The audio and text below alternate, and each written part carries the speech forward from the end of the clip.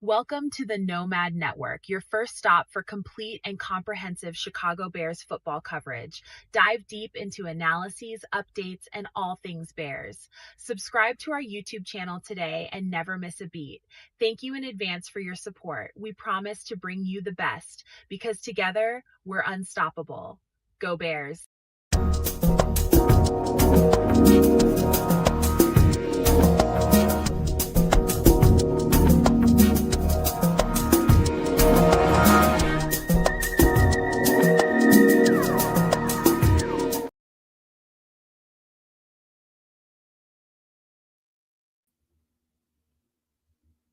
Yo, no maniacs. Welcome to another edition of Some Extra Sauce.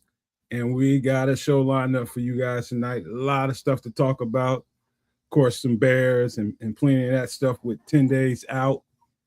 Getting pretty exciting, man. I can definitely feel it in the air for sure. You know, my bones always tell me when it's time for football, and I definitely feel it in my bones.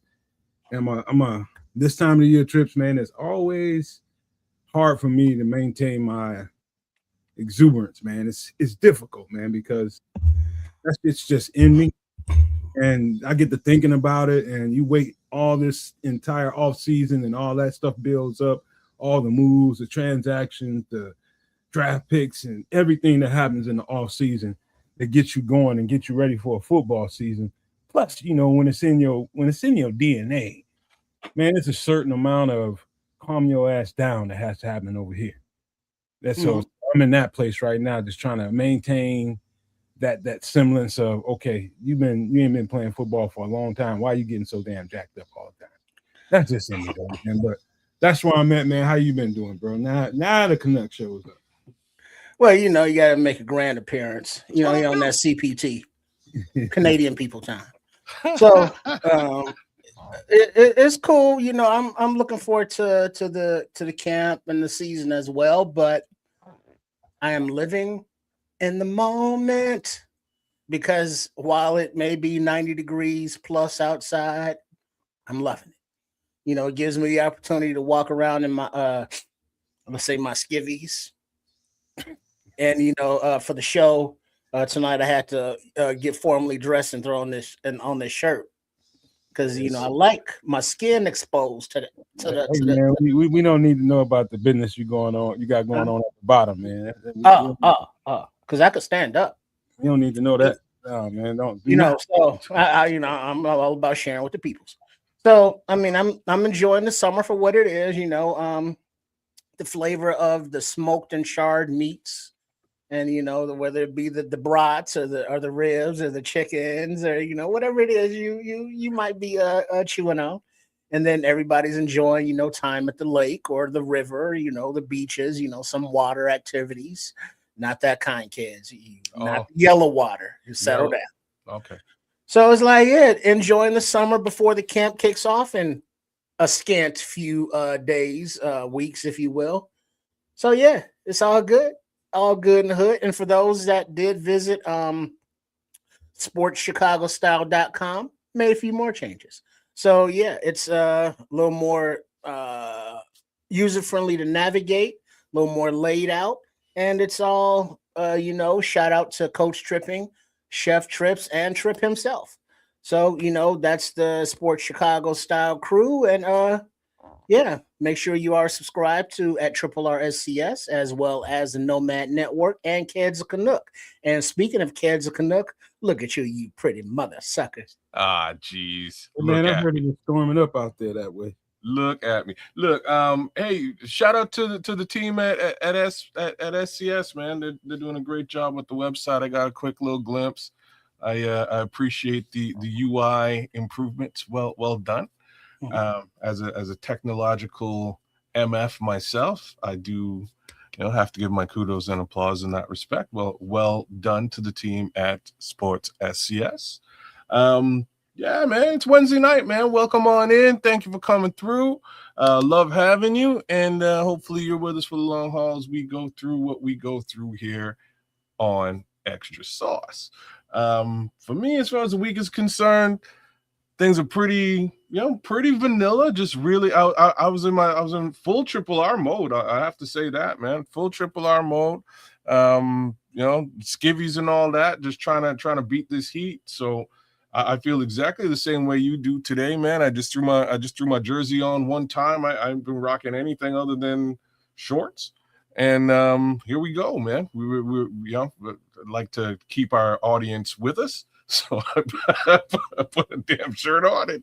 We don't need to see the areolas. You know what I mean? Nobody needs to see all that. So here we are, man. It's a beautiful day in Canada. Although today I should ask, did y'all get was it smoky out there for you guys today? Nah. No. What up, Smitty? No smoke. No smoke. Okay, we got some of that wildfire shit going on. Like for me, I'll never understand it. I'll never get it. Out west, I get it because it's all trees and it's dry. You know, the further west you go, the drier it gets. Where I'm at, man, is a valley. So long story, it's a valley and a swamp. It's just water everywhere for the most part, and that causes mad humidity. So like on a hot day like today, it's extra hot. When it's cold, extra precipitation. It's just a little bit of a thing. But then like wildfires on top of that, like who? You know what I mean? Like it's so. Are there actual Canadian wildfires? Yeah, is what I'm telling you. That's what I'm telling. Like in this general vicinity of the world, and where I'm at, I can't even. It doesn't make any logical sense to me. It's Mother Nature and it's the planet saying, F you humans, because what is it? Utah, Colorado, Wyoming area. There's wildfires burning domestically here. Okay, I wouldn't expect like Utah maybe, but definitely not Colorado. I wouldn't have expected Colorado because then again, elevation maybe, right? Good thing you said. I saw about a week or two, about maybe a 2-week forecast, maybe about a week and a half. Y'all should be dealing with a good steady amount of rain here right about now or coming up soon. So that might help.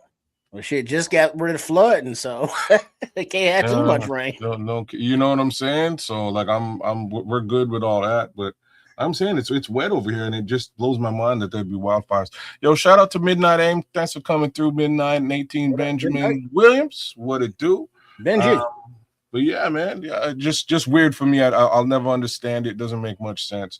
But I got up this morning. I had a business call, and I was on with some folks. But they're just about 2 hours away from me, and they're like, "Yo, you been outside? Is it smoky where you're at?" And I was like, "Actually, I went outside for about 5 minutes, and yeah, it's smoky. I don't understand it." And we had this, general same conversation, but it was a much better conversation than this one because it turned into a multi-million-dollar deal. There you go. But outside of that, $5. you know what I'm saying? Hey. Cloud chasers, everybody, man, that just busted up in here. Midnight. Smitty Q, who else just busted up in here? Ben Williams too. Ben Williams is here too. But yeah, man, like that's been my day. Outside of that, just enjoying regular life, regular business, trying to sharpen my pencil, as my man Richard Pryor used to say, and make a little, couple of bucks here this summer, man. Because if all works out right, I'm trying to see a game, man. That's what I'm trying to do. I'm trying to get out to where y'all at, see if I can catch a little bit of Soldier Fields action before they wind up in Hammond. I'm messing with y'all, but like, who knows where they wind up? Wash forever. Well, it's that's the thing about the change of the possible, well, definitely leaving Soldier Field, but possibly leaving the state. Is like, most of us have gotten over, or some of us have gotten used to the fact that, like, whatever, but for those like yourself who never, graced Soldier Field in person, many of us in the area, we take it for granted because we've been there so much and we've been by it so often, whereas yourself coming from, Canada, it's like, man, I got to see Soldier Field, before they're not there no more. That's why because then, things are like different historical wise and shit. So it's like, shout out to everybody internationally, because I remember when BCP brought over C-Dub from over there, Europe or wherever the fuck he's from. And, he came over here and just had a good old time.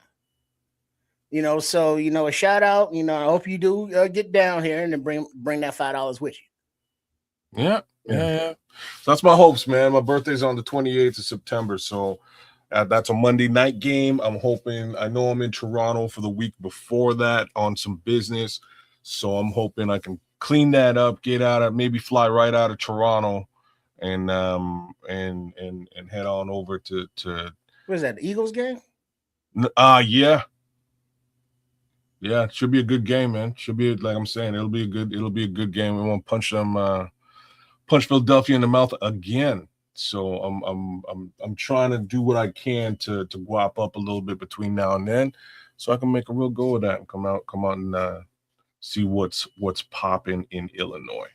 So well, let me briefly give you guys a quick little rundown on what we're gonna be talking about. Of course, we got a little food, no drinks tonight, but we got some other stuff to help cover up the space there. Got a couple of movie reviews if we can do them, couple of album reviews if we can do them.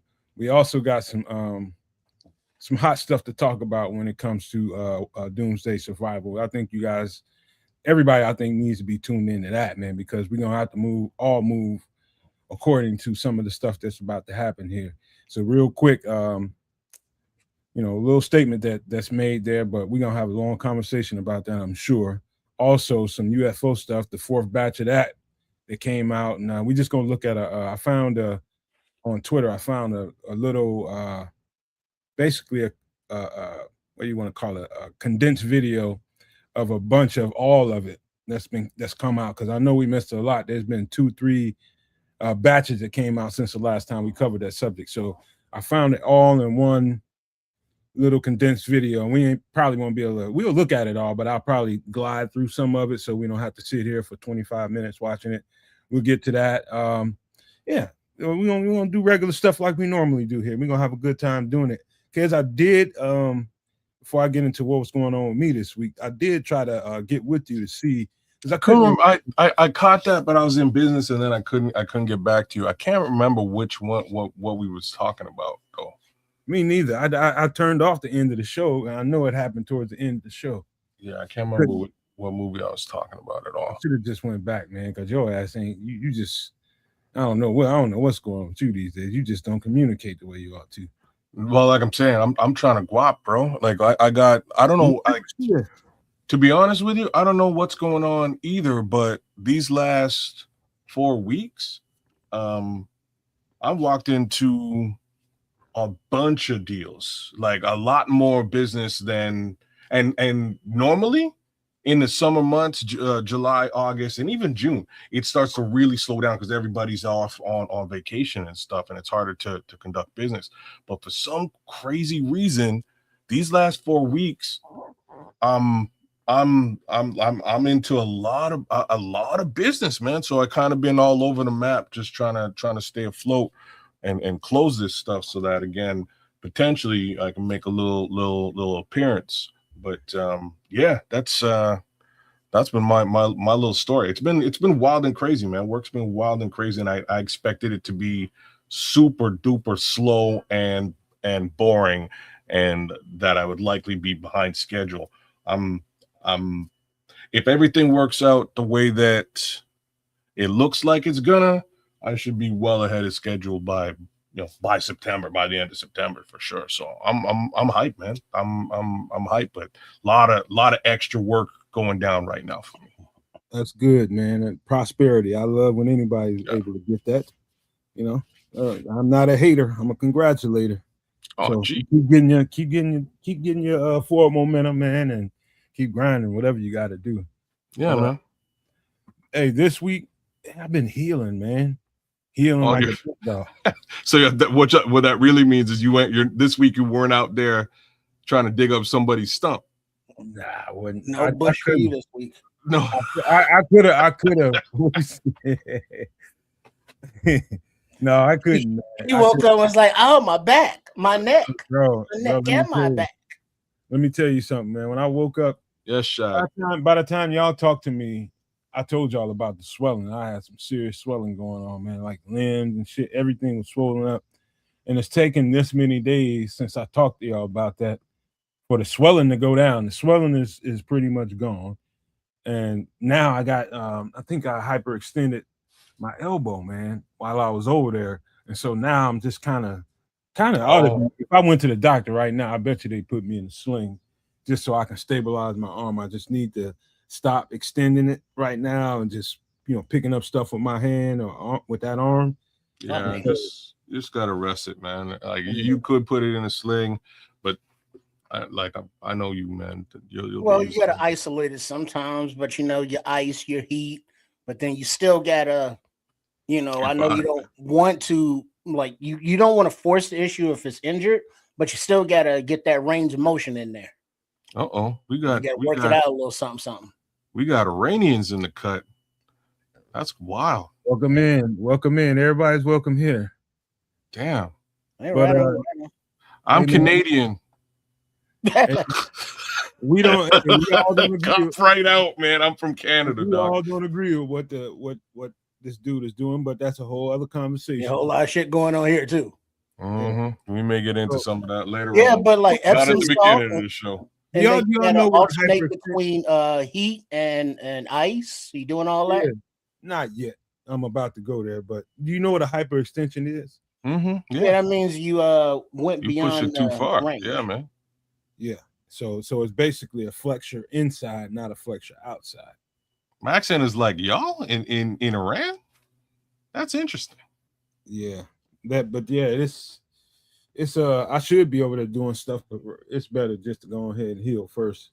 I'll probably be over there early this week though. Probably early this week. I'll probably be over there. If you hyperextended it, then you should probably actually have it in a sling. I know I should.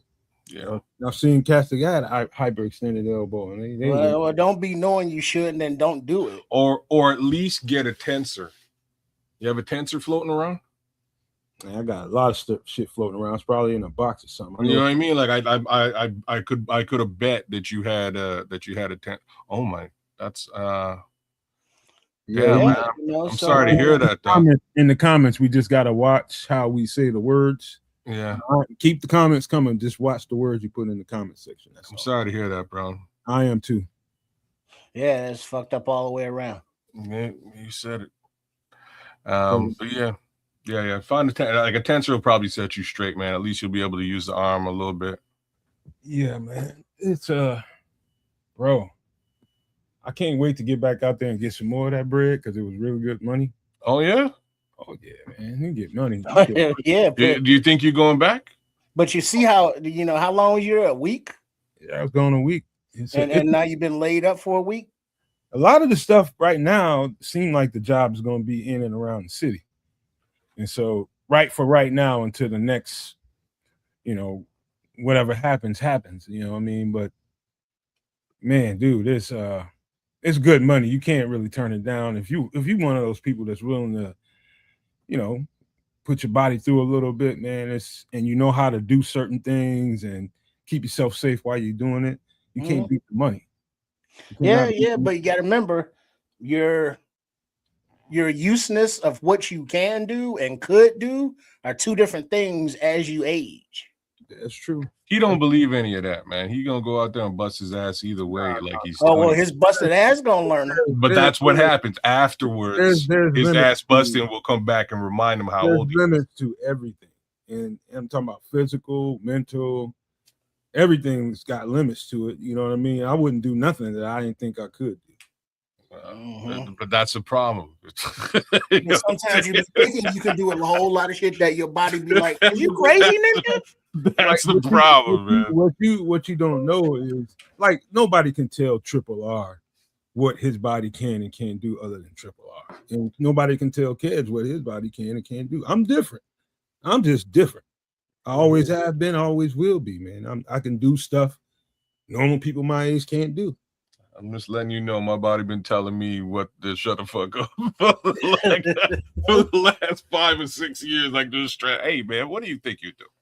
You know what I'm saying? I think I could still do it, but the frequency of like just say hop on the turnstile. I'm telling you, man. It's like, oh yeah, I can still do that. I'm falling and I can't get up. So I know, man. When I say this, man, I don't know if y'all think I'm exaggerating or not, but there's only one thing that I would not try to do that I tried to do when I was 20. And that's try to dunk a basketball. Okay. Everything else, I'm doing it. Man, that's how different I am. I'm telling you, man. I was playing this Crooked? about 5-6 years ago, man. I was playing my son and my nephew, man, and I threw my leg. I thought I was gonna die, man. I threw myself up off the ground, and I said, "All right, we done." And they were like, "Where you going?" And I just turned around and walked right in the house. And I was super happy that I could still walk. But you know what I mean? I felt that for a couple of days. Well, felt that. Right now, I will hear it all through my body, in my head, that if I even walk on a hardwood court, my knees will look at me, feel me, and both of them will say in unison, "Don't even try it." See, it's funny you say that, because like that's one of the first things to go for most folks. My knees are all right. Like me and my cousin, like when we work out, some wood. Shit. Oh, you're damn straight. me and my cousin, when we work out, he's like, man, like we hit the squats, man. He's like, you know what? I can only do so many of these before my knees remind me how old I am, and it's just like a running gag between the two. And I'm like, I can do this. This is all right, man. I'm okay. But man, this wasn't no knees thing I'm telling you about. This was my quad saying, brother. What you thought? What did you think, man? And that was it. I'll tell you one thing that I do notice that's different. Is like, depending on how much I do physically, the next day I can feel the tension in my back a whole lot. Oh, you can feel the tension. I got sciatica. And so, well, you got to start stretching more, because I can tell you don't. Yeah, get that yoga or Pilates type flex going, man. Get into some of that.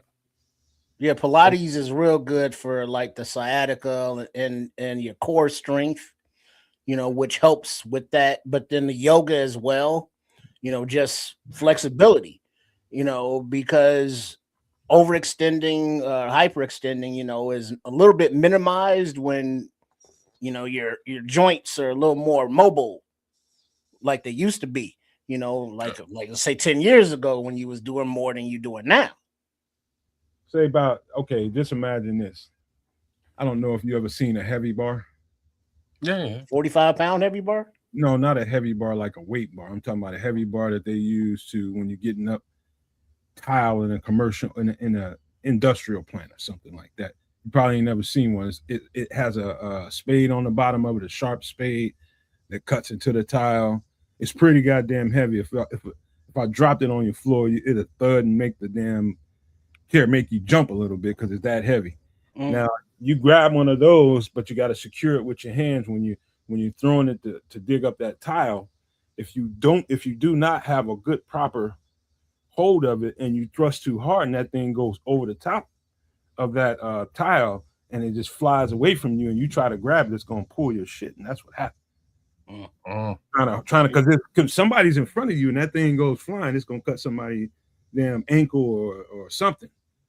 Something's gonna get cut because those things are sharp. So I had to hold it so the person in front of me didn't get hurt. And so that caused the hyperextension. So I'll take the hyperextension. So I mean, basically, you was a defensive lineman and you reached to make a tackle, and offensive lineman got your arm pinned up in there, and your arm went like, ah. Yeah, he kept going.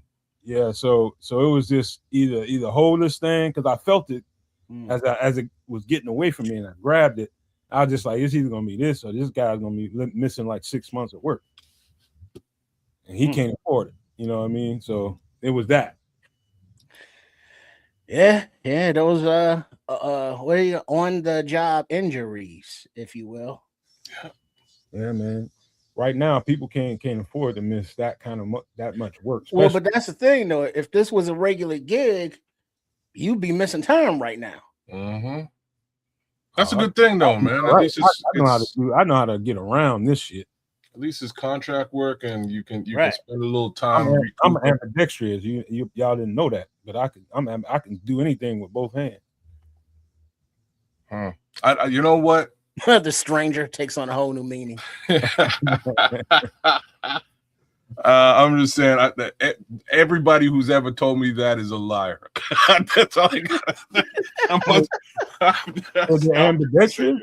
Yeah, man. I've never met a truly ambidextrous person. Only thing I can't do with my left hand is right. And I'm starting to do that pretty decently. Anything else I can do. Okay. I was born left-handed, bro.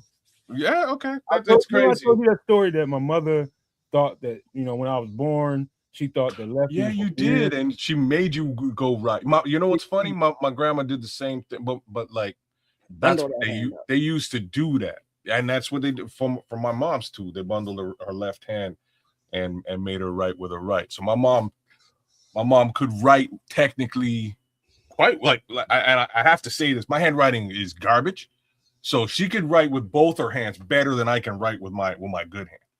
But that's all she could do with her left hand, and that's why I was like, "You're full of shit." Even still, Mom, you're not. You know what I mean? You can't throw a ball with your left hand. You can't do anything other than write with your left hand. And she was like, "Yeah, it's otherwise it's basically useless." I'm like, "So how does that make you ambidextrous?" And I'm talking about my mother right now, which is crazy. She's capable of a lot more than she probably knew she was. Just naturally, her instinct take over, and you do shit left-handed just by your nature. I do it now. My son's the same thing, man. He says the same thing, and I tease him about it all the time. But what I have to give him is he can do one thing I could never do with both hands, and that's shoot a basketball. Like I can throw with my left hand. Even at that, it's not great, but I can do it. It's semi-accurate. Catch with both hands? I can catch with both hands all day long. I can't shoot a basketball with my left. Swing a baseball bat both ways? I can like lay up with it. You know what I mean? Like if I'm driving the lane, I can switch over and lay up. I can lay up, but I can't shoot. Like I can't shoot with my left. You can, but it takes a little muscle memory to get it down. I used to piss my peers off all the time because I was able to fuck them up on the court because I can do anything with either hand. They think they got you treed up. No, you got me treed up. I'm going to the other side, boop, boop, in the hole. You know what I mean? True Pilgrim's right there with me, man. Like I can dribble with my left. Like there's no problems there. I can throw with it. I can catch with it, but I can't shoot perimeter shot. No, brick city, airball city. You know what I mean? Like it used to really piss me off when I was a kid because my mother was so damn determined to make me a right-handed person. I used to be like, why? She used to be like, damn it. This ain't no left-handed world. It's a right-handed world. You're gonna see that when you get older. And she was right. She ain't wrong, bro. She's not. But here's the thing with that is I was editing some video for Trip Kundo, and part of their philosophy is knowing how to, throw whatever strikes, punches, kicks with both hands, from both stances, whether it be a right hand fighting stances or left. Both stances, both legs, both hands, from those stances. And then also something that a lot of people don't think about is when you are training, whether it be for a self-defense thing or a martial art, or even if you are a concealed carry person, you should always train with your other arm, your non-dominant arm. I thought that was a known. Well, no, it is. Not every well, and even if it is, not everybody does it because you never know when your dominant arm may be injured, and so now you have to do everything with your offhand. So if that includes your firearm or any kind of self-defense or just around the house, alternate days, just put an arm in a sling, even if you're healthy, and just use your non-dominant arm for your daily tasks and activities. Yeah, they're witches. A lot of older people associate left-handedness with evil. He's not joking, man. I'm telling you, the first time I heard that one. No, man, and you're like the horror movie guy, man. But like Salem, I never heard that, right? I'm telling you, in Salem, they used to be like, oh, she left-handed. Yo, we're gonna put her up on the thing. You know what I'm saying? Burn her. I'm telling. You right with your left hand? Okay, we gonna keep our eyes on you. Witch. You casting spells. I remember one time I get in a fight and I'm hot dogging, I'm getting out. This is after football practice. I'm in like the 8th or 9th grade, and we walking all the way from the school because we all live in the same neighborhood. And some dude owed me some money because he stole my books out of the convenience store. He didn't know it. Him and some other dude. And I told him, I got word around. I told him when I catch him, you better have my money, else I'm getting in that ass. And so, some weeks went by. My mother had to pay for it, and she mad at me. Why you ain't watching your shit? And I was just like, fuck this. I found out where he lived at. And I walk over to his crib, walk right up to his door, his whole damn family in the living room, whole family. And I told that boy, I said, man, you got my money? I said, if you ain't got my money, come on outside. We got to get it. And he's like, I ain't got your money. I ain't taking you. I said, you a damn lie, man. He said, well, we going to have to fight. I said, man, look, it's going to be bad for you. I said, man, I ain't going to even do you bad. I'm going to put my right hand behind my back, so I'm going to whoop you left-handed. I guess he thought that was sweet. He took his shirt off, and I just jabbed the shit out of him until he couldn't take it no more. Busted his mouth all up. I just was jacking his ass up with my left hand. He couldn't even move because every time he got ready to do something, jab right in his mouth, pop, lighting his ass up. But that's that ambidextrous shit. And, you never know who you're running into. I can punch with the left hand. I can kick with the left foot. Everything. Because what you do, kids. You switch to southpaw and you tap the right jaw.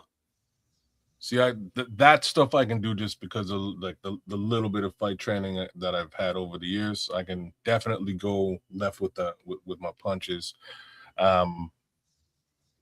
Kicks for sure as well, because I played a lot of soccer as well. I played about 13 years of soccer, so kicking with either foot, no problem. I've done some martial arts as well over time. So I'm I can go, like, the one thing I can't do for sure, you know what I mean? Just can't do it is shoot a basketball. Oh. And it makes me mad. Like, to be frank with you, it makes me super mad because then I would have been super dangerous on it. I was pretty bad MF back in the day, but super dangerous if I could go the other way. My boy, my good friend, he could go both sides, no problem. And I'm like, damn, bro, like, that's a whole other level. I don't know how you guard that. That's a tough thing to guard. Hey, one other interesting thing that happened this week, last thing before we get into other stuff. My girlfriend, you know how you got it. Your girl is I don't know how your girl is, kids, but mine, she plays tough pretty well, man. Tough chick, man. And all this week, at first I was just like, yeah, she always used to me being around at night. So when she goes to sleep, she sleeps well. And every day she called me or I called her. And I'm up at 7 in the morning. I'm up at 8 in the morning, 7:30, 8. And she sleeps till about 11:30 every day when I'm here. Every freaking day. And so when she started telling me, I'm like, oh, she got something going on subconscious. She's a little nervous. And so, but she still played it off. And when I got here, I was just like, okay. We getting ready to go watch The Bear, right? We getting ready to binge that shit. And she was just like, I need a nap. And out of nowhere, she really never does that. Like, what's wrong with you? She's like, I just need to catch up on sleep. Man, when I tell you she slept every bit of 6 hours in the middle of the night. I mean, I'm talking about she probably went and laid down, 7:30, 8 o'clock, man. She slept hard. And so, that took a toll on her, me not being here. I live in the hood, man. So I live in one of them like places where it's like that. You know what I mean? But we safe over here. People don't fuck with us. But yeah, that's in her subconscious. I felt bad for that. But I asked her, I was like, you're gonna be all right if I gotta go for 3 weeks or something like that. You're gonna be all right if I gotta, stay for an extended period of time. She swears she's gonna be all right, but I don't know, man. You can't miss that much sleep. I know what you're talking about. I laugh at that here. My wife can be like that sometimes too. And the reason I laugh at it is because I moved out of the hood. So I'm no longer in the hood in any capacity. We have a nice little spot. It's about 15 minutes away from the hood where my kids grew. Not 15 minutes. Like it's you could walk there, man. It's like a 5-minute walk. From the hood, but it's in a nicer upper scale area. Long story short, in the hood, out of the hood, ain't nobody walking up into my crib. It's like, and this is like just the general You ever see, like, you may or may not have seen this, but either one of you ever see Bowling for Columbine? Bowling for Columbine? Yeah. I don't think so. I worry more about the people in the suburbs than I do here. I'm just saying, in this movie, so Michael Moore at some point goes to Canada across the border, and he starts walking into people's cribs. Just opening the door and walking in their cribs in Canada. Hey, I just wanted to see if your door's unlocked. Just walking in. That's a Midwest thing too, you know. Okay. People not in this part of the I was just gonna say I would not suggest that in the Midwest hood either. You know what I mean? Like I wouldn't suggest it, and I'm not in the Chicago area, but I've heard Iowa people. I've heard people. Man, I'm just saying it's a little bit less. It's a little bit less worrisome to me. I do, like, there were times in the hood where things got a little sideways with other people, and you never know. So you know, the real upside is I've had a dog for many years, and that also helps. You know what I mean? But just not something I have any sort of worry or fear about. We've got you know, enough cameras and things along those lines to take footage if the footage is required. But you know, just, you know, if I'm gone, I expect everything to, you know, I expect to basically come back home and everything's status quo. And you know, she does have some anxiety sometimes in those situations, but you know, I kind of play them off because it would be so obscure for something to pop off on, like where I'm at. Like where I'm at is my street is surrounded by 4 schools. You know what I mean? Like it's a very, very suburban situation, and you just wouldn't. I just wouldn't expect something like that to go down unless, like, straight up, unless it was like somebody had a personal vendetta against me and wanted to get at me personally. Here's the thing, kids, and let me just, and I don't want to put shit in your subconscious that really shouldn't be there, but it's something to think about. Now I'm just telling you now. There's more zombies running around, just roaming around. What do I mean by zombies? People out here with the combination of a bad drug addiction and mental health going on at the same goddamn time, just strolling around looking for opportunities. And those are quite prevalent even in the suburbs now, or in small little ass towns. They are everywhere. And when I tell you everywhere, you just need to have the interior of your home solidified so that when people decide they want to go twist on a doorknob or something like that, and they will pull on your sliding glass door or whatever, you know, they just assume that people be asleep and I can come in there and see what I can find and I'll get out. Innocent stuff to them. But you know, people that are on drugs or bad off in their mental health, they're not thinking normally. There's no rationality to that. They just want to get something and see if they can go get the next whatever. It's terrible, man. But that's alive and well, not only in the inner city, but out in your little small towns, out in the suburbs, but everywhere. Man, I wish you were lying. Like I don't. I know that exists around here. Like again, there was a couple of dudes, and we're only 5 minutes away from that from the project that my kids grew up in. And there's a couple of dudes like what you're describing out there. There's a few of them. We had to keep our eyes on them during that period of time. Now we're just a little bit removed, but you know, they could walk that 5-minute walk up over here and cause some havoc. And it's funny, man. I was watching, I think it's World's Worst Neighbors or Horrible Neighbors on Netflix this week. Either one of y'all catch any of that? No? I seen the first couple of episodes. That shit took me off. Bro, it is exactly that. And it should. Some of the things that go down, like there's 2 episodes where it's just somebody. Hold on. Before you explain that episode or 2, is it just me, or is it now? Do you find it that neighbors are becoming a little more territorial and standoffish? I'm noticing that, not in my vicinity, but you know, people in different places, like especially in the suburbs, they're getting like they're like all kinds of microaggressions over a little bit of space, or I don't want you to park here. I want you. That kind of microaggressions is what it is. Well, my next door neighbor he wanted to pull a gun on me about parking. Oh, park. We share a parking lot. And what would happen was, and this is the stupidest shit. Dumb stuff. So to start out moving in, I don't really mess with too many of my neighbors. Like my neighbor over here used to go to high school with me. I've known him for for a long time. We go way back. My next door neighbor on this side, right next to me, super cool. He's from Philly, man. We chop it up all the time. Super cool guy. But the guy next to me on the other side, initially he used to like he's a weird cat, man. So the when we moved in a couch. There was something wrong with the couch. We got rid of this couch immediately. I'm not going to get into details, but we got rid of it and put it out on the lawn like day 2 of moving in. Garbage days maybe 2 days later.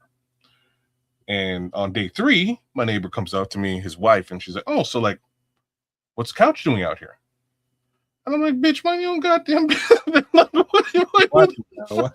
So I'm sorry, but like, who are you asking? It's clearly we're throwing this away, and you know what I mean. I kind of left it there, and I went about my business.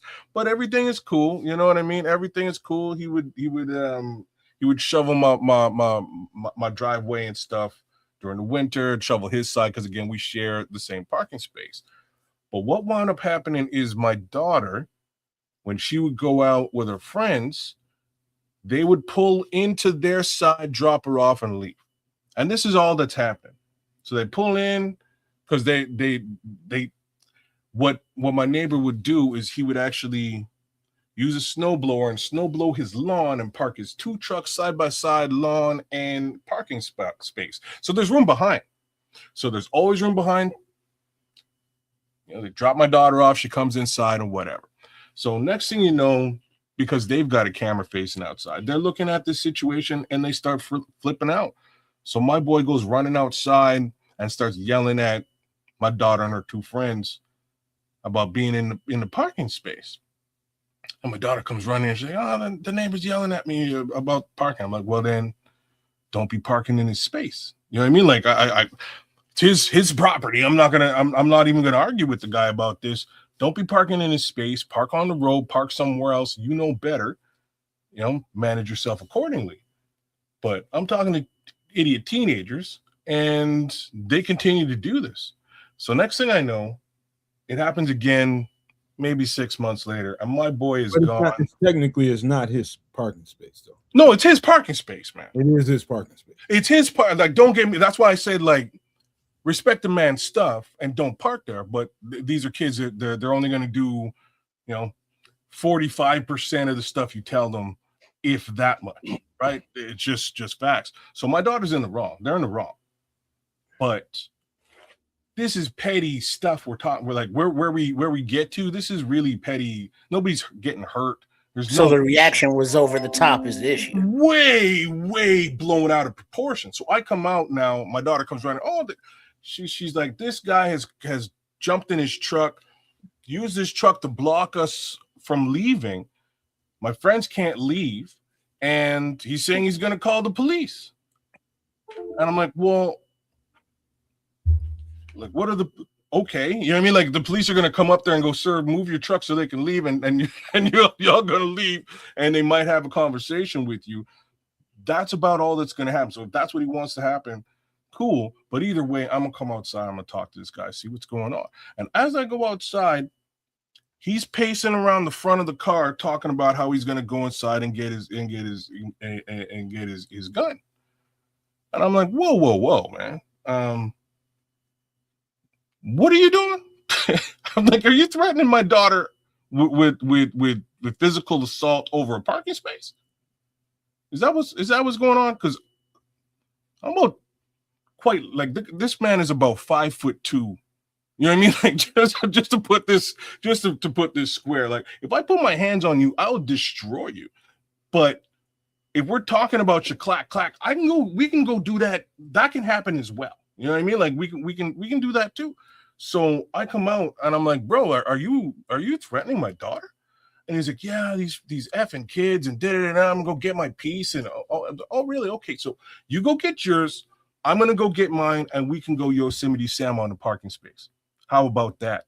And his wife comes out and hears me say that, and she's like, "Oh, baby, get the hell in the house." And like from there, it ain't been cool with me, me and the neighbor. They could just it ain't been cool, man. Neighbors have a way of being super petty and super territorial over their little slice of life. I just don't have time for that. I can see I can actually see his point. No, and you know what? I can too, and that's why I you know what I mean. That's why I was like, "You're in the wrong." Like when my daughter and her friends eventually came in the house, I cussed all three of them out. It's like, "You guys are idiots. I've already had this conversation with you. You shouldn't be in the parking spot. It's his property."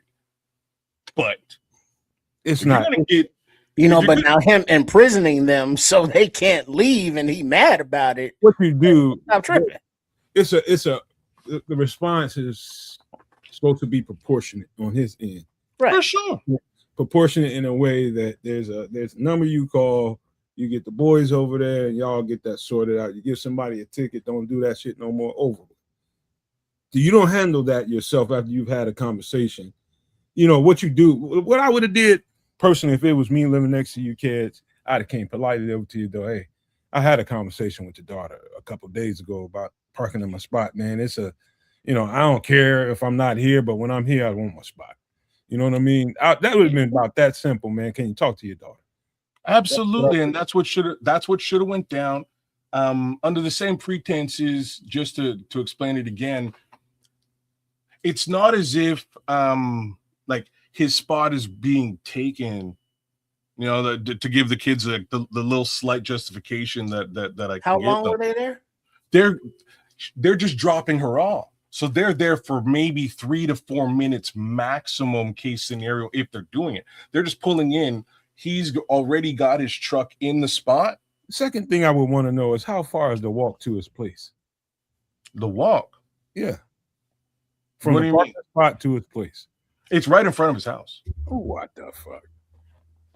That's just territorial for no fucking reason. Like, so my garage, we share the parking, the pave, you know what I mean? The pave way up to the garage, his garage, my garage, they're connected. Oh, man, see, that's just, you know what I mean? Like he's just being a jerk for being a jerk's sake. And again, I can respect that because it's your property. And I'm telling the kids, yo, it's his property is all the reason that he should be to be upset about this situation. But real talk, to even consider some level of physical retaliation for something as ridiculous as this is just foolish. He's just tight. He's just tight about some other stuff that he won't tell you. Oh no, it means his wife. It's like, you know what it is. Like, you know what I mean? It's the wife.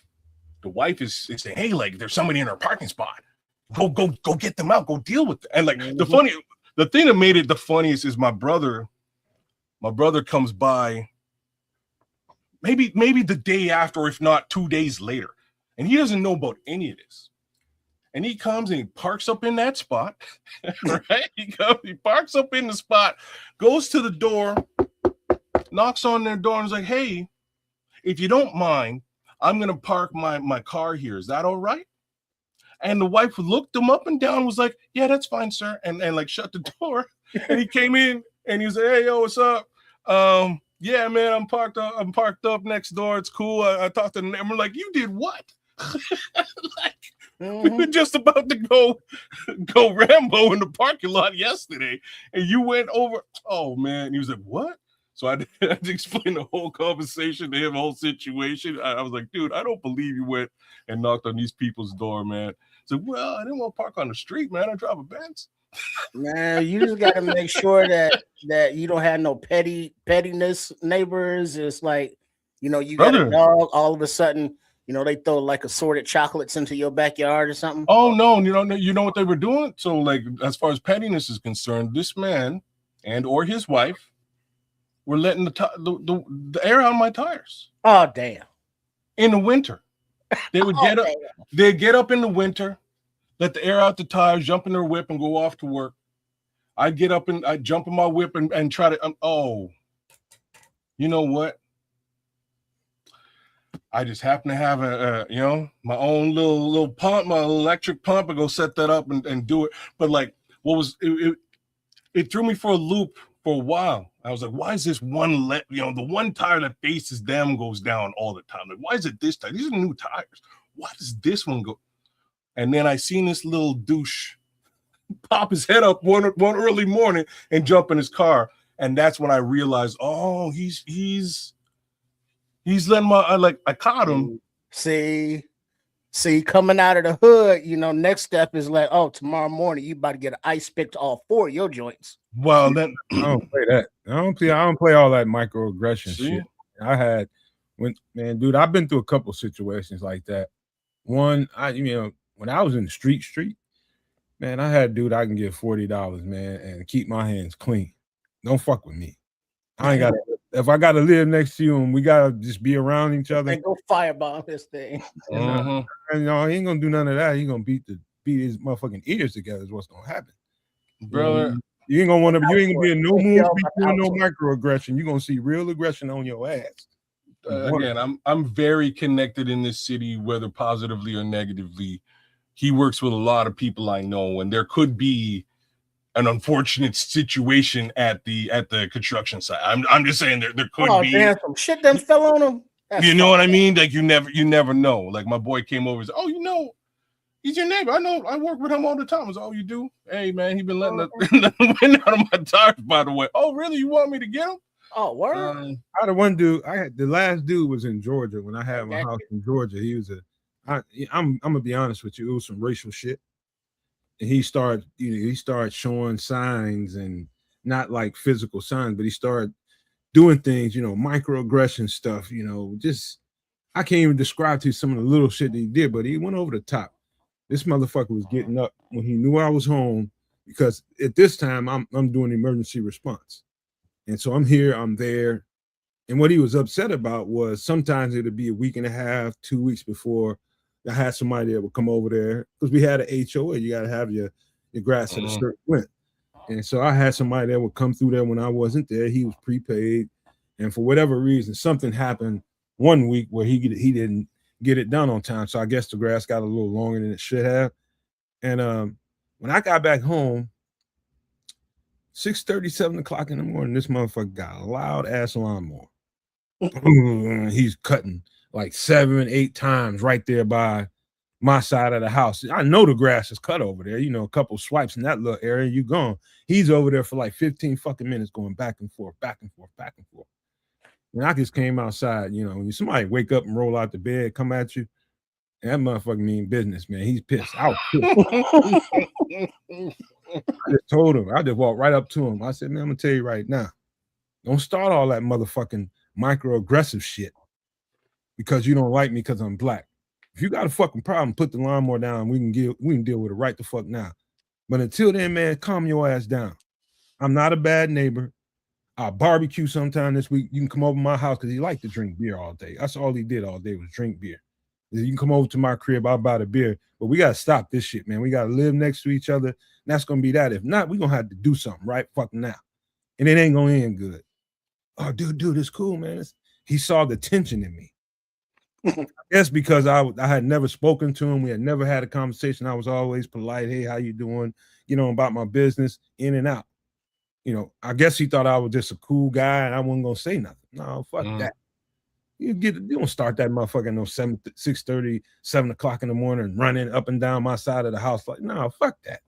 I came out hot. I ain't going to lie to you. Shirt off, hand balled up. I was ready. Shit, I was not bullshitting, man. I was like, man, we ain't gonna have this shit, bro. So he came out with that look, man. Yeah, I might be getting locked up after this conversation, but I'll be out on parole by the time you enter in rehab. Hey, you just timed this thing perfectly. Hey, Trip.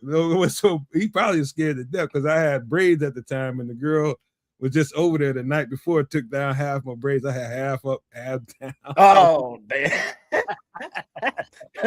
Looking like some old you're confused. Minister Society type shit. Shit, he was terrified, bro. I seen the fucking fear in his eyes.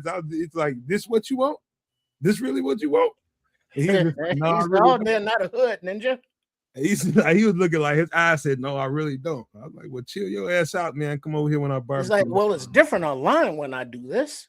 Nah, man, then it's funny you say that because that's the type of dude this dude is, man. He out there at 6 a.m. with a snowblower. When it snows, he's out there crack a crow's piss. He's out there just running that thing, and it's loud as all get out. And like I'll get up and I'll go out and I'll look, and like if he's doing my side like he used to do it, I'll go back to bed and it's cool. You know what I mean? It's no big thing. All right, well, you're doing something for me. Like I don't have to pay attention to it. Now he just does it angry and only does his side. So what's cool is my brother-in-law does some of that snow removal on his own, like as professional in the area. So he just comes by my crib, whoop whoop, does my stuff one time, and he's out with his snowplow, like with his whip. So quick and dirty. I don't pay $1 for it. I'm no worse for wear, and it makes him so mad. Like I know it makes him so mad. So long story short, fuck my neighbor, man. That's all I gotta really say. One of these days, man. Stalking ass wife. Worst thing in the world. Long story short, for me, and I encourage you kids, try to find a bridge if you can. No. Sometimes kids, that requires being the bigger man and giving a little bit more than your proportion. No. Giving more than your proportion. Listen, man, I'm gonna tell you why. No, it's not fucking healthy. Yes, it is. What are you, nuts? You crazy? It's not healthy. If I had any look, if you in a long-term living situation with somebody you got tension with and right next to you, that's not good karma. Good karma. Look, there are karmic relationships under which I would do everything that you're suggesting because I respect these people and I, may benefit from having them in my life in some capacity. This motherfucker, I could give 0 fucks about. Like I can't impart that anymore to you. But that's just the reality. I'm saying, my neighbor on the other side, we cool. We drink, we'll barbecue up, we'll kick it, no problem. I just know that this guy's a douche, and I have no time for that. No, I don't have a minute for it. I hear you, man. You know what I'm saying? It's about that simple. So, hey, long story short, for me, that guy ended up being, I ain't gonna say he was a good person, he wasn't. But I had to make the situation livable for me. It's cool. And him at the same time, so that he was okay with my existence. I'm okay with his existence. What I did was exactly what I said I was going to do. I barbecued, went and got a boatload of goddamn beer and cooled it up. And we sat out there and had a good old time talking about this motherfucker's a Georgia football guy. I'm a football guy, so anything football, I was right up his alley, man, because anything football related, he wanted to have extras and old conversations. And you know me, I can go on and on for days and nights with that shit. And so he ended up falling in love with me. So let's just say he loved me through gritted teeth. Let's just say that. Hey man, that's that hillbilly. I've been through stuff like that too. When we were in the hood, my neighbor was a little bit like in the end we wound up hating the neighbor, but not the husband wound up leaving the wife and stuff. He wound up leaving, but for the first little while, like me and him had some tension, man. It wasn't really cool. Two males in different from different walks of life 100%. Like he's like a biker type dude, man. And we weren't cool. And it was all it took was one Halloween. I was out on the porch, and we share a porch. I'm out on the porch and I'm giving away candy to the kids. And he came home and he was like, "Oh, what are you doing?" And I was like, what does it look like I'm doing? I got a basket of candy and it's Halloween. And he's like, "Oh," and he jumps on his motorcycle and he bails. But when he comes back with a case of beer, a cooler, goes in, gets ices it down, brings the cooler out, plops it in front of me, and he's like, "All right, bro, we giving out candy."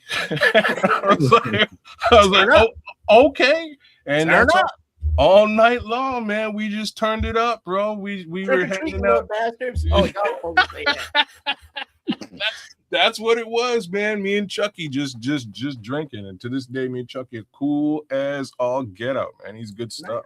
What up, Paul? Yeah, what up, Paul? It's always good to. I'm always about having good relations any way I can with whoever, as long as it's it's like, so if you are willing to have a good amicable conversation, or you just willing to, don't be fucking aggressive, man, for I'm no not. reason other than being. I'm not talking about you. I'm about in general when you're living around community. I got the mindset of I'm gonna be as welcoming as I can, so long as you allow me to be. But if you don't allow me to be welcoming, I'll cut that door off for you. But we don't have to get it to the point where we're doing little bullshit to each other, because I'm not going to act the way you think I'm going to act. I'm going to fuck you up. And so I'm trying to avoid that step. I'm very much the same. To avoid it. That's where I'm at. Very much the same. If I can avoid it by all stretches of imagination, that's what I'm going to do. I'm going to have a conversation with you. Again, even extend that olive branch. But I learned very quickly, you know what? These aren't my type of people. I don't like these people. I don't care if they like me or not. I think I'm good with that. And I'm actually absolutely fine with it. Well, but see, that's the thing. I would rather be honest. And I think my face, gives me away, subconsciously. Because if I like you, I have a softer, more approachable face. But if I don't like you, I'm basically looking through you. And the person that I'm looking through gets that vibe like, this dude ain't all the way there. Or he don't like me. Just not. Yeah. And they right. Trip, but I try not to expose that. They say that man a couple sandwiches short of a picnic round this month. No, man. For me, it's that. So, I guess we'll eventually get onto that bear stuff, but it's like what I was saying about DJ Moore these last couple of seasons, and that's just Jamaicans have a hard time with body language. We do. Our body language is screw face attitudinal just about 24 hours a day. So unless I'm just being happy and around people that I enjoy, whose company I enjoy, you might catch me with that, like just that, you know what I mean? Just like, who is this guy and why are you talking to me face before I soften and accept what you're trying to, accept this conversation for what it's worth. It's just I'm totally opposite of that, man. I'm a glitch in the matrix. People say I'm a glitch in the matrix because, as rough and gruff as my voice is and how I come across on this show, I'm like that on the inside if I have to be. You know what I mean? But that's not the way I present myself to people. I don't have myself that way because people. One girl told me, this chick named Sharice told me a while ago. She's just like, you know what? You scare people. I said, what you mean? Because I walk in the club and shit, and I don't know how I'm looking. You don't know how you look to other people sometimes. And she's just like, you got that pit bull in you. So what you talking about? She's like, people can see that pit bull on you, and like dudes get all nervous around you. So I'm like, I ain't in here clutching or nothing. You get nervous around motherfuckers just reaching and clutching for something. You know what I mean? I'm just walking through but I guess, I don't know. At that day, I probably had something going on. Somebody had pissed me off outside the club. I'm working at my mama's spot, trying to manage the place. Somebody had probably pissed me off. She was just like basically trying to tell me, watch your body language, man, because you're making people nervous. So you do have to be mindful of that. I'm terrible. Like even at the club, man, I'm terrible. I will walk in, and again, super Jamaican. I will walk in with screw face until I get 3 drinks in me, and then I start to soften. And there has to be, if the music is bad, it's not a good scene. You know what I mean? I might look angrier. Just saying, man. More drinks, please. But anyways, man. Hey, before we move on, Kez, remind me after the show to tell you my Jamaican posse story. All right, right on. What up, Ron? Ron just busted up in here. Paul Rodriguez, everybody, Liberty's Outlook. What up, Ron? What up, AC? Shout out to AC as well, man. Liberty. El Gadio. Let me see. That's it right now. But all right, we can just jump on some Bears real quick. And what I got for us tonight is a couple of guys that we should have talked about the other night, but we just ran out of time, man. But it's a couple of free agents I want people to be mindful of. One is this guy right here, Emmanuel Agba, who is a defensive end, edge rusher, 32 years old, 6'4", 270 pounds, definitely fits the bill. I think we've been kind of. How was this last season with Jacksonville? I wasn't really paying attention. They had one of the more ferocious defensive fronts in the league. He's always he's a let's just say in the world of really good edge rushers, he's average when it comes to that, or slightly above average. But he's great. He said he would help the rotation quite a bit. He's big, he's long, and he's got good edge. I mean, he's one of them older edge rushers, a little bit older now. He's one of those dudes that keeps getting better with time. He keep putting more and more in his bag. Because I remember how raw he was when he first came into the league. I think he played with Detroit maybe a couple years, but he might have. I mean, that might be the wrong dude. But they had a guy similar to his skill set. But this guy, no Detroit. He was in Cleveland from 2016 to 2019. Then Miami, and then the 1 year with 2 years with Jacksonville. He's I think he's good for about 6 or 7 sacks a year if he gets enough reps. And that's qualifying for a guy that's going to be kind of like a supplement to your pass rush. That's qualifying right there. So he had a bit of a down year last year. Now, he must have been injured. So he only played 13 games. He got the 1 sack. 15 total tackles seems low to me, looking at the rest of his trajectory from his previous years. You always gotta measure that in proportion to how many reps he got. That's why I went right to reps right away, right? So reps, snaps overall, okay. So snaps overall 323. That's I believe the lowest in his second lowest. Holy crap! His stats are very interesting. So in 2023, 246 snaps, 5 sacks. That's pretty good for, you know what I mean? That's pretty good for a relatively low amount of snaps. Following year, 732 snaps, same amount of sacks. Go figure. Then you get to 2025, 323 and a single sack. So that's why I'm saying he probably suffered some injury there, because again, it was only a 13 game showing for him. 28% of snaps he played that season. I think that if he was at Jacksonville, what was he at, Jacksonville or Cleveland? He was in last year. He was in Jacksonville, so it might just be rotation situation. No, they just got a couple of young edge rushers. That's what I mean. Young tight edge rushers too. As a matter of fact, they just got nice pieces up front. Yeah, they do. Them and Cleveland have had that for nice depth for quite some time, and so they're going to be they're going to be a sleeper pick out of the AFC. You know, hear me say that now. They're going to be a sleeper pick. They've got great things going on that defense, and the offense is finally starting to click as well. So, yeah, that's why he's quiet. That's why he's quiet, Paul, because he saw 32 and he should shut down. He just mentally shut the fuck up. I was gonna say, like, I made sure not to say the age. Yeah, because I saw that, it was like, well, it's all right. Here's where I'm at. I get that it's a temporary situation, and it's like just for this year, but it's not exciting, doesn't get my blood pumping, because I'd rather have a Ute, coming up that has a higher upside than, what Mr. Ogba has, left in the tank. Yeah. I'm just not enthused about the left in the tank guys. Well, here's the thing about that, Trips. I normally, just on its face, what you said makes all kinds of sense.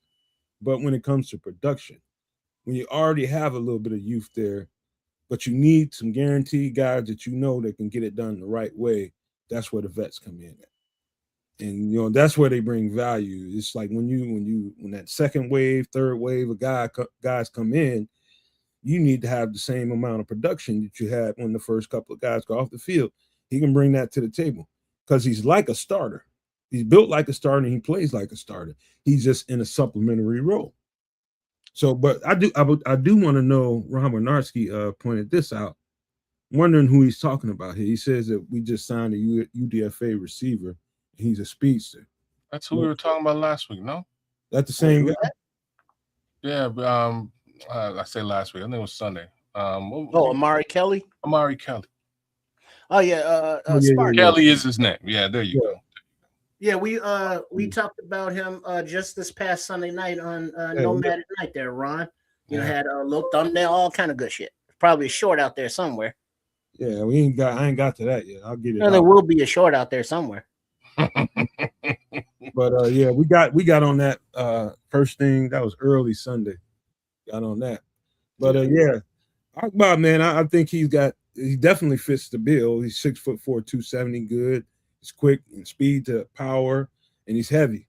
You know, so he supports that run well, and that's what they mostly want. Somebody that can support the run, help stabilize the run, and you know, that can get some kind of pass rushing acumen. Somebody that can at least get some pressures out there. He can get some pressure for sure. He's just getting better with time, man. And I think he's a stable player, man. He's dependable. I just like this piece out here, man. He's just one of several that we're gonna talk about. Not tonight. We got one more to talk about, but there's some guys out there. Don't think the tank is empty, man. And you know, you can get some help and you ain't got to spend too much money. But here's the next guy, probably an upgrade from Agba a little bit, some people might say, but there's Derek Bennett, 30 years old. Barnett. My fault. Barnett, 30 years old, 6'3", 260 pounds, a little bit quicker, a little bit more lean, a lot more pass rushing ability. Let's just say he's a little above average defending the run, but everywhere he's gone, he's held his end of the bargain up. I would say, just looking at him playing, I know he's listed at 260, but he looks more 265, 270 when you see him on the line of scrimmage. Because it's hard to, why I say that is because when you got him next to a defensive tackle that's a legit 300-pounder, you can hardly tell the difference between them. And that tells me he's playing at a heavier weight. And so the 260 might be a little fleeting. So, but this guy gets it done wherever he goes. When he was at Philly, when he was more recently over at the Texans, man, he just keeps getting it done no matter where he goes. Derek Barnett is a piece. Telling you that right now. Only 30 years old. He's at the top of his career and still getting better. So what I will say is the production's been pretty steady throughout his career. And I think that's kind of important. He's not a 8, 9, 10 sack guy. And that's not what you're bringing him in here for. He's sort of an all-around edge defender. You're probably going to get, 3 to 7 sacks out of this guy in a season, which again is definitely complementary to what we should be seeing in a year's time in a full season. Played all 17 games last year. Relatively low rotational type snap count, 30%, 350 snaps. Definitely higher end talent. And yeah, true. I really wasn't thinking about Barnett at all, but I think he, as a rotational piece, I think he would fit the bill too. Now, question, not that, any of us can answer it for sure, but, why the mercenary career? Why hasn't he been able to, catch on to a team and stick, for a while? And second part of that question, at 30 years old, does he want another 1-year deal, or is he looking for like a 2-3 year, a little more guaranteed? It depends on. I can answer that a little bit. Depends on where you get drafted and how you come out of that first contract. If you didn't get extended out of your first contract, your first rookie contract, and get let's just say at that time he's still kind of young and coming along in the game, and it's hard to tell whether this guy's gonna start really plateauing and really, really getting it when he's coming out of his rookie contract. How many times have you seen trips us let go of players right there at the end of their rookie contract, and the next thing you know, boom, they take off the second place they go to. Leonard Floyd. So the thing about this guy, and Leonard Floyd has continued to go, a year here, 2 years there, a year here. That's how it would be. Leonard Floyd is much more of a true mercenary in capacity than even Derek Barnett. So Derek Barnett's only played for two teams, right? He played Philadelphia for 6 years, which means that he did get a contract in the middle there. He did sign a 15 mil plus contract, which is more of a prove it situation because clearly there was a bit of a question mark. Why there was a question mark in 2021? He only secured 2 sacks. Mind you, had a 46 tackle season at 720 snaps. The following season, likely injury, played 1 game, 12 snaps, zeros across the board for tackles and for the another thought is too. He's probably out for Vic has only been there probably less than a handful of years. Yeah, I mean somewhere around 3. Maybe that was a peak. Maybe when did Vic get there? Would have been 2021. No, 3 or 4 years. About 3 years ago. I'd say about 3 years ago. And so sometimes that happens when a change of schemes come and they start changing over the different pieces like that. So scheme change in 2023 would make sense, right? So that's when he goes to Houston. Yeah. See, that makes a whole lot more sense than anything to me. They just change schemes and plus he was injured the previous year. So Vic well, that was you say is that 2022 we're talking about? You said so. 2022 is the year is his down year. Well, that's the year.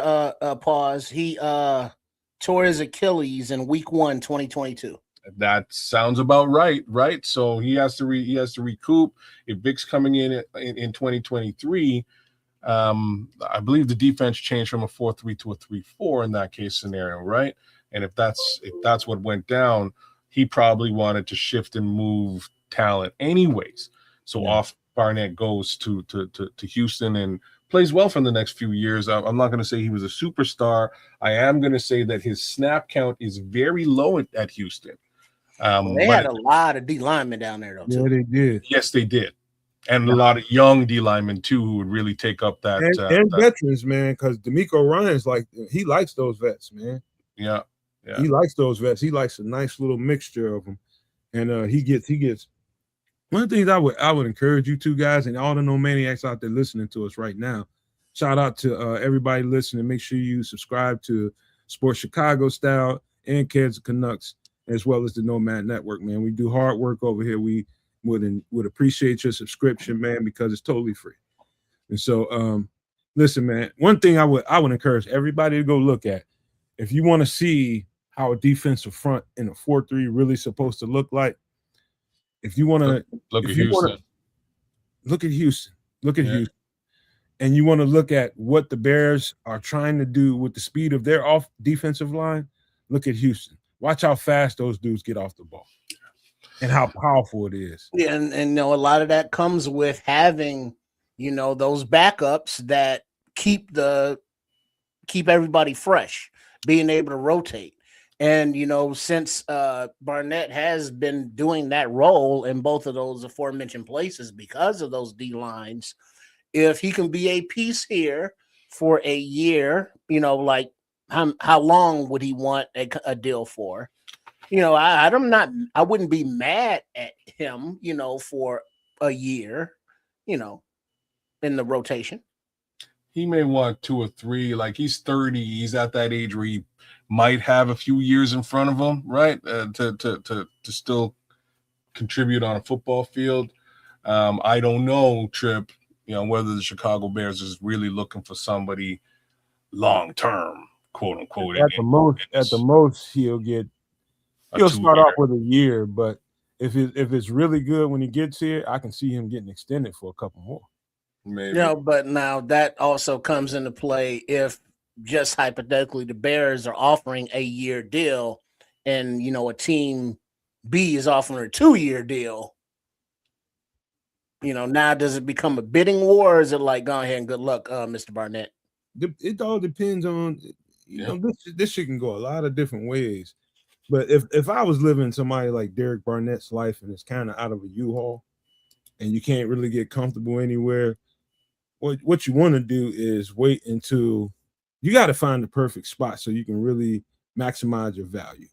Not only your value, I'm talking about dollars and cents, but you always got to think ahead to your next check and your next contract.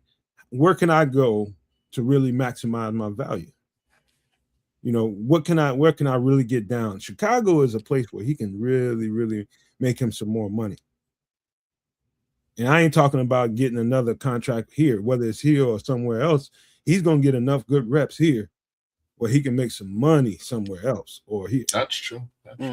Put some good tape out there, get some nice reps, and now go back into free agency and sign a 2-3 year guaranteed deal. Yeah, Joseph, he's available, man. Yeah, he's available, man. In the next couple of shows, we're gonna be talking about that probably through training camp. Some of the guys that are available that I think fit what we do, and I think brings a lot to the table. So that's why I've been doing it the past month or so, just to make sure people know who's out there, what they can do, who they've been playing for, what the injury history is, and what we think their value is. It's a lot more out there, man, that I think can bring something to the table. But I'm studying them hard so that I know, like, I can see this fitting in here. He's gonna have to have the right traits, right measurables, and all that, or he won't get on the show. But there's a nice bucket full of dudes out here we're gonna be talking about the next few weeks. There's a few of them, yeah.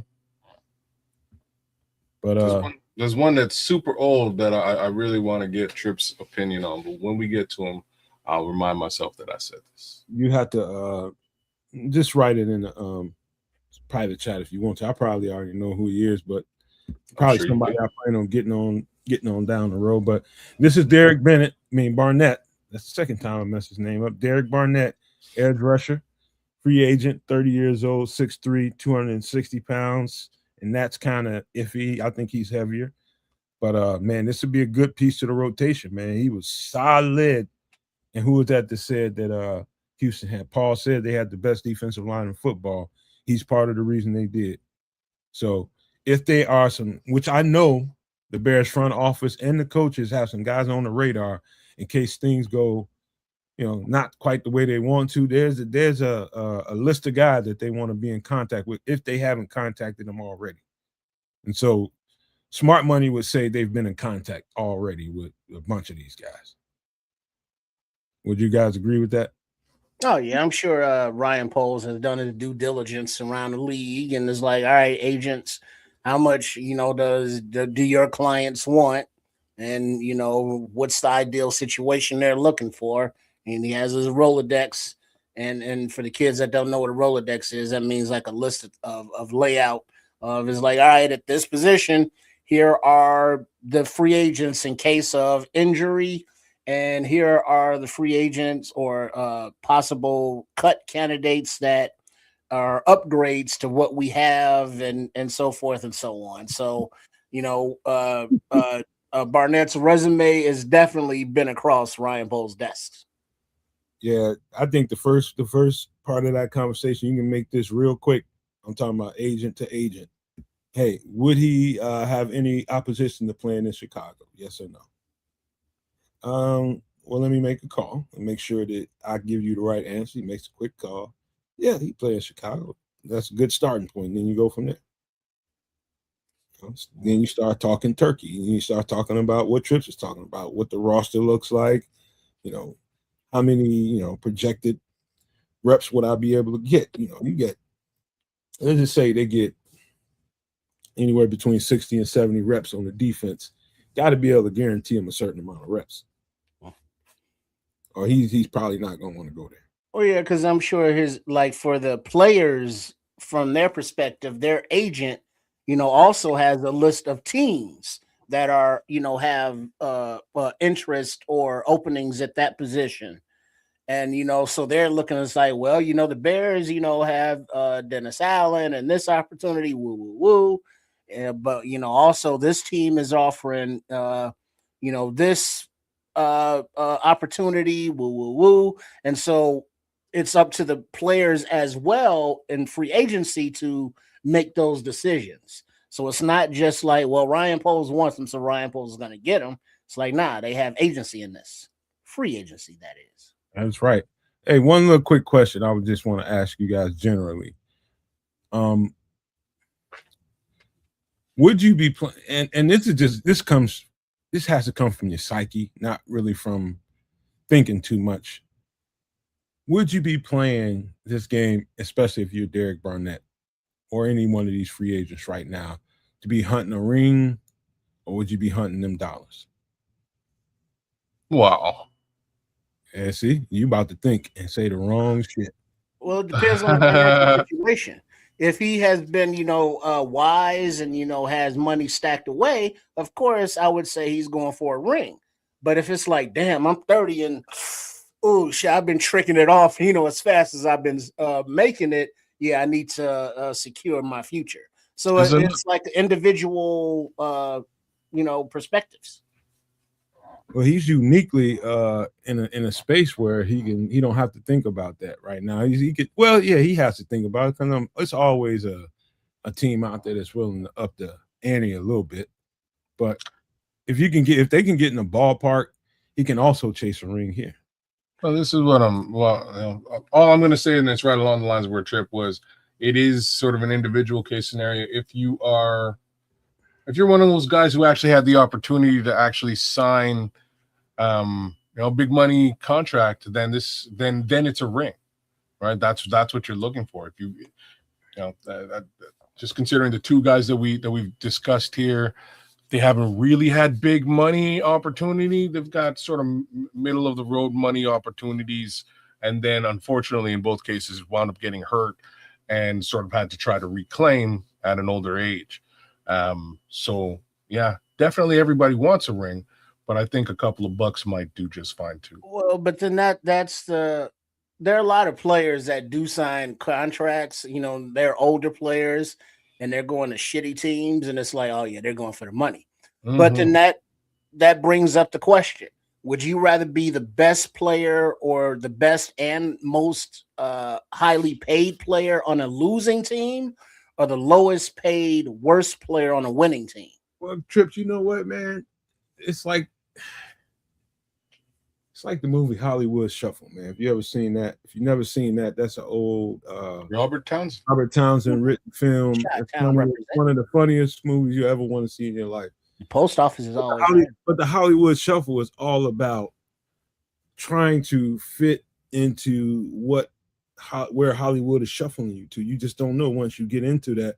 Once you're thrust into that whirlwind, you don't know where the shuffle is going to land you at.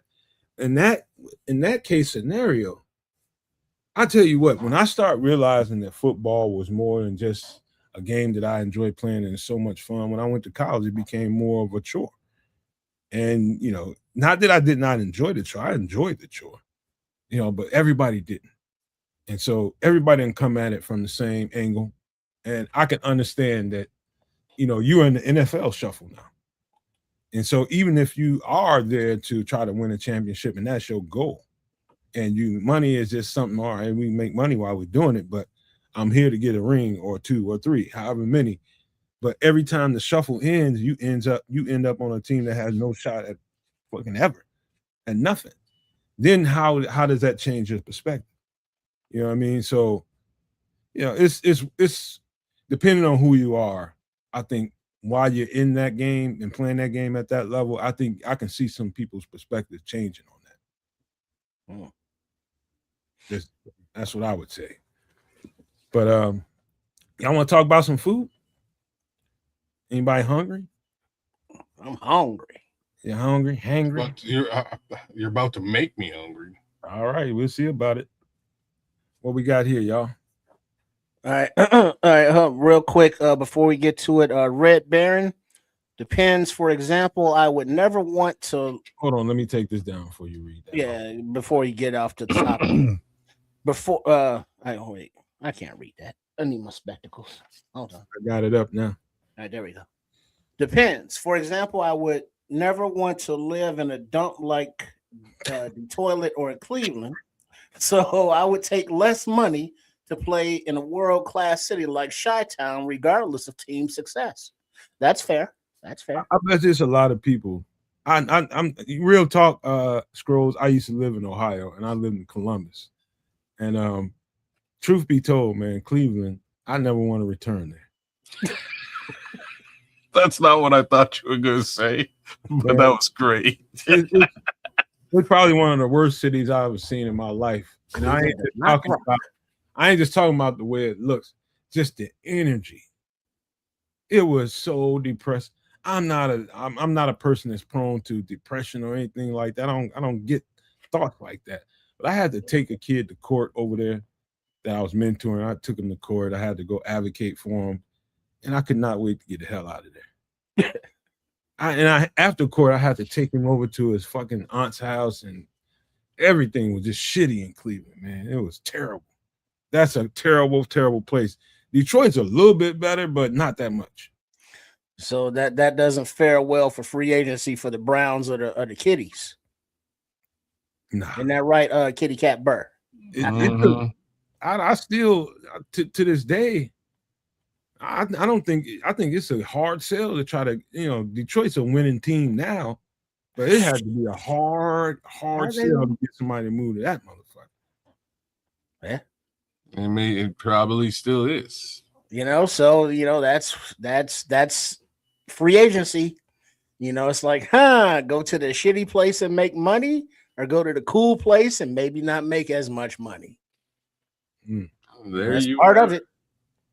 They don't just drive around Detroit. I mean, Cleveland, man. That place is that's a terrible place, man. It's just terrible. Just terrible. I mean, all right. We can go on to the food. Some food, man. Let's get to some food. I don't know how many of you guys have had a good bowl of clam chowder, but anybody want to clam chowder? Clam chowder.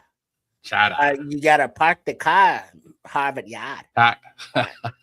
Nice. Ingredients: butter, potatoes, bacon, celery, onion, parsley, clam juice, and canned clams. I would eat this, but having been to Portland, Maine, and had fresh clam chowder out east. Really, the flavor is just not the same. It's just like having Creole food in New Orleans. It's just not the same. But clam chowder is its own flavor. It's still seafood, but different.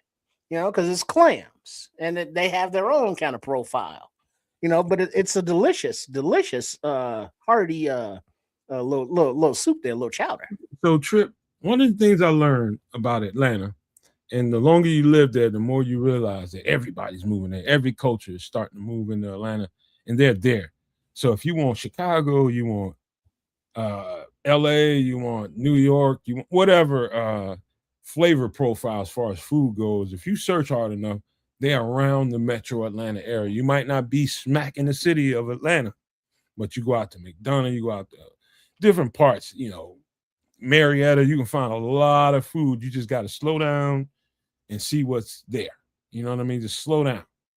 And I lucked up and found somebody from Maine that had a restaurant that was doing, those not lobster sandwiches and all that kind of stuff. Lobster rolls was really good. But this guy's clam chowder, I thought, and I had no real reference point other than a can of Campbell's soup. I had no real reference point on what a good bowl of clam chowder should taste like. His was more creamy. I was just gonna say, this is not. This is not.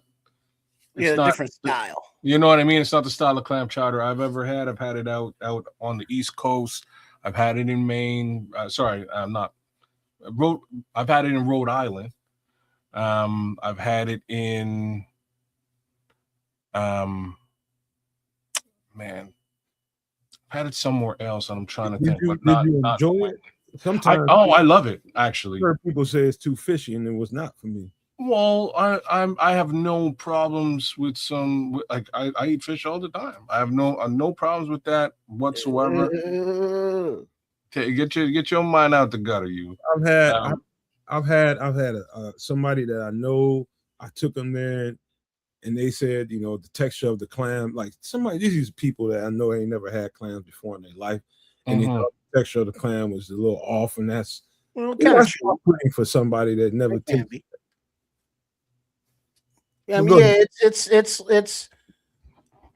it depends on like the creaminess of it, or more of a watery kind of based, and then the if you overcook the clams, they will get like really chewy, and that could be off-putting to people. But the consistency is similar to, to calamari, to octopus, where it's different, but it's oceany. But even though it's different and kind of the same, clams have their own seafood flavor. It's all seafood, but they're different than scallops. They're different than the scrimps. They're just different than oysters, but similar. Trips, I don't go out of my way for any seafood, but I will go out of my way for a good ass bowl of clam chowder. Interesting. I'm from an island. At the end of the day, there's no kind of fish that I haven't had that I got. Fuck off. But look, I've got no problem with some good clam chowder, man. It's good stuff, man. It's I tell you what, I could tell you right off the top, just like what Bear Truth 9 says. If you're not a fishy taste guy, it's a problem. Yeah, you're in the wrong soup. You ordered the wrong soup. Right away. As soon as you walk into the restaurant, the smell of seafood is probably going to throw you off if that's really the case. I love it. If it's about the smell of fish, and the smell of fish does not turn me off, but I'm just not a big seafood guy. But this right here is good. I like soup anyway, and I'm always looking for different variations of different kinds of soup. I'm a soup head. Call me a soup head. Okay. This right here, I can take this, man. I can do this all day. Okay, now just to put a little clarity on it, what we are looking at, this clam chowder, I would define it as a Rhode Island style. Okay. Because I say that, clam chowders generally fall into 3 primary regional styles: a creamy New England, a tomato-based Manhattan, and a clear broth Rhode Island. So this would be I've had all 3. I've had the tomato, which is actually, it's different, but it's delicious, man. Mm-hmm. You get a little bit more of that. It's a little bit sweeter and a little bit more of a vinegar. Well, let me describe for those. What we're looking at now is the clam chowder, the Rhode Island clam chowder.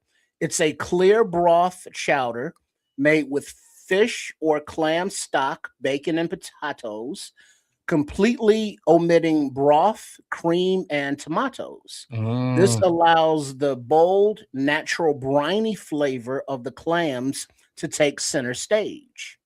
Now, what Kids was describing was the Manhattan, easily recognized by its reddish, tomato-based broth. It skips dairy entirely and is loaded with a variety of vegetables like onions, celery, and green bell peppers. And the third style is the New England version. That the most famous variation, characterized by its thick, milky, or creamy base. It typically includes diced potatoes, salt pork, or bacon, and is most often served with oyster crackers. That's what I had. Yeah, that's the guy I ate at his restaurant. Okay, that guy. So I've had all 3. I have to say, the Rhode Island is probably my least favorite, even though it's the one we happen to have on the screen right now. I love regular New England style creamy. It's very good. But I do have to say the Manhattan style, it was delicious, man. It kind of caught me out of left field, but it was real good, man. Me too, Bear Truth. Even though I've never had this one, that creamy one, it just stuck to me. It's good. It was. I got a second bowl of it, and it was a nice sized bowl. That shit. What up, good. Jay Grizz? What up, Jay? Hey, man, I hear you, Smitty. Speaking of East Coast food, man, a good ass lobster roll. Come on, son. And some fried clams on the side. Come on, son. Man, dude, I ate some of them there too. That's what he do, Jay Grizz. That's what he do, man. So kids, I already know the answer to yours, but you can answer it anyway. Would you consider yourself to be a seafood person? Yeah, for sure. Yeah. Like I said, I'm trying to. There's like one. There's only a couple of. There's only a few things with respect to seafood that I'm not a big fan of, and that's calamari and scallops. But I do have to say, over time, and it came out of one drunken night. I'm a little bit better prepared for scallops today than I was earlier in my youth. I found scallops can be very fishy, like strong, and also a little bit chewy, depending on how you cook them. Well, but see, that's the thing, kids. Depending on how you cook them is a key statement. You got because, like, just Chicago wise, Goose Island is a fried fish place, and so they fry them. And so the fried calamari, it's a different kind of breading, but it's delicious. Whereas Shaw's Crab House, they have a more lightly fried calamari. Okay. And so it's a totally different batter, and they're both fried, but it's a different flavor. And the calamari in the Shaw's is a little bit more, I would say, tender. So I mean, there are different ways to do them up, just like this clam chowder. So, you know, unlike Red Baron, you know, who likes to put his, you know, face in a place at high tide. You know, actually, that's Ron Winarski as well. He says he likes his favorite is the bearded clam mixed with rice, and now I'm a little bit worried about the rice in his bearded clam. That's usually not rice, Ron. Hey. That's what I'm just gonna overwrite that conversation. Award you. I'm gonna overwrite that conversation because that's disgusting, man. Hey, that's Red Baron. One thing I remember the guy telling me, and this is just some regional shit going on, and I don't know if it's that way for everybody that's running a restaurant. This guy was there he's fairly young in the business in Atlanta, so this is his second operation in Atlanta, and he was running into a problem exporting and importing them and having them fresh. So quite often, it's a long way from the ocean. He had it's not that far. You get it from Florida, no? No, that clams are usually a northeastern thing. Yeah. Okay. All right.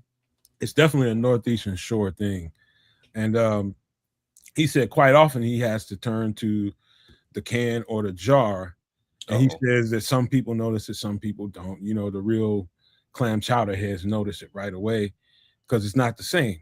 And so what he did was he started pouring the water off and get it imported real clam juice, cooked clam juice from the East Coast, and having that shipped over. And he said nobody knows the difference now. So he pour all the juice off of the can or the jar and put new fresh, you know, clam juice into the mixture. And he freshen said, that up.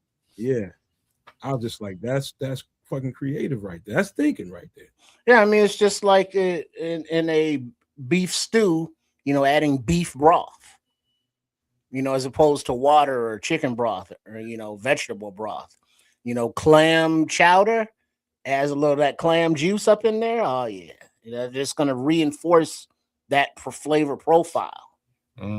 I'd say that's a good idea for pretty much any can, almost anything, but especially for seafood. Throw the juice of that shit out. If you can. So I'd pour all that shit out. You know, but that's just me, you know what I mean? I'll take some canned green beans and canned corn and use that juice or something like that. But for stuff like seafood, nah, I'm not trusting that. But yeah, I'd probably buy this out of a jar before I bought it out of a can. Because jars just hold up better. But that's clam chowder. Any last thoughts on that? It's delicious.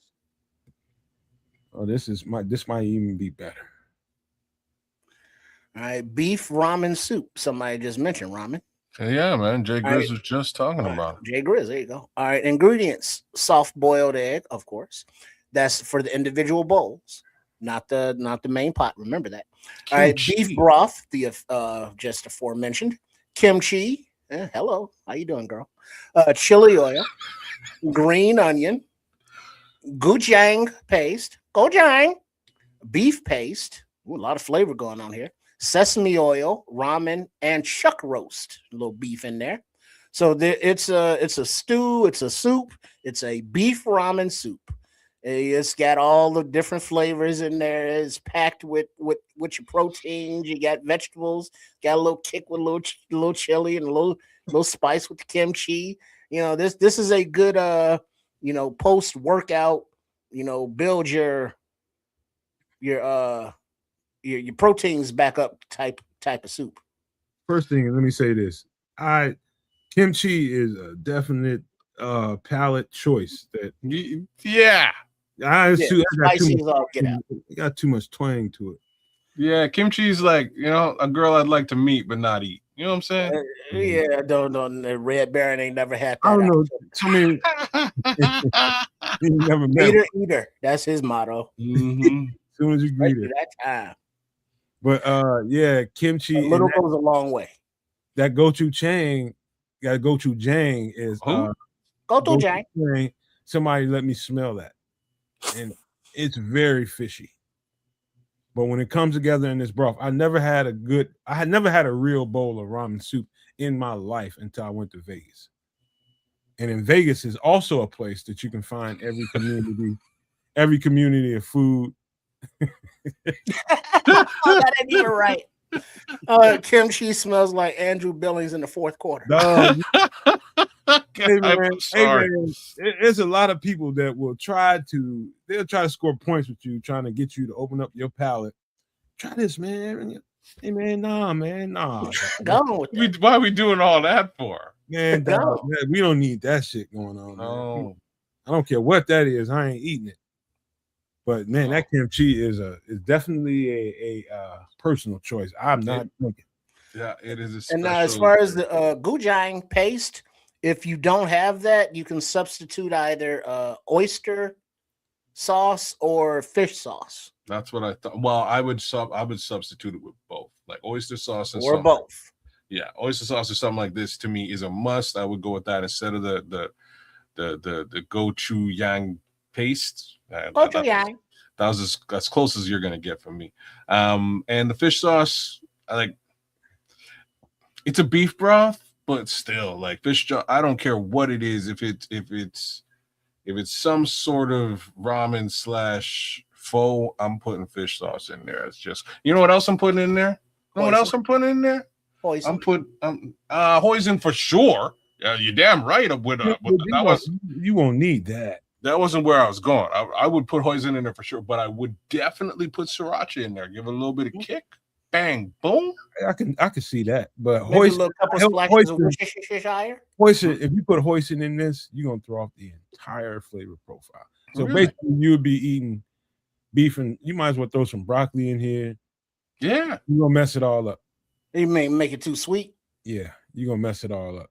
Mm-hmm. I only know that because I never had a real bowl of ramen until I got to Vegas. And once I ate a real bowl of beef ramen, I was just like, oh, this is what everybody's talking about. Now, if you eat a real bowl of beef ramen, ain't no way you put no hoisin in here. If you do, it's going to be very, very, very little because you're going to mess this whole flavor profile up. All the work that they did to make that beef be the outstanding flavor in here, you're going to mess it all up. So I'm going to give you the realest. Oh, snap. Shit. I'm going to give you the realest thing. I'm not a fan of ramen. As much as I love soup, there's something about ramen noodles that do two things for me. The first thing it does is it makes me feel poor. I just want to let y'all know it really does. It really makes me feel like I'm broke. And if I had other choices in life that I could make for this particular meal, I probably should have made them. Well, I don't know why you feel like that. Because I can go get ramen for 77 cents at the store. Sometimes 42 cents. Like I'm just not real ramen. They say that's not real ramen. It's a psychological thing. You know what? It's not real ramen, but it is actually like it's the the underpinnings of real ramen. Like, just to be frank with you, to boil it down though, there's something about ramen noodles that I don't like anymore, and it's because I've been introduced to vermicelli and udon and there's you know what I mean, there's other noodles that are out there that are so your palate has evolved 100%, man, past 77 cents. So and so now, so that 77 cent, that jailhouse stuff that Jay Grills was talking about, that's not first world problems. He said, "What is this 77 this bullshit ramen? Where's that $5? That's good stuff, Smitty. If it ain't $5, I ain't eating it." That's like penitentiary. That's like penitentiary problems. People don't like ramen no more. It's like, lab make fake ramen. That's you awesome, Smitty. That's fun. Hey, I know. When this, because the bowl that I got damn near looked exactly like this when it got in front of me, almost to the T. And the first thing I noticed is, what the fuck is this egg doing in here? And somebody that was with me was just like, just leave it there. Just leave it there. Just eat your soup. And it just was sitting around in the soup. Protein. Until I got to it somewhere midway through it, I got curious enough about it. I picked the son bitch up and I ate it. And I bit off of it, and it just blended right on in. Mm-hmm. So I don't even know how to describe the taste. It's like a deviled egg meets Asian food. I don't know how to describe that taste, but it was fucking good. Mm-hmm. It didn't make any sense to me on its face when I first saw it. I was about to just throw it out. It's like, what would I need a fucking egg in here for?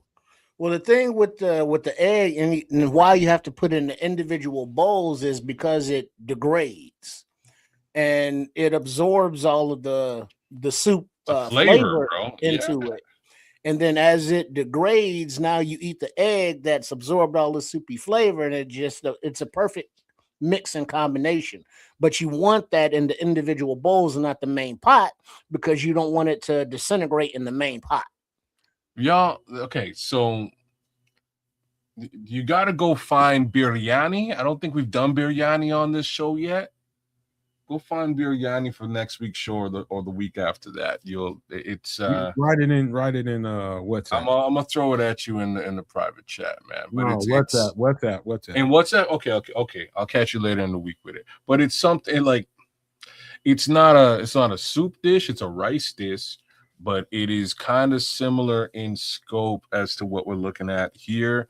There's a biryani spot nearby me, and me and some of the homies went, and it blew my mind, bro. Like, just the sheer amount of food they gave me.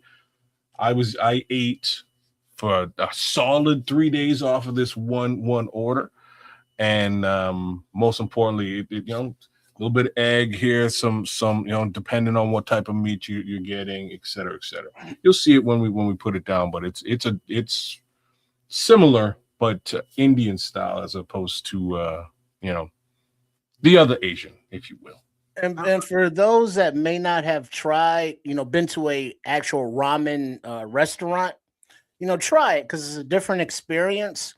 The ones with the hot pots where you actually cook your own at the table, with all fresh ingredients, and so you put in what you want in it, and then you actually boil it right there at your table and serve yourself. They got some good ones in Chicago, man. That shit made me so mad, Trip. I don't know. Man? I mean, I went to the restaurant and cooked the food my damn self. What the fuck am I paying y'all for? Well, that's the experience. Huh?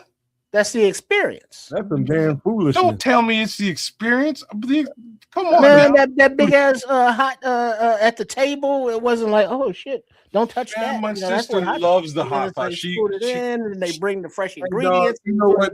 She goes all the time. I was so mad. That's a winning fucking formula, because it's a lot of people out here that even though it's ass backwards. It is totally ass backwards. At least you're admitting it is, right? Like, but people go for that shit. Like, motherfucker, you could have stayed at home. My sister loves it, dog. She loves it. Hey, you want to come down to the hot pot with me? Where? All right, we'll go. We'll roll. So me and the whole family rolled with her to the hot pot, and I was like, shit.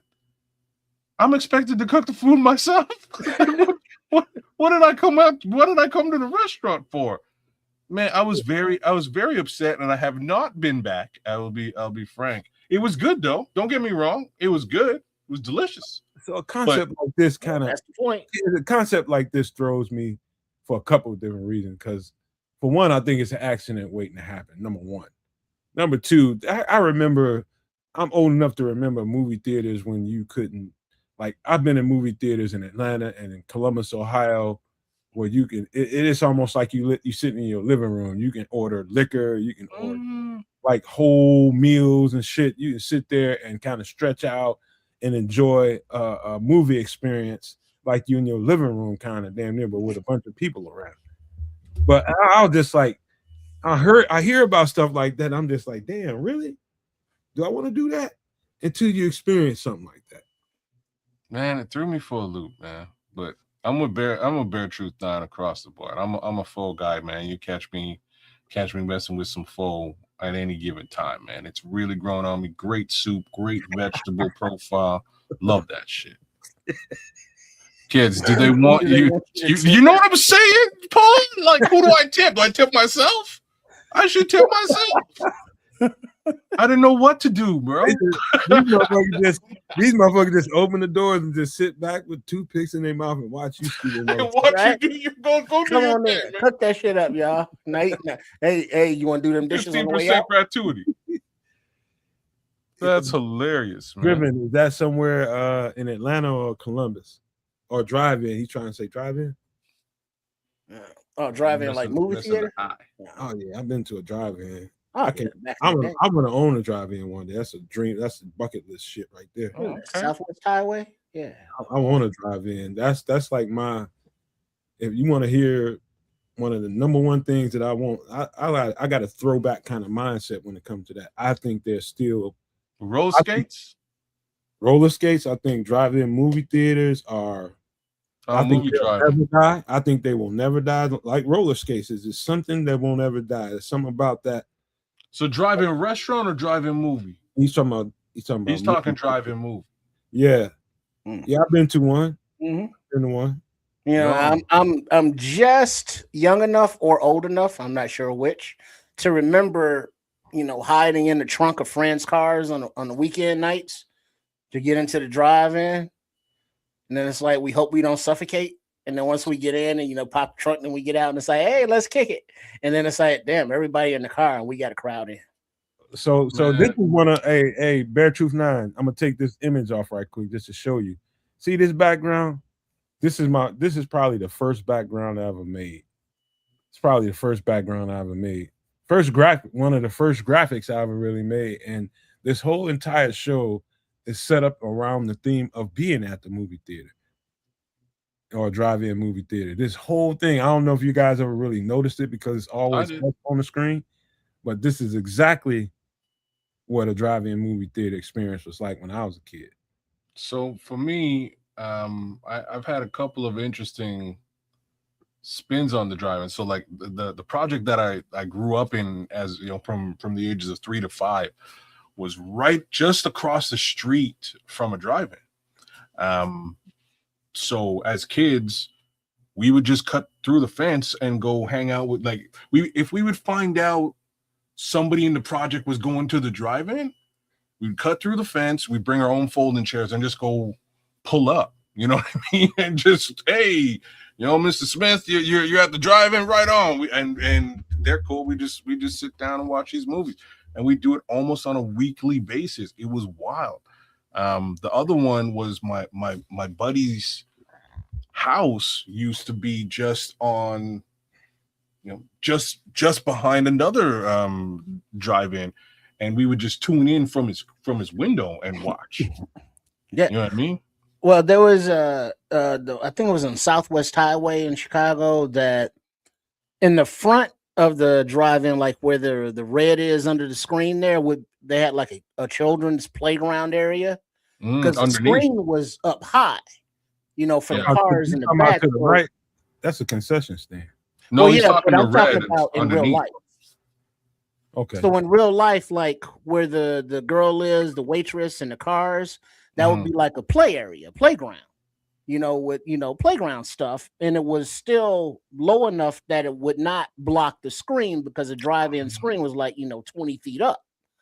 So the kids could go play up there, and they had the sound speakers up there as well. So if you were on a drown out the sitting on kids chair, not in the car, where you had the thing on the window, so you could go up and watch the screen from up there if you look straight up. But you walk past the cars, some of the windows be all steamy, some of them be bouncing up and down and stuff. It was just an experience. Hey, I've been to one. Where is that? Somewhere in Park Forest or some damn where, I don't know, somewhere a little north of here, right in between here and the city. And man, dude, I love the intermission. You see the intermission up there with the hot dog dancing, and let's all go to the lobby. I love that shit. I love that. Get ourselves a snack. You want a hot dog? You want a Coke or Pepsi? This is Pepsi country. And you want some nachos. That's pretty much what, and some popcorn. That's all I want. Maybe some pizza. All that shit smells good up in there. All of it. And it's just the ambiance, man, of it all. There's only one downside. There's no downside. There is. There's only one. What? The only downside to the drive-in theater case scenario is mosquitoes. Oh yeah, because it's summertime in the evening. Yeah, only one. Like the place I went to, there it was all cleared out. Like all you heard was gravel under you, and so it wasn't like a whole bunch of trees around. So I don't remember having a mosquito issue. So my whole whole country like that. I'm living in swampland, right? Like I was saying earlier on. So there's trees. The one that I grew up at, it was all graveled out, right? But it's surrounded by pine, like surrounded by forestry, 100%.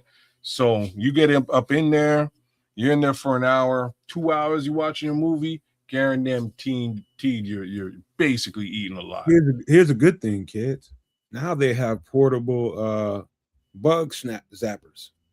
It's battery power. All you gotta do is charge your joint up, bring it with you, sit it, and you good. I've seen those. My brother, like I was telling you before, that's just like he loves them. He'll go outside and just like that's entertainment for him, man. He loves that shit. You know what I'm saying? He was so happy when he got his, man. Because like the years before, he had one of them rackets. You ever see them like them plastic rackets? You can just swing it.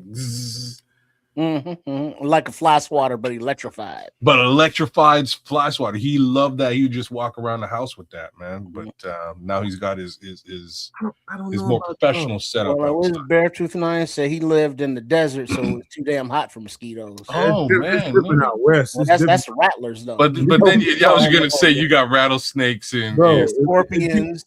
You go out west. That's one of the first things I noticed. No mosquitoes out there. Bro, I asked my uncle, man. I was just like, dog, I ain't seen it. I've been there 3-4 days, and he lives out there. I was just like, man. I said, I ain't seen a motherfucking mosquito since I've been out. He's like, God, he said, damn, if you even see a mosquito, your ass brought it in. Ain't no fucking mosquitoes out here.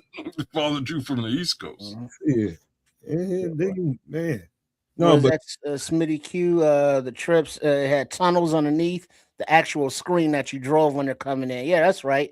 It's like, the entrance was on the other side of the screen. So when you drove into it, you went under the screen basically into the lot and turned around and faced it and shit. It was pretty cool. Yeah, it's like snakes, but more closer to roads in the desert. Snakes, but my ass. Last thing about rather be bitten by mosquitoes. Theaters, man. I don't know what it is about the sound system. Like the one I went to, they just are determined to keep it like it was in the 70s. Oh, it's a throwback. Everything that was that drive-in theater was about was keeping it throwback. Was about the nostalgia of that part of when drive-in movies first started to come about and get popular. Was in the 60s and 70s. and they keeping it looking like that. They got girls on roller skates serving you at your window. Even the sound piece that you hook into your car is this big steel metal thing that you got to hook on your window and shit. Crap. And I like the way it sounded while I'm looking at the movie. I just liked it. It was different than sitting at your home with all that great surround sound and beautiful, everything that comes with that. I just liked it. It was just something about it that I enjoyed to my soul. It was cool because you could go out but be in, because you were out of the house but you were in your car, and then the speaker would mount on your window without breaking it, and then the waitress girls on their skates and shit coming from the little stands, they had the side of the car, where you put your food, your food or your tray of food, and it would rest on your door. On the door. Right. So you just reach out and get your snacks, your shit. And then, the new school, they made the sound come over your car radio. I was gonna say, because that's all I'm used to is the new school one with the car radio. That's how me and my friend were streaming it out of his room. You know what I mean? So we would just tune into the right station. It was just a little bit choppy because you kind of need to have that. It's just like a piece of wire that's tuned in. I don't remember how they did it, but it was like a piece of wire you had to rest, and then it would you could tune into that radio station and it comes through the speakers. Look close, kids. Look close at the two white cars, and you see they look like little mailboxes. Those are the little sound systems. Right there, so they kind of hang up there. Okay, I see what you're saying. And then you bring it closer to your actual vehicle. So for us, it was similar to that, except it's just like a wire, right? And this wire comes off of something like that, and it goes into a car on this side, and the other one will go to a car on the other side, and you sort of it's the same thing, because the mailbox you're seeing, it's two-sided. So the side to the white car will go to that one, then the side to the black car extends out to that one on the passenger side. Yeah, same general idea. But it just rests on like the dash and somehow makes it so that you can tune in clear as day to that channel and play it through your car radio speakers, man. And it was pretty dope, man. I remember watching Raiders of the Lost Ark, man. That's one I can definitely say that I watched. That's one of the first movies I ever watched, but watch Raiders of the Lost Ark. Yeah, because like somebody's saying, the double feature. Come on, drive-in double feature, classic. Mm-hmm. I'm trying to remember what the other feature was that night, but it was they're two badass movies. That's all I can tell you. I am going to own one of these. I'm telling you now. Calling it right now. I'm going to own me a drive-in movie theater, and people going to love it. You watch Baby's Kids out there? Okay. That's a great movie, man. Rest in peace, Robin Harris, man. He was funny as all hell, man. The best thing to go watch at a drive-in movie theater is easily horror. Because the way it comes out of the little sound thing is different. If you have one of these right here, but if you're doing like Kez is doing, I don't know how that's like, but man, you go watch horror at a drive-in movie theater at night. It's great. Real quick for Jay Grizz, there's house music out here. I never heard of a Canadian house music group though, but you know what? I'm lying. I actually know somebody who was in a Canadian house music group. It was terrible. I never heard of this movie, Ron. I ain't gonna lie to you. Squirm? Sounds like, what is that? Snakes or something lizardy? I never seen Squirm. I ain't never heard of it. But let's jump into we gotta take a little bit more of a serious turn, unfortunately. And quite honestly, it's not bad, but it's getting ready to. It's borderline that right now. Ooh, Smitty Q, I did Ghostbusters 2 at the drive-in in Florida as well. That's like the last time I ever went to the drive-in. Ghostbusters, huh? Yeah, the second one with Bobby Brown. I was so hyped when Bobby Brown made his cameo. Good on the drive-in. It was dope. I can see Squirm, 1976 cult classic eco horror film directed by Jeff Lieberman. There you go. Mm-hmm. Worms, earthworms. All right, let's electrify. We got to have a little bit of a conversation about what's happening in current events, man. But before we do that, we got to give it the proper intro, brother. That's just the way it is.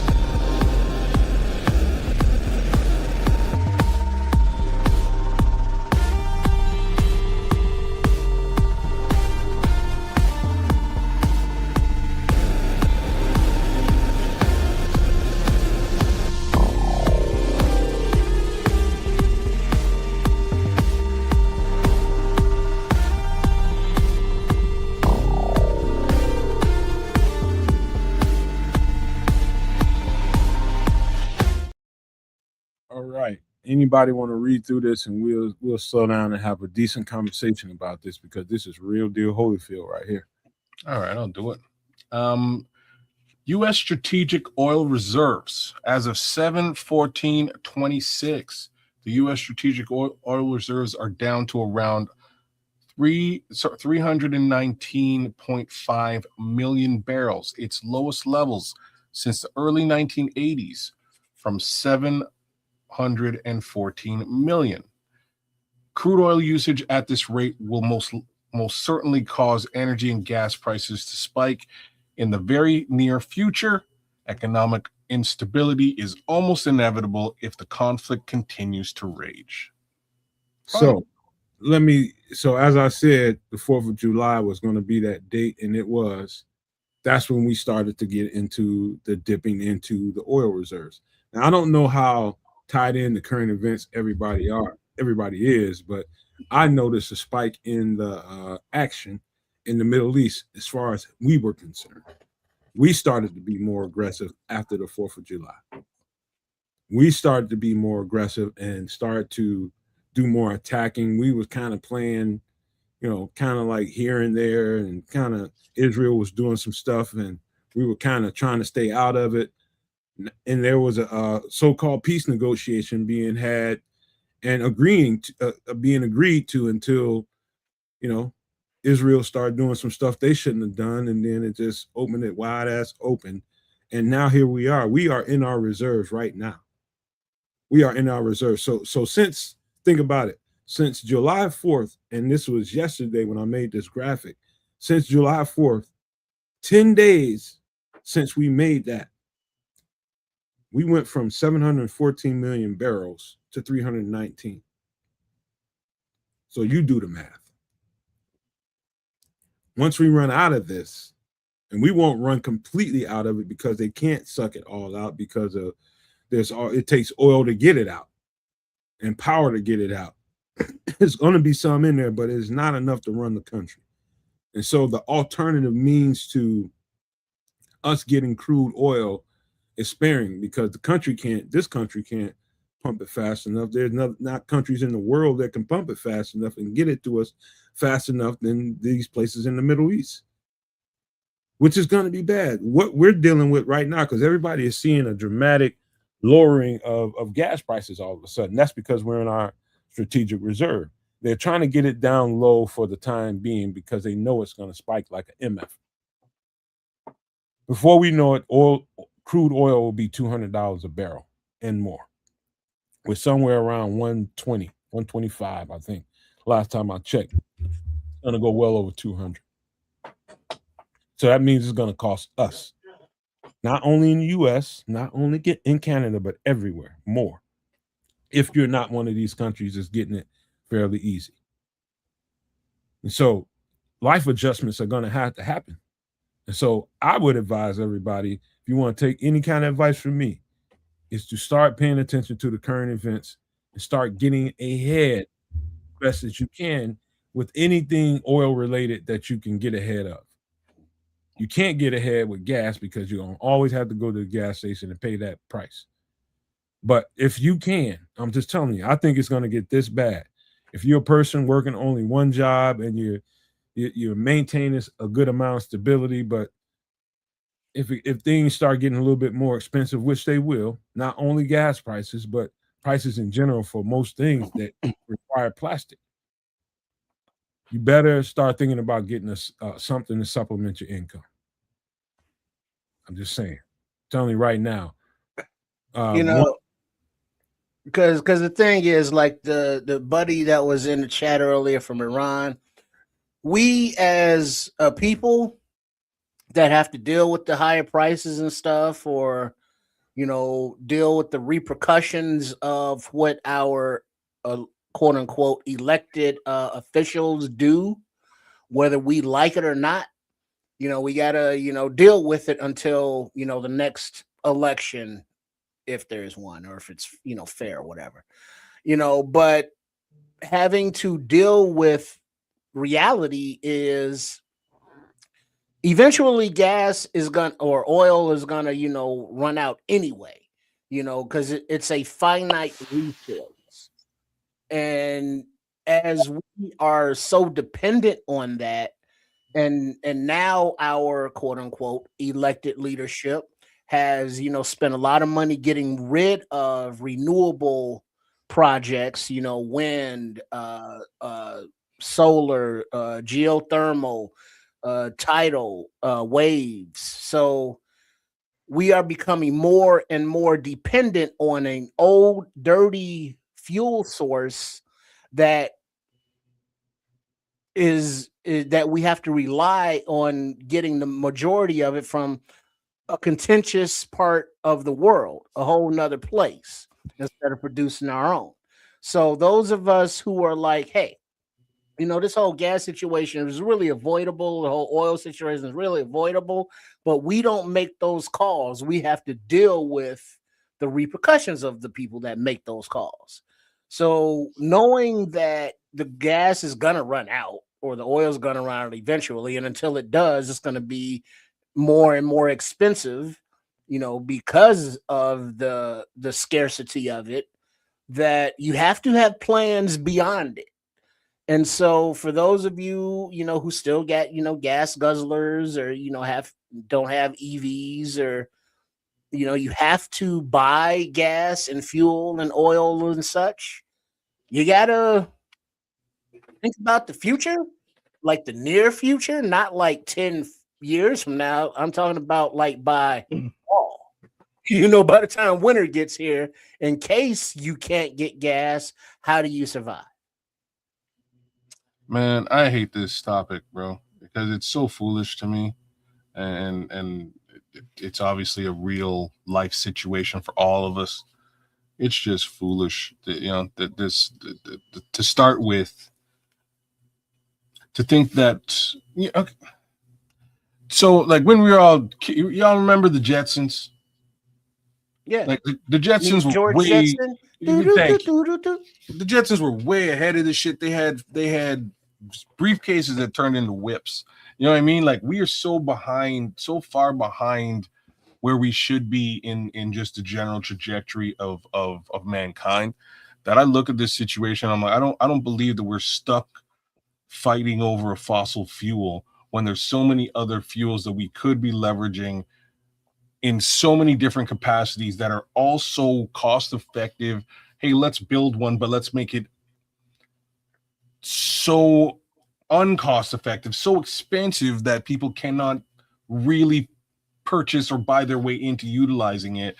Like it's honestly just fool's gold, oil money, and idiocy at this point. So I don't know. You know what, kid? You're absolutely right. But instead of thinking of other ways, other fuels to fuel the world, free energy is solar. And what we're doing is the establishment of what they call now the free world built a whole lot of big old fat cats, and that old money has gone down in generations, and these people want to maintain that establishment. That's what it is. They're hell bent. No, they're hell bent in ensuring that, okay, well, like actual Nikolai Tesla coming out with these types of free energy ideas, and we need to get him out of here. We need to take all of that information and bury that, because we need to build these people for this stuff that we built. But then it's also irritating on top of that, because on top of the profits that these dirty fossil fuel energy companies make, they're also subsidized by the government for billions of dollars every year. Of course they are. That's the key, Trips. When you start talking about these oil barons that you start seeing all these movies about, how the West was won and all this kind of stuff, and the western part of the United States, everywhere is drilling oil, and they're turning oil, regular people into barons overnight because they hit a hot spot. And over time, banking started to happen, and the banking started to get connected to the barons, and next thing you know, they've got a geopolitical monopoly over the whole world, and they don't want to give up that geopolitical monopoly by letting you know that we really didn't have to sell you guys all this, but this was our way to control you by selling you this, and this is your way to have all the things that you enjoy and get rich while doing it. And when all the time, all they had to do was the blueprint's always been there. That's the sun. Set up the infrastructure and not have people pay all this extravagant amount of money. But if you do that, you don't have the billionaires. There's so many other water, like there's so many other ways to skin this cat, whether it's solar, whether it's again hydrogen, water turbine. Like there's so many different ways to skin this cat. It doesn't. Okay, that's twice. We don't want to get nervous with feline people. Cats are being skinned, or they're not. Right? Really, in this scenario, they're just metaphorically, not. Man. That's Nobody's really skinning cats for in any event. I'm just saying there's so many different technologies out there that could be used. What it do? Levante's in the building. There's so many different ways to get to this end result, to provide the people with something that they can utilize to get from point A to point B. Magnetism, like so many different ways that don't require ongoing cost. That it's like it leads me to something that's it's a foolish example as well, but like the metric system. How's it y'all ain't on the metric system? The who? Yeah, the metric system. The system of is that the liters and the kilometers? And that's that bullshit that everybody else on the planet uses. Everybody thinks that's Greek, but that's African. I don't even know where it's from. I'm just saying it's all geometry to me. But everything that we know now, as far as English language, English, just writing and everything, was supposedly stolen from the Greeks. But you know where the Greeks got it from? The Moors. The Greeks got it from the Moors, who got it from Africa. Mm-hmm. Especially when it comes to mathematics, you're bang on. Now, regardless as to its origin. And the only reason I'm bringing this up, and it's like I say, it's kind of a foolish thing to bring up. It's just sort of the level of lobbying and potential arrogance that's available in the United States of America. That that they would sort of cordon themselves off and say, hey, you know what? Screw everybody else. We're gonna do it like this, and regardless as to whether this is just completely different than everybody else.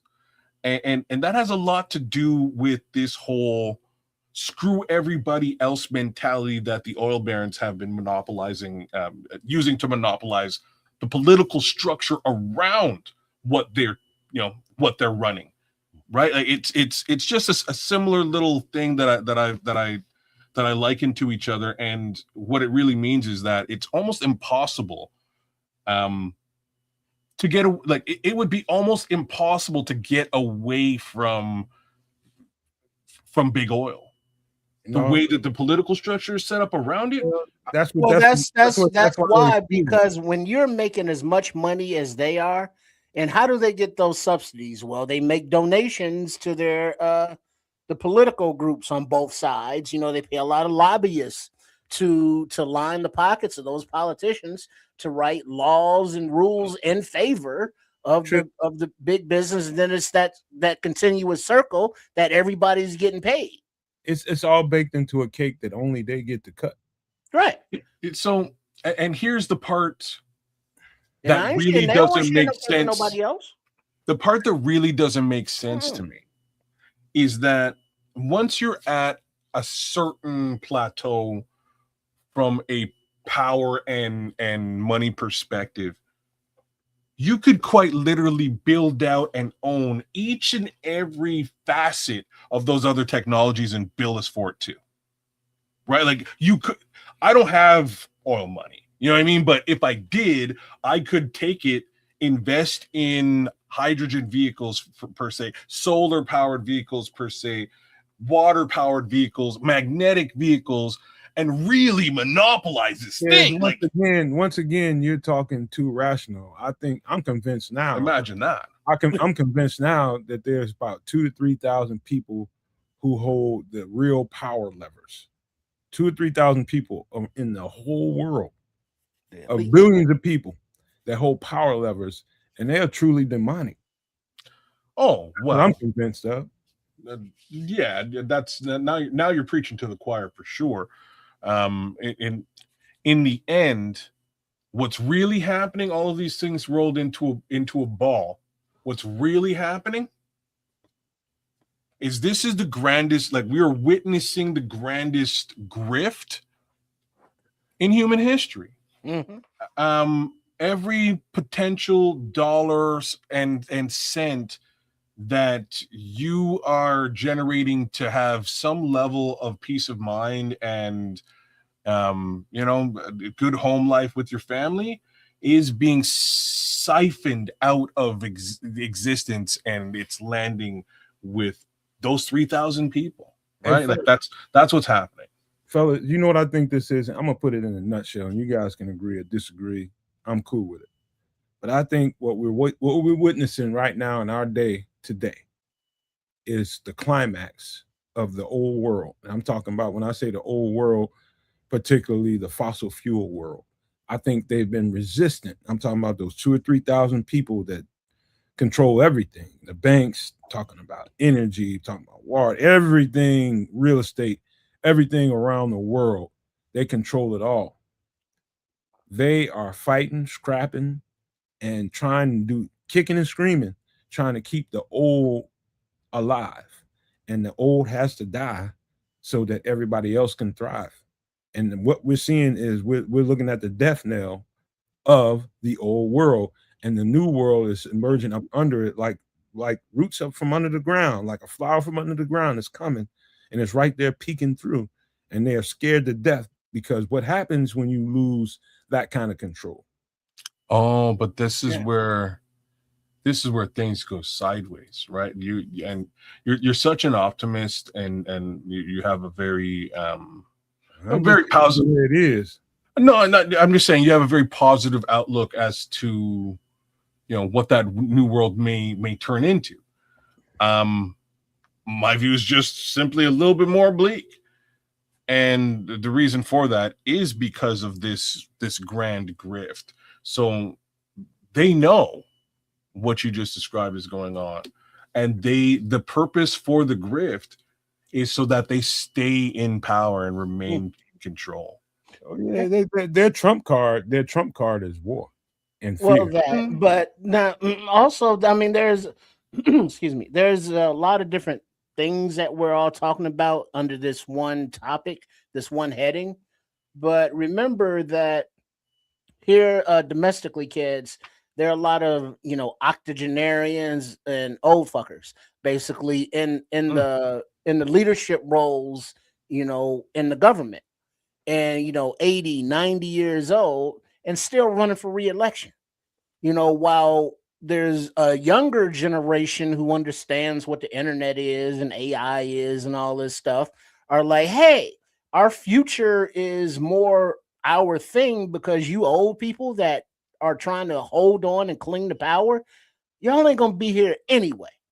So y'all are messing everything up on your way out, and we're gonna have to fix this stuff. So there's that going on. And then there's the whole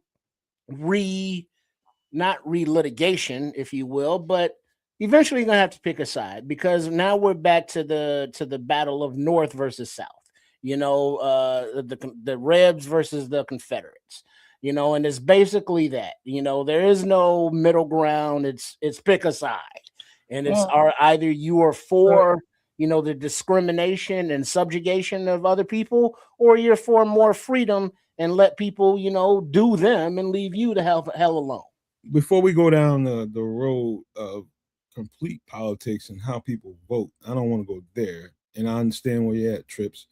I'm talking about what would happen without people in the way trying to keep this decentralized power structure that is run off of fossil fuels. Imagine what happens if that's waned out in our infrastructure. I'm talking about the United States, Canada, and all across the world was more centralized on solar energy. That fear for the old money and these old ass people Trip is talking about is rattling them to their core. Because you know what happens if that's not there? Those people are not there to pull the levels of power. They become vulnerable. People will get them, like physically get them, or they go to jail. All kinds of consequences are waiting for these people. And so when we get done talking about all this other stuff, that's probably the biggest fear of all. What happens to me if I don't have this amount of power? If I'm not lording over these people the way I've been doing it financially, geopolitically, in any other way we can, if we don't have that kind of power, what will they do to us? That's the what did Ice Cube say? That he heard payback was something. That's a Well, payback is, but if that was the goal, no. Well, there's a inherent problem with what you're describing, and it's just that mostly you. The inherent problem is just like who's doing the payback and how. Like we can't even, like, just from what Trip was just saying, like we can't even come together we can't even come, let's be real. So we can't come together with the given races on the planet. We can't come together from a political perspective. We can't come together to recognize that this grift is going on and we're losing ground across the board, white, black, green, purple, Republican. I know where you're going. I can tell you right now, what we're talking about right here on the screen is the beginning of the pinch that's too tough and we can't take it no more. That's a universal pinch right here. And that is a universal, okay, if we can't agree on nothing, man, we can't. Listen, when people, I don't know about you, but when I'm looking around me and I'm seeing people with some of the better jobs, I'm talking about regular, schmegular paying jobs, people that's making, more than $25, $30 an hour that can make a pretty good living. At a time, kids, that was plenty good enough to kind of support whatever you had going on. You can drive the nice truck, nice new vehicle every year, and you can, you got pretty nice home and you're good. Now that's not even enough to manage your life because the energy price is about to spike and they've been spiking. The food prices are going crazy. The gas prices are going crazy. And you can't even, that's not enough. And people are having to give stuff away so they can get cash to get to the next month. Wow. That's the unifying tie right there. What you're looking for, that braid that binds us all up, when everybody starts to feel the pinch too tough, it'll always be that element out there that will be just so rooted in race and that kind of divisiveness. That's going to always be there. But most people, they'll be heading towards like, this is enough. We can't take it no more. This shit's got to stop. What's funny is just on that road, bro. What's funny is just where you are in this particular, like me and you have had this conversation behind the scenes between the two of us, and it generally goes in a different direction. But I don't know where the unity there is going to be, if there is any unity. This grift is happening now. They're telling us that potentially they're eating babies and stuff to top it all off. Nobody gives a shit. Everybody's got the come on now. You can't say that on live. I mean, come on. It's not. I'm not doing it. Somebody's doing it. You got to reword that. Hey man, I don't know how you say that any differently. I'd love to hear the politically correct term for that. In any event, I'm just saying there's all kinds of effed up things that are going on, including this grand grift and everybody's head is in the sand, right? Everybody's head is in the sand. I got to put my food on my table. I got to keep the lights on, so somebody else going to deal with it. Same token, I don't necessarily like my neighbor. He's X, Y, and Z, and we won't get together. Allegedly, Jay Grizz. Allegedly. But you know what I'm saying. It's very tough to have a genuine optimistic view in coming out and around this situation in some level of a positive light, because let's be real now. I have a very, like, this stuff looks a lot more purposeful. Oh, absolutely. Than happenstantical. Oh, it's absolutely purposeful. Okay. There's intention behind all of this. Right? Like if this is intentional and purposeful, then there's no doubt about that. There's no if you can agree with that and you have no doubt about that, then we are royally screwed. In your mind, I mean, when you start thinking about it in a way, kids, when this is the difference between you and I. When you speak, when we have these conversations, I can tell that you speak in the present tense and what you know structurally to be normal. And to understand what I just said, it is what is versus the possibilities that are out there that could be fleeting, and you just don't know exactly what they can be.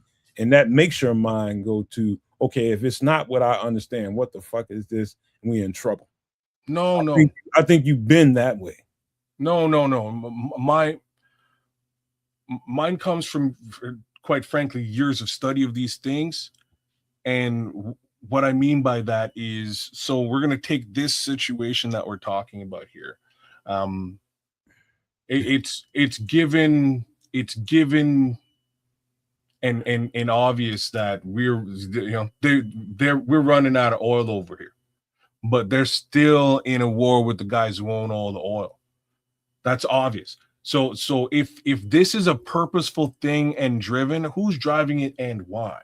Well, there's market manipulation. The ones that make the rules are the ones that are changing the rules and profiting from it. So them. Thank you. So they are grifting, and this is a purposeful maneuver to pull to raise our pricing from a gas perspective. There's many other facets of this, including, again, quantitative easing and raising that inflating the dollar, if you will, right? That $25 an hour doesn't stretch anywhere near as far as it did back in the day, as you were saying. You're bang on.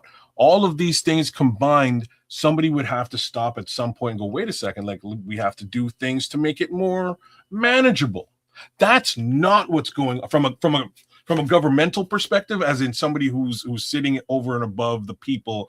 Right, looking out for the people. You know what I mean? Looking out for the people in some capacity. Somebody should stop and go, wait a minute, X, Y, and Z is effed up. It's going to cause us to run out of oil and to not be able to purchase food and to to all of these things. If that's where this is going, there should be some level of breaks and or checks and balances in place to mitigate this. Well, somebody should be actively working on that. But the people that are in charge of those breaks and checks and balances are in on the scheme. Right. They capitulated, are in on it, or just don't care. This is where I'm going. One of the things that I've never said on this show, but I've always studied, and I find this to be true. Again, this is something y'all might want to argue. You can, but I think the biggest problem with the human condition, and I'm talking about from person to person, is the unknown.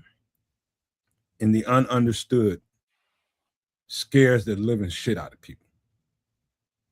The unknown, what could be, and what they don't previously understand to be normal, and and it freaks people. It freaks your average human being out.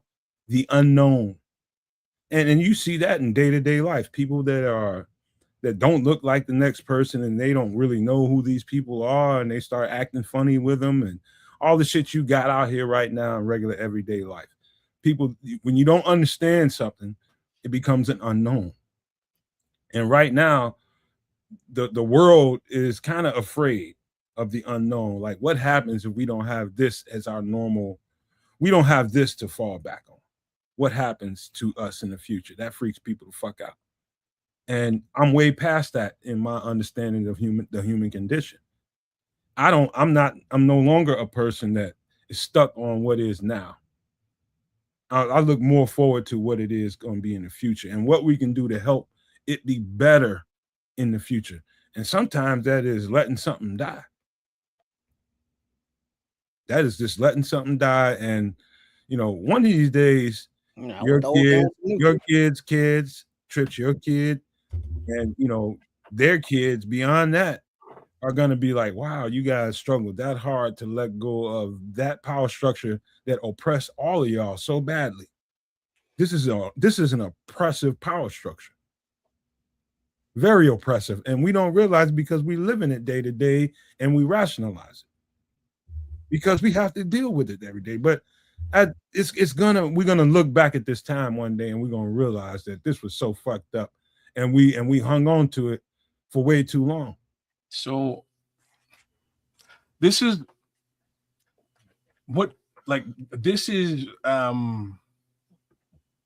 well described. Like what you're sort of putting out there is well described in Aldous Huxley's Brave New World. It's slightly touched on in 1984, but better described in Brave. Who was that author? Aldous Huxley is the name of the author. In Brave New World, basically, it's more or less set sort of after that death, if you will. Okay, after that old regime has crumbled, and it's much closer to where I think we're going to wind up than anything else. And what I mean by that is in Brave New World, they kind of zero in on this one character, and he's ass out. He's living in the desert. It's him and his mom. His mom is hooking. You know what I mean? Like whatever you got to do to make a buck to survive type situation. He fixes stuff. He gets a couple of bucks here and there. He has to go and scavenge and make things to survive. Like there's the land is desolate. We'll call it Arizona, but it's more like nuclear Arizona after something went down. And they're just living off of what they can to get by. But unbeknownst to them, there's an entire full society just hours away from them, just outside of their purview. And this is basically where the affluent wind up.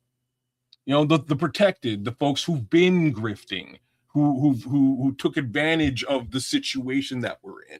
These people create their own society. The society is based on keeping everybody on pills and drugged and under control. And they live it up and everything's cool. Nobody beefs. It's completely locked down, super controlled, super taken care of until this guy shows up. And when he shows up accidentally, he comes to find out that the guy who runs the show is actually his dad. And his dad kind of realizes, oh, snap, this is my kid who's been out there all this time. I knew I left this kid. He looks just like me. I'm going to kind of take him under my wing and try to integrate him into society. And he tries to do this integration. And what winds up happening is, for the first time ever, somebody unalives themselves. And when they go and do that, it kind of sends repercussions throughout the entire society because nobody could understand why somebody would do that because everything's quote unquote perfect. And this is the only guy who's like, yeah, I've seen stuff like this before. I'm like a normal guy. I can understand why he did it. And then he kind of becomes the catalyst for unrest within this society and like more or less almost single-handedly destroys this society. And it's awesome that he does.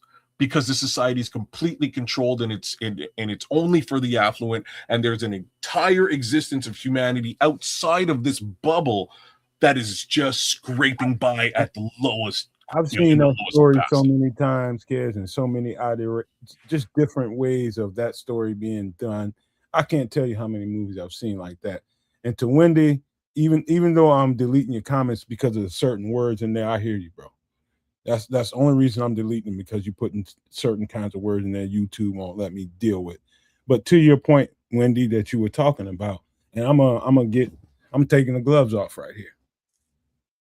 Let me tell you something. There's a cabal of evil motherfuckers that are really the catalyst of it all, sitting right there in the Middle East. I'm not gonna call out the country's name because YouTube will get you for that.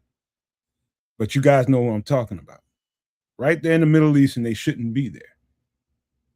They shouldn't be there at all, but that's an evil, pure evil. I mean, when I say evil, unadulterated evil, that they are the catalyst of it all. Without them, when they are taken away from there, they will not be there. That place will not exist, not as it exists now with that name. It'll be there, but not with them controlling it. That is an evil cabal of motherfuckers that the world has never. I mean, these are some evil motherfuckers. And they are not, and they are, and when I say tied to every nation in the West, in Western society, I mean they are literally locked tied with them. Whether you're here, whether you're in Canada, whether you're in Europe, any parts of Europe, you are tied in with that cabal of evil motherfuckers. They are the instigators and why the world is continuing to be negative. They drive it. They live off of it. They thrive off of it. And that's the world of old. I'm just telling you that right now. They know it. And they're fighting to exist. What prevents what I just described from happening, though? Right? Like, what prevents if this is the world of old and they are fully in power, controlling all level of resources imaginable? What? Think about it this way, kids. This I know where you're going, but this will better answer your question. Just think about this in the terms of real estate. And you start thinking about who owns this, who owns that. Stop there for a second. Then you go to the world of finances. How much does this person have? How much does that person have? How is anybody else going to do anything because they own this or they have that much money? What happens when we deem that irrelevant? I don't give a fuck what you say you own. No, That's I'm gonna. No, that's not your shit, Elon Musk. No, that's not your shit, Peter Thiel, or whatever the fuck your name is. No, this is not your country, such and such. We decide that it's not yours. Who's so two things is who's the we, and the we that I'm saying is yeah, the people who can't come together and have a conversation and are split, divided by race, religion, divided by political regime. That's the people who can't come together under any circumstances. That's an easy, low-hanging fruit. But if you look at every way that it could not happen, you won't never get there. I'm not. I'm just pointing out the dead obvious. The dead obvious is that this low-hanging fruit, kid. It's not. It is the stark reality that divides us all. It's reality, but it's also low-hanging fruit. It's two things at once. Sure, I agreed with you to say that it was low-hanging fruit, but once more, if it is the reality that exists and we cannot come together, there is no we. So in saying that, there is definitely a them, and they're playing ball together as a team, and that team is going to F off and go and do their own thing with all of the resources that they have stolen. Play your game for a couple of seconds. The people that you're worried about that cannot and will not assimilate with others, they'll get eliminated. They'll get eliminated. Trust me. Natural selection is gonna do that, and people will help that too. They won't be there to stop everything from happening. But the truth is, there's a handful. That's what they want. So be it. Those people shouldn't. They're oxygen thieves any fucking way. They're fucking stealing oxygen. You that hateful that you can't assimilate with people just because they look different than you? Get the fuck off the map. Tired of fucking dealing with you. They oxygen thieves, bro. So it's gonna come to that. But before that, it's identifying what the problem is in the first fucking place. That's the bigger picture. That's the macro view. The micro view is what you're talking about. So, I mean, it'll get to a point where some things will get situated and separated out. And right now, what we have on the screen, we're talking about what we're going to deal with in the present tense. And this is just one of the first hurdles we're going to have to deal with. Is energy prices and how much it's going to cost you to live your life. And guess what? We're going to have to make some decisions on how we're living it. We're going to have to make some different ones, man. And, the way we've been doing it, man, if things get the way I see it going, man, we're going to have to make some large sacrifices. And I'm talking about transportation sacrifices, how we getting back and forth to work, all that stuff we've been talking about previously for months on the show. I think that's coming to life. I wonder, do y'all agree with that before we close the show? One last thought about this whole thing before we go. Go right ahead. Nah, I mean, you could talk about this all bloody day long because it's real stuff. Man. But like I said, it's a fucked up situation that we can't control. So it's the reactionary movements that you have to take, but not only reactionary, but proactionary or preemptive by planning for, shit going sideways. So, we may not be able to avoid the sidewaysness of it all, but plan for it. So when it happens, you're not caught, between a rock and a hard place. Yeah.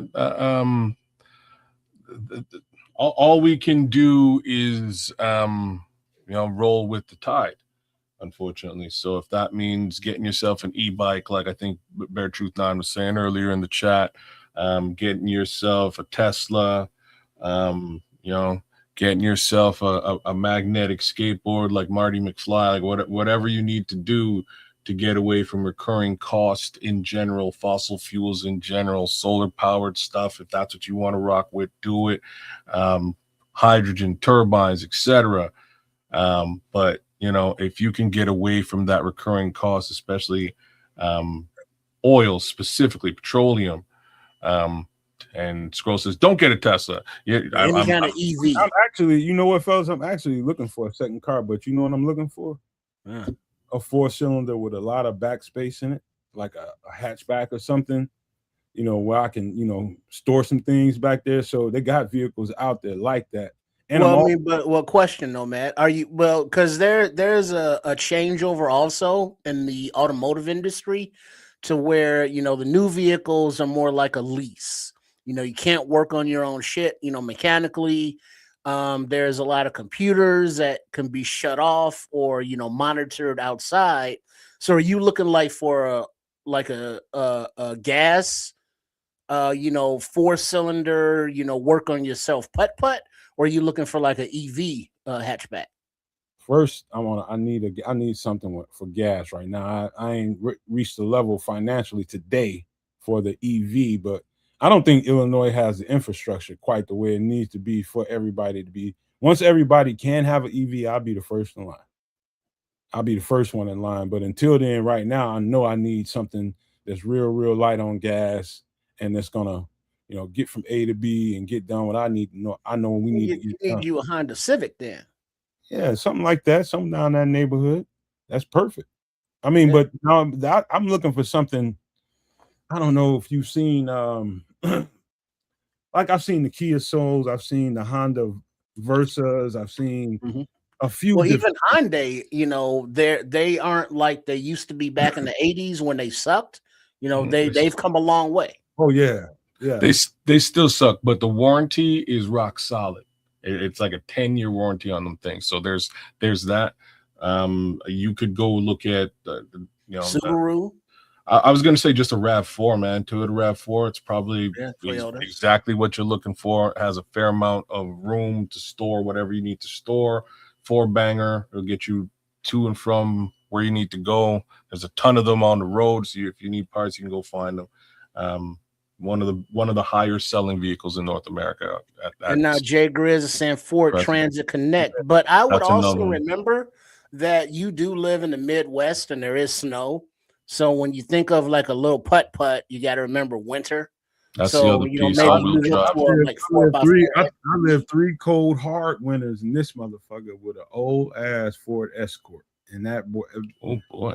that bad boy, hey, only thing I need to do was change the tires. Once I changed the tires, that bad boy, and it was a standard. How many times do you have to shove That's got to be a yourself out front of the wheel snow? drive, right? Huh? That's got to be a front wheel drive, right? Yeah, them standards, man. Yeah. How many times do you have to shove your way out the snow? Every day, all day. I never had. I slipped off the road one time. I had to get pulled out. That's because I had to change the tires and I was being goddamn stubborn. Ball tires. Okay, well that'll do that for sure. I had no meat on them shits, man. But yeah, I mean the RAV4 is one of them things. It would all-wheel drive. You'll be fine. Yeah, all-wheel drive. Yeah, it would take good care of you in the winter. Lots of room. It's like a small SUV. It's not a big SUV. It's a pretty small one. I don't know what the landscape is like in where you at, kids, but here one of the advantages to have a car like that is we drive on pretty much flat land everywhere. But then also remember, you know, it's kind of messed up that you got to think about things like this. But Hyundais and Kias are also, you know, amongst the top of the list on vehicles stolen. I didn't know that. I ain't gonna buy nothing that's attractive to no motherfucker. It's gonna be a used, nice, probably less than 100,000 miles on it. It's gonna be reliable and it's gonna have a lot of room to put shit in it when I need to. That's it, and it's gonna be easy on gas.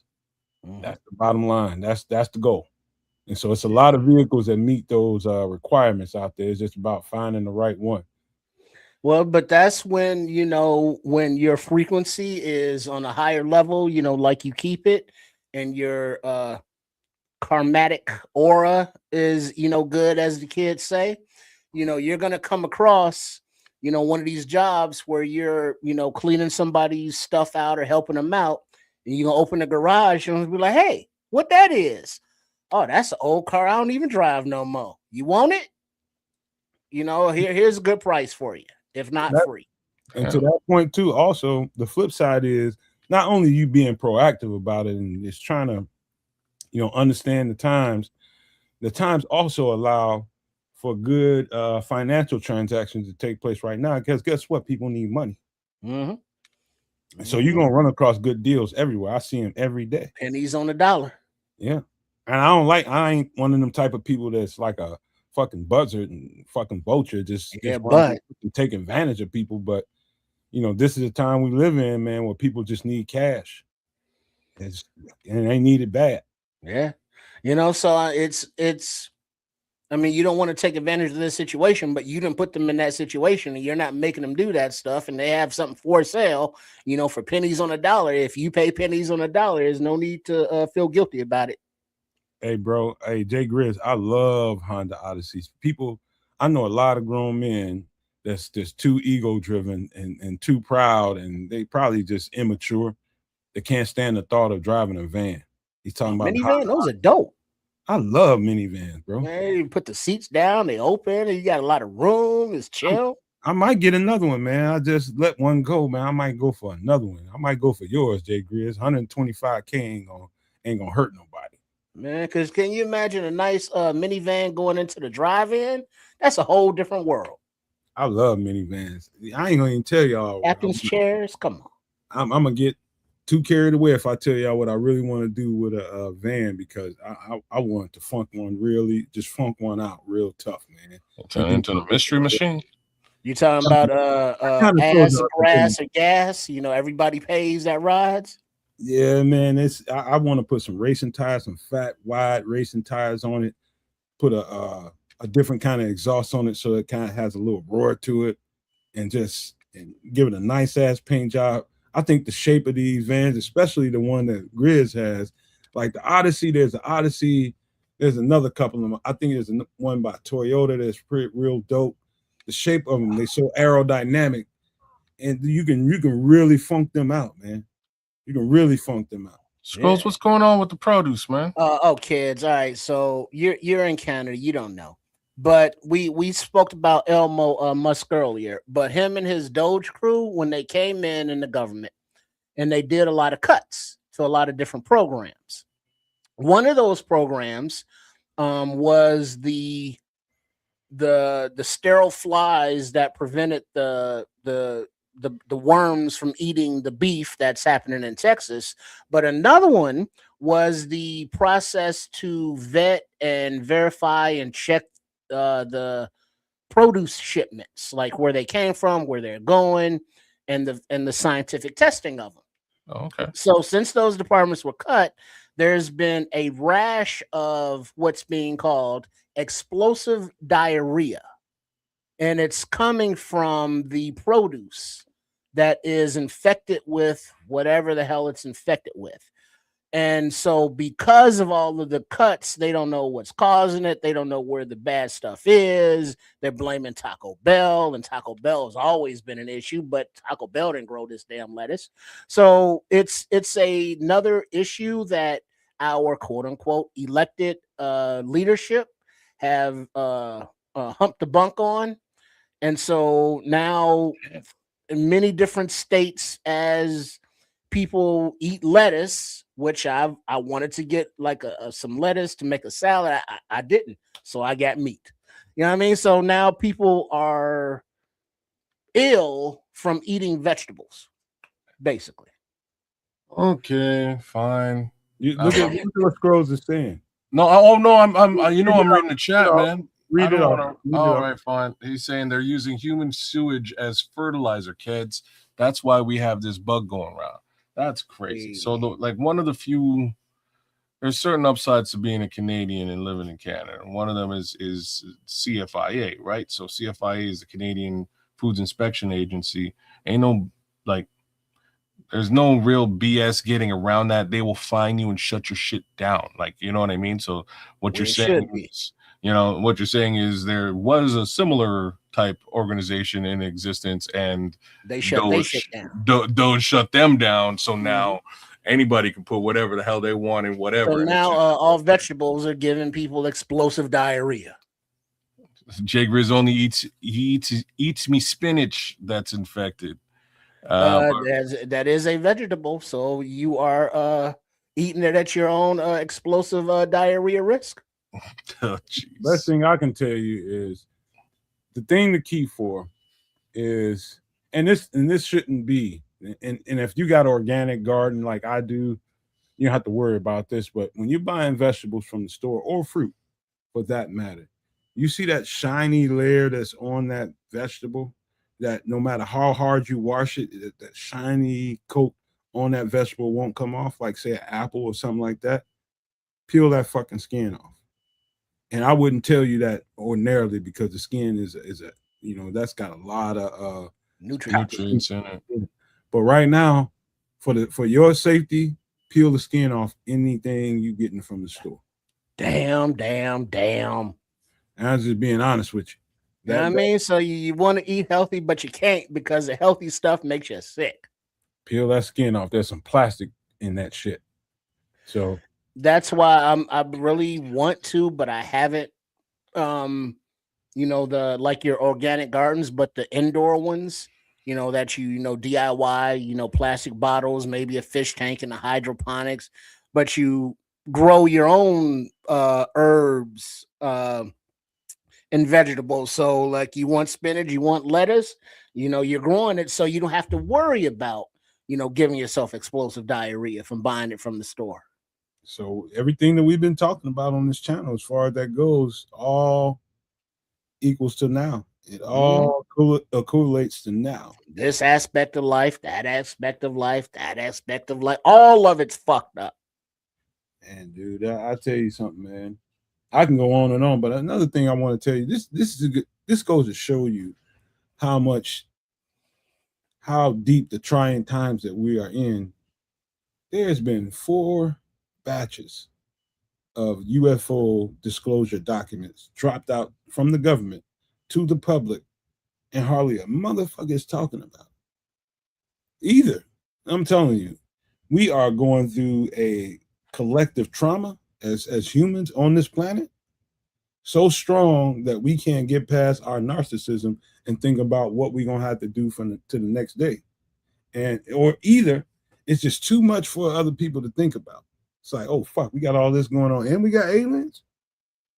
And so it's interesting to me that all of this information is out there and hardly anybody's talking about it. So it makes me believe that there's a lot of people that need diversion in their lives, because if they start thinking about what's really there and what's really permeating around them, that's too much for them to compute, and their computers start to smoke. And go ahead, kids. So you're saying that's not diversion?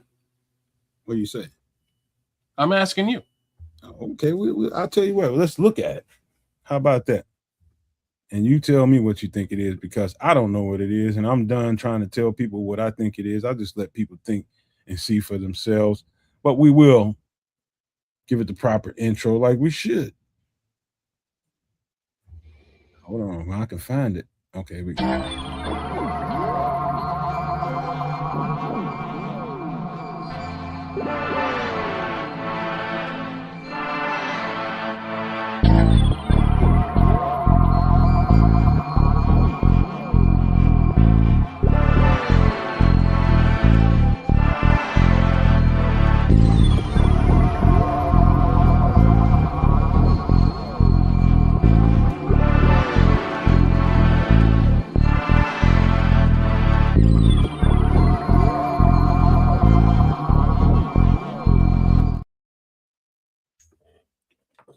So let me see. Let me make sure we got it right in the studio. If one of y'all can maximize this for me, I'm gonna maximize it on my end. That'll help me out a little bit. So this is a compilation of pretty much everything that we've been missing for the last 4 weeks when they've been dropping shit out here. Let me see what the screen looks like. Thank you, fellas. Get back in there. All right, so you guys can comment as we go, because this is this video doesn't have any audio to it. So as you seeing it, speak your mind and be chatty about it if you want to be.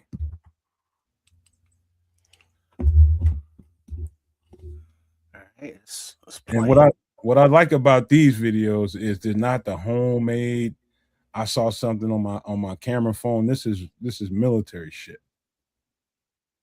And so what is that, water? Yeah, that's over water, whatever it is. What are we looking at? The little black box? The black box is trying to keep up with the white dot. Oh, the white dot. Okay, that's what we're looking at. All right. So there's a military, a helicopter or a plane or something trying to get the aim on this thing. But it looks like it's more just keeping an eye on it. Whatever it is. But whatever it is, it looks similar to some of the stuff that's going to probably show up in this video a little later. If it don't, I'm going to show you guys some stuff. It's floating over water. Moving very oddly. Let me fast forward a little bit. It's a whole lot of that.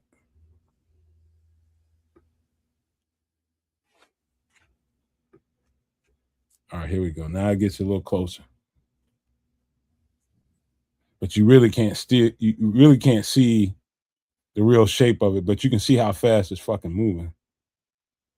Right there, hovering right above water. What does it look like to you guys? Pikachu. That's one way to see it, like a turtle sitting right side up. Yeah, I mean, it looks like the Pikachu cartoon thing moving. You know, there's nothing like moving. There are no wings. There's no like motor, propellers. You know, it just looks like some kind of object just moving. No condensation coming from it or nothing. Yeah, and no smoke trail, no exhaust, no. You know, it don't know how it's propulsion. It's don't know the speed of how it's moving, but it's moving. It's something. What? Fuck if I know. All right, let's keep going. How big you think this thing is? It's hard to tell in proportion to what we're looking at. This is part of it might be the same video. No, this is going somewhere else.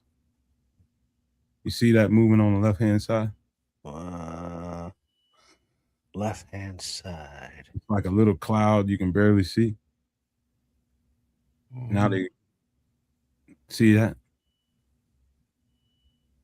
No. It's almost like a little cigar floating out there. Oh, like a little wisp, like beneath the green dots or some shit. Yeah. Yeah. Okay. There it is. Yeah, there you go. Yeah, it looks like a long wing just kind of moving, like a flock of birds, but together. It's like the outline or the outside of something bigger, but all we can see is the lights of it. Right. It's like if it was like let's say if it was a flying saucer type thing, what you can see is like the front edge.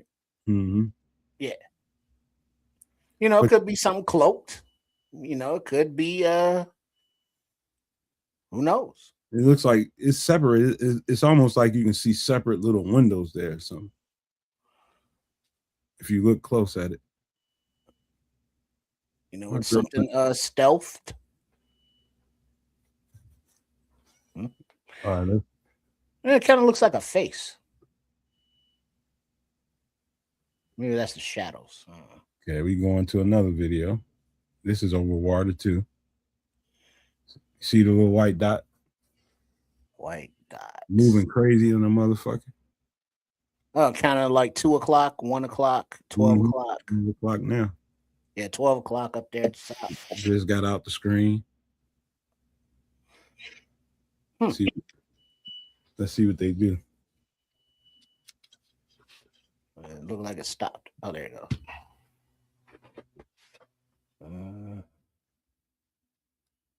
Whatever this is a much smaller. And I was doing research on this.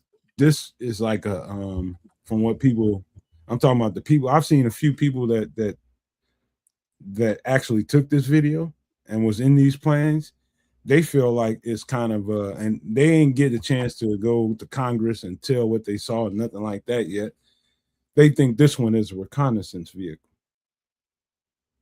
Like several they've seen over like nuclear weapon sites. They think it's like a reconnaissance vehicle, and they're there to make sure there's no nuclear activity. And they seem to think that they're there to neutralize any kind of nuclear missile that might be getting considered fired. And if that's the case, thank you. Fucking thank you. Yeah, it's Let's keep going. That's showing you a whole bunch of the same. This is different. This is like another cigar shape. Something getting in for a close. Oh, this is the one a lot of people is talking about. Like the starfish shaped thing. Oh, the little X, that's what we're looking at. With like 6 little stems coming out of it. Yeah. A lot of people was talking about that. I mean, that's actually the shape of a big ass drone. Yo, what was that? The thing that went around the screen. I just saw it shoot something. Hey, some of this I'm looking at it for the first time. This one looks more vertical. I don't know what we're looking at. It's the little white dot. Yeah. A lot of little white dots. It's sitting up vertically though. Yeah, it's moving right to left. Let us know what y'all thinking, No Maniacs. What y'all think this is? What does it look like to y'all? I'm just glad I found a condensed one that's showing mostly all military vehicles watching this shit instead of people filming it. It's hard to argue with this shit. Well, that's not true. Well, there's a whole lot of argument. I would probably be happier if it was just regular folks seeing this. There's plenty of that shit out there. I think they intentionally showing us stuff that you can't. I mean, it's more official. Yeah, but it's still vague. It is very vague. It is very vague, and you just don't know what to make of it. Well, Now it looks like two of them. now I've got a better question. Oh, not one. Nah. Why would you just watch something like this and not get closer so you could get a bit of a better view as to what the F this If actually you was is? Or flying this, maybe they were told not to intercept. if you was flying Well, this, I'm not saying go and shoot it down, but wait a maybe minute, just if you flying this motherfucker, how close you gonna get? Well, you know, if you Top Gun, I'm trying to get up close May- to it, do a loop to loop on top of it, take a picture with a Polaroid. You know what? Let me pause this for a second, because The hell is that? there's another video probably towards the end of here where it's like this cluster, or it's like a bunch of, it's like a distorted Rubik's cube, if you want to say. This is the biggest UFO video out there right now, and people are trying to, and it's showing up in a lot of different places, and it looks like, let's just say a bunch of let's just say UFOs in a cluster is what it looks like if I had to describe it. Well, that's what Red Baron is putting in the chat right now to you. Is he? I can't see it because I'm guiding He this. says, Nomad, you should find the video of flight MH370 being surrounded by UFOs and then disappearing. I think I got it. I think I got it scrolled, but we're gonna see. But hopefully it's in this cluster, because I didn't see this all the way to the end. But let's keep going. But that's an interesting goddamn video if you ever want to see one. Hey man, we must have missed Foster Covers in the chat, man. Shout out to I Foster. saw Foster. What up, Foster? What up, Foster? Uncle Foster. Now, what are we looking at? Is that clouds? Is that water? What is it? Yeah, I'm trying to forward to the action.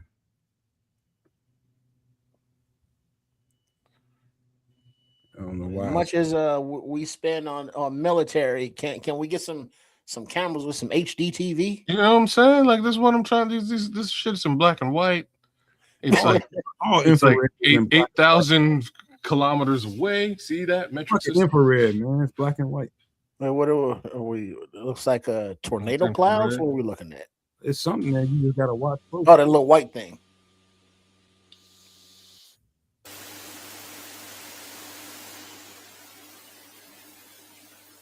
Oh, I saw it.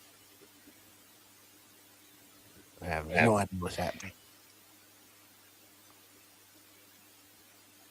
There it is. Oh, there it is. There it is. Ooh. Moving from like 2 to 8, down right to left. So I'm going fast. Another one. This is all collected. This is just a whole bunch of them jammed together. You can let me know what they're saying in the chat. If they're saying something I need to hear. Jay Grizz is saying it looks like it's over water, and that might be a speedboat. Oh, I see that one. So this is the big release that the government put out, huh? Yeah. We ain't done, man. Okay, a lot of little white spots. It's a whole bunch of them. Settle down, kids. Keep it You going. got to get a rag for that. Clean that shit up. Oh man, yeah. I don't know, man. I don't know what. I'm trying to find what Rose is talking about. This is some crazy shit. And it looks like we're looking down at water. It's a dot he's trying to eyeball. Okay, there's a dot in the center of that square. Okay, there we go. Last station, calling street taxi again. Breaker 19. He locked on. He locked onto it, and the thing just moved. He locked onto it. I wanted to try It's just funny that he can lock in, but he can't zoom in. These cameras suck. This is actually like the best footage so far right now. And what are we seeing? Anything? Is that what it was? Loop-de-loop. All right. So kind of reminds me of that Star Wars game where you fly the TIE Yo, fighter. that one back in the day. Yeah, that was a dope ass game, man. Yeah, it was. I used to love that game. You go and blow up the Death Star. Yeah. I used to love the X-Wings. That was hype. Those are my joints. I don't know what's happening here. I'm kind of scrolling. We almost done. I don't think the video I'm looking for is in here. So far, it ain't. Is that a crop circle? There's another tic tac shape something. Oh, that one ain't tic tac. That's an orb. I can take your word for it. Can you expand it a little more? Nah, I can't manipulate the screen at all. Let me. Oh, I think this is part. This might be that. This might be that one. Okay, it looks like Is this the one? I think this is the one. Scroll. What is that? Lone Ranger? It looked like Arco from He-Man. Look at I this. thought that was Lone Ranger. Look at this shit. Oh no! Wait, no. Looks like Sonic. I have no idea what we're looking at. Was that a flying pig? It just took off. Pigs in space. That was hilarious. Classic. What show was that from? All right, The Muppet Show, man. That's a quick OG snapshot Muppet of what Show. that was. Let me get this off the screen right quick. Let me show y'all something. Because some people did some work on this video. I thought you were off Twitter. This is my ghost account. This is an up close view of what they was looking at. See what's going on. So he's on Twitter. I don't want to hear that. What the hell? Wait, that looks like the same thing we just saw. It kind of looks like It is the same. Millennium Falcon. Oh, man, I got this, man. Looks like it's moving closer. All right, it shut the fuck up. Oh, that's there. Oh, there it is. There, that thing. Who's this guy? That's a gray. Okay, this is more of what. Let me see. They showed an enhanced view of this. They enhanced this thing like 3 or 4 times. All right, here we go. This is the original to the left of what people saw on the video. It's as close as they got. The view that they dropped was this video to the left. An enhanced view and a super enhanced. This is what they came up with. So it almost looks like a balled up transformer. Yeah, it looks like for those that saw that movie Raccoon City. That looks like the underground Raccoon City, but up in the air. The zombie. Raccoon City was Resident Evil? Yeah, Resident Evil. Like you remember how Raccoon City was under subterranean, and it had different levels, and it was built kind of like a hornet's hive or cone or kind of thing, where it had, it was kind of like this design, but different, where you got different levels going on up in there. So I don't know. I mean, how does it propel itself? Is there something in it? Is it alive? I don't know. But Squirrels is saying, nah, that's not it. Just look up MH370 UFO. Bear Truth saying looked like it was made by us or US. Let me see. Let me take this off the screen before I look it up, before I come into something I don't need. Hey now. Get you guys back up there. I mean, look for it. What do you say? MH270? MH Michael Henry 370. Okay. Over. Yeah. I don't know. Like I said, all that stuff's wild and crazy. I'm a little disappointed in the Pentagon, to be frank, if I have to say this. Like that's all y'all got? Little disappointed. Oh, I'm just saying, look at all the stuff we were talking about before, and y'all taking like 8,000 kilometer shots. I kind of see what you're talking about. Well, I don't see Canada come with nothing better though. Damn it. Let me see. Let me let y'all see what he's talking about. This is a fact. This is true. Let me let y'all see what he's talking about. And it's good. It don't even have no sound to it. I don't think. I gotta stop this screen first. Share me. Yeah, you gotta stop our first one first. Got it. That's funny. All right. So we're looking at a sky. and you see something Oh moving shit! from What's left that to right. rolling around? What are that's these? one of our vehicles moving, and you got shit flying around it. Oh, like yeah, three things Airplane. flying around it. Like, okay, that's a plane moving from left to right, 9 to 3. And you got these things just buzzing around it. And they're not like a triangle, they're moving independently. And it seems to be some symmetry to it. There are 2 at the bottom, 2 at the top. Oh, What the hell? What was Then that? it just went away. It just went pop and went away, disappeared. Holy shit. Let me see that again. Yeah, you know what I mean? It just was like, oh shit, there I can see that. Oh, where'd it go? Now, if that's a plane, that looks like a plane, wings and shit, and then boom, gone. Something's right. Something's not right about that. Let's see. Red Baron is saying the government tried to say the video was fake, but experts said it can't be debunked. Because there it is, and then boom, flash. Yeah. So it's like it traveled back in time, or forward in time, or another dimension, gone. There's no debris, so it wasn't like it was destroyed and falling out. I want to see that. It went somewhere. It's like Marty McFly when he hit 90. Gone. Huh. Crazy. Yeah, see that explosion looked kind of comical. Well, I mean, are we sure it's not AIs? I don't know. That explosion, if you look hard at that explosion, it looked kind of comical. And I don't mean Allen Iverson. Right there. he was a good basketball player. Damn, I'm messing up. Practice. We're talking about practice. And it's gone.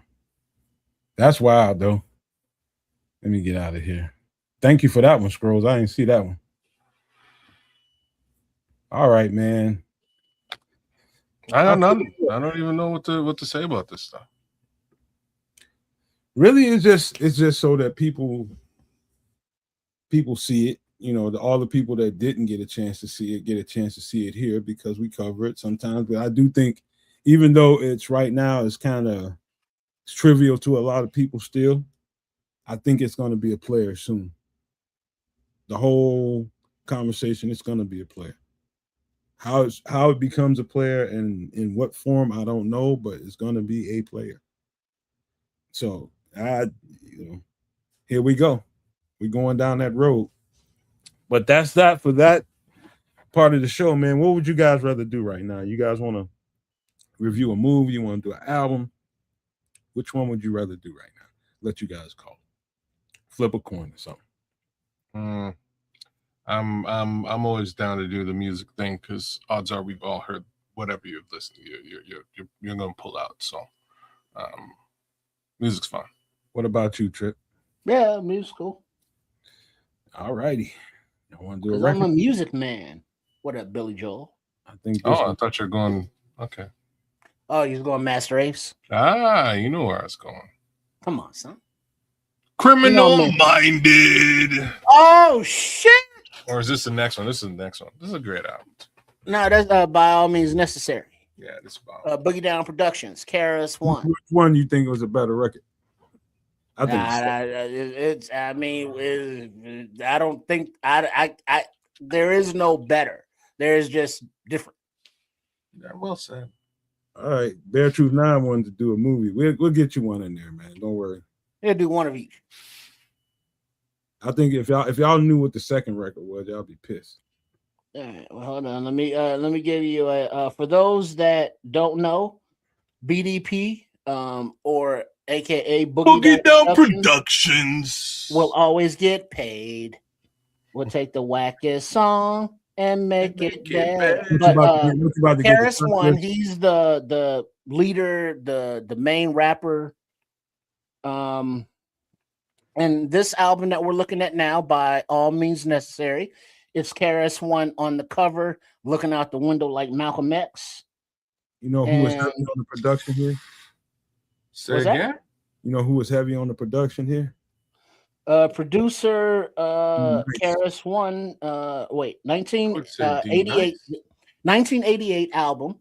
By All Means Necessary production was entirely produced by the group's MC and frontman, KRS-One. Nah. One. Hoo-ha! If it ain't this one, it's the third one. I think it was this one too. He just didn't get the credit on it. Like he didn't get the credit on self-destruction. He got the credit, but KRS-One was also credited, and he did the whole production. Well, yeah, because KRS-One's a very talented young man. Oh, yeah, he's a killer unaliver in the studio now. He's tough, but D Nice is tougher. My name is D Nice. The TR-808 is coming bright and early in the morning. But what are you looking for? A track list? Yeah, I got it right now. I was just in my own head for a minute.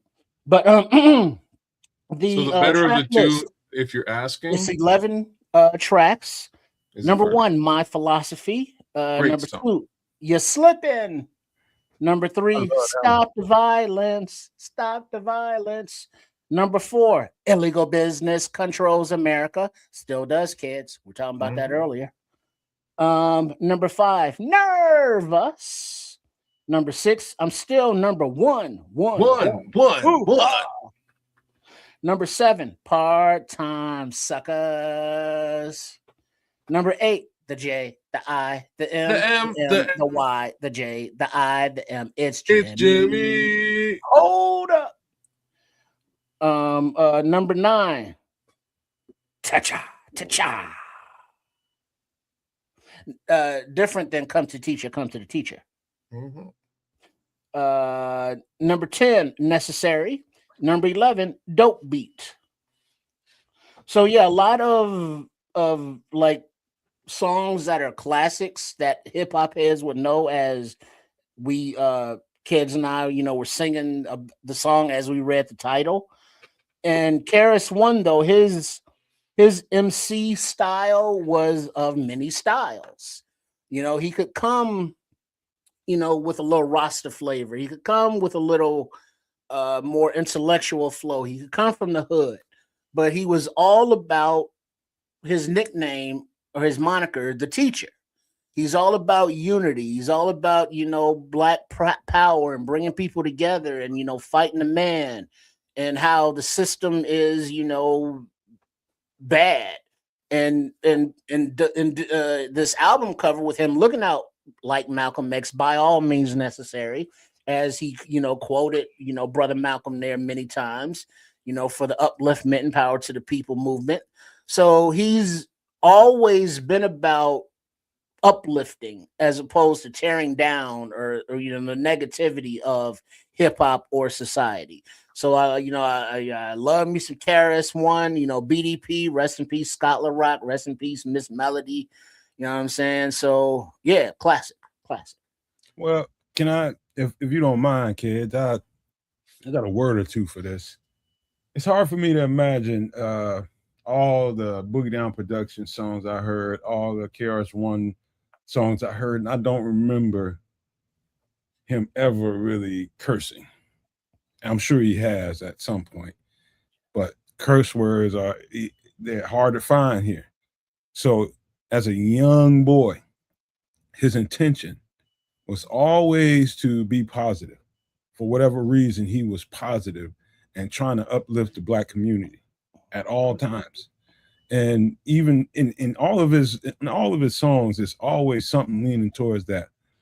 Even in Love's Gonna Get You, where he's telling the story of him and his family being you picked the one blank was I supposed to do. Yeah, even in that one, that story is very relatable, because a lot of people in the Black community can relate to that. Like, they tired of struggling, man. We can got to get some steaks with the bean and rice now. You know what I mean? So you can't be sharing, outfits with my brother. That ain't fresh. And also, one of the things that stuck out to me as a producer, always listening to certain things, and I think when you start thinking about the chronology of hip hop, I don't know if I ever heard scratching to bass to 808.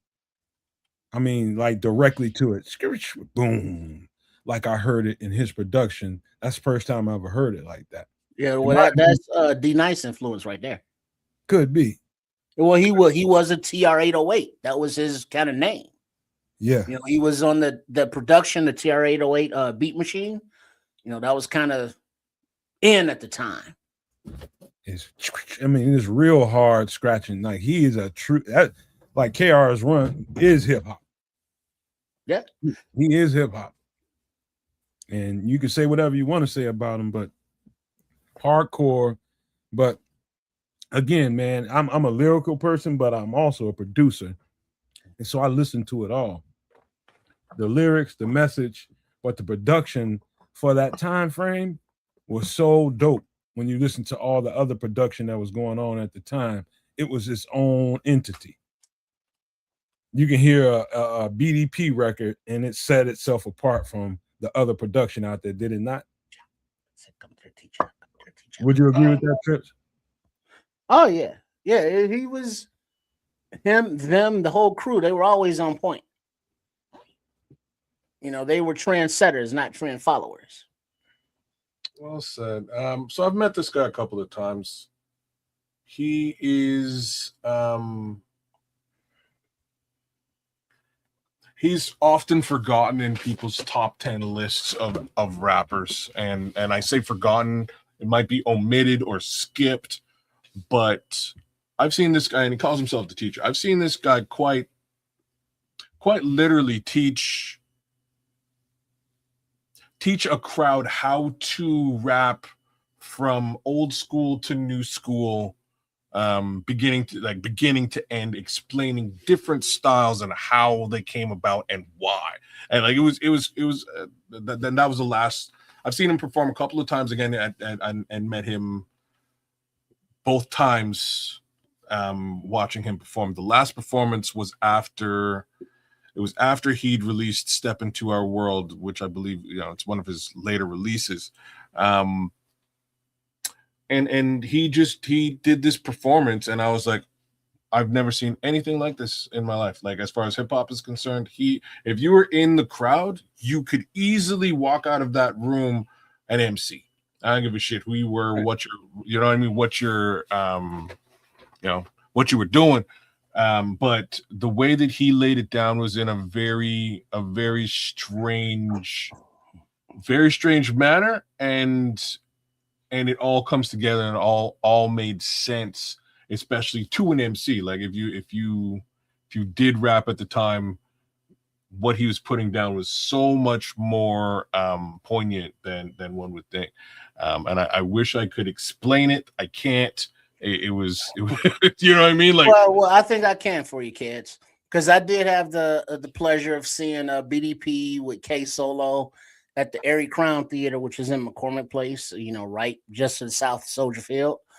But I think what Kids is saying about how KRS-One was able to convey how to be an MC to the session speaks to his ability to teach and convey information. Because if you look him up on YouTube, beyond the music, he does seminars and he does talks, and he'll speak on the history of something metaphysical. He'll speak on the history of something Egyptian or African, and he'll tie it into today in a way. And the way he explains things, it's very thought-provoking. It's very informative, but it's also very easy to understand and relatable because of the way he phrases it and puts things into modern phrases or examples of what historically, the point is he's trying to reference. So he's an intellectual guy. And so it's not like, I'm a pimp, I'm a gangster, I'm a teacher. Nah, he is a teacher, because he has that intellect and he's willing to share. And we know, about his life from the lyrics of his songs. He grew up in a shelter system. There was a lot of, rappers, but he had to diss them. You know what I mean? So he came up the hard way, but he opened his brain and his mind to absorb not all negativity. He understands the negativity, look at the album cover. but it's for a positive outcome.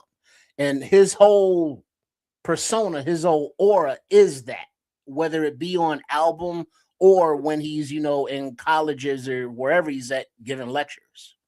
Well, I know this to be a fact because my godmother is a friend of his mother, was a friend. I don't know if she's still here, but she's an older woman, and I could have met him when I moved down to Atlanta because he was doing he was heavy in Atlanta, and something happened the day he was at my godmother's house, which is off of Cascade Road at the time in Atlanta. You know what I'm talking about, right there in the heart of Atlanta, and something happened. Something I can't remember exactly what it was, but I wasn't gonna miss this if it wasn't something big that was going on. Something big happened, and I had to move around, and I could not get there. But he was there waiting to meet me, and he found out that I was in the production, and he heard some of the stuff that I did. So he sat there for a while. I just couldn't make it. But I'm just talking about, where he came from is the world of metaphysical. That's where he got all the information from, and he learned that real early. I know that. And this, what KRS-One brought to the world of hip hop, the whole hip hop culture, is transformative. Him himself, he's transformative in the way that, like Trips was talking about. He does lectures now, and he speaks to, like, when kids met him on stage, he didn't meet him, but he met him. And the way kids got through describing what I just heard him say, that was transformative for him and a whole bunch of people that was there at that show. So that's why I say he's probably the most, I would just say the most transformative MC of our time, man, because he brought something to the game and was so strong with it.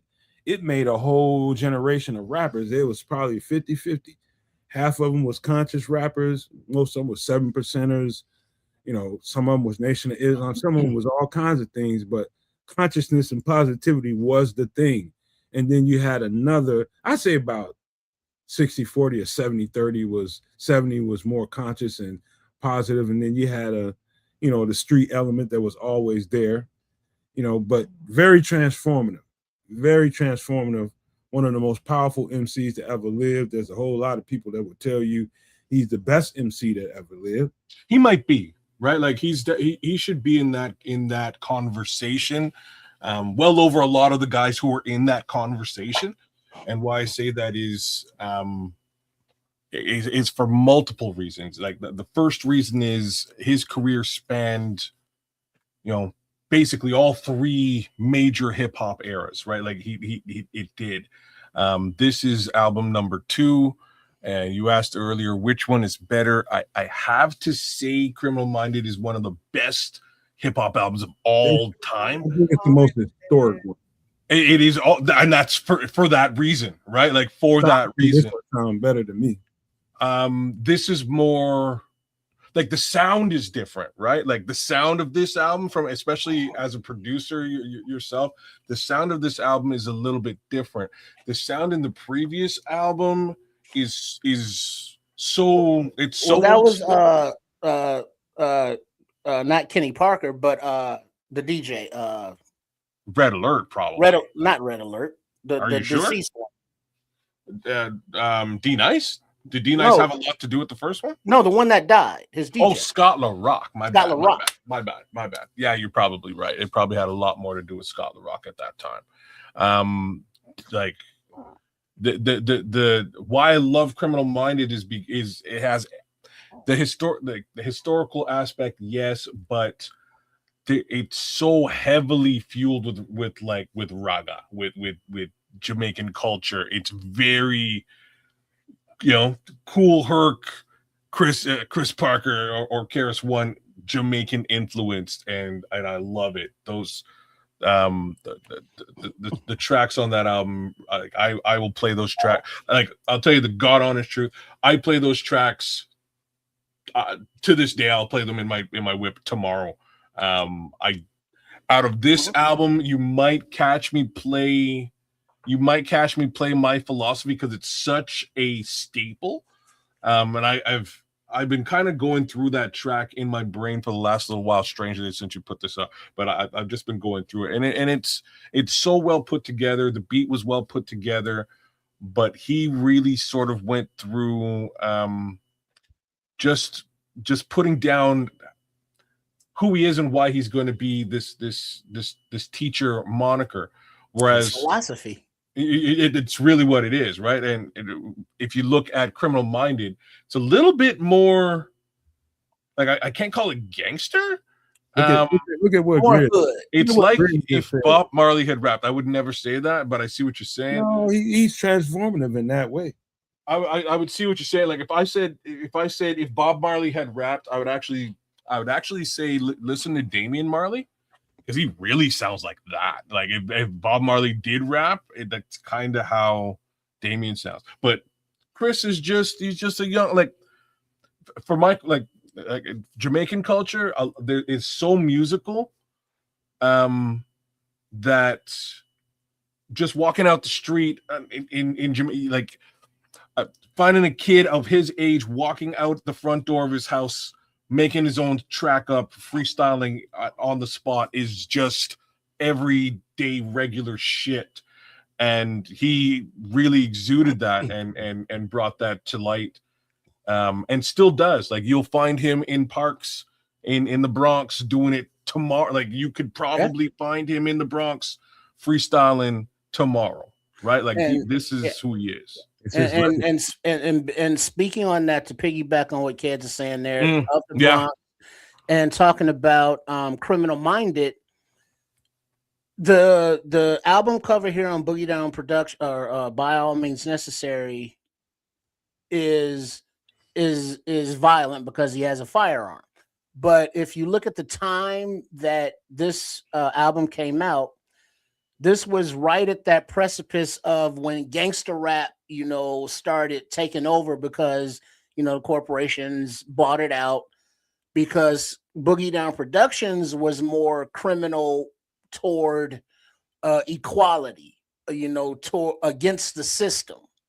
And so while it's not gangster, like the track list for Criminal Minded, which is supposedly gangster.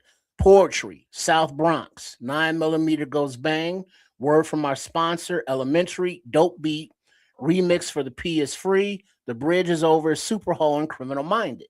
That's not gangster stuff. That was just growing up in the hood, South Bronx. And it was just violent at the time. It wasn't about, having a 9 to go bang robbing people. Was like, hey, if something goes down, I got one of those too, and it goes bang.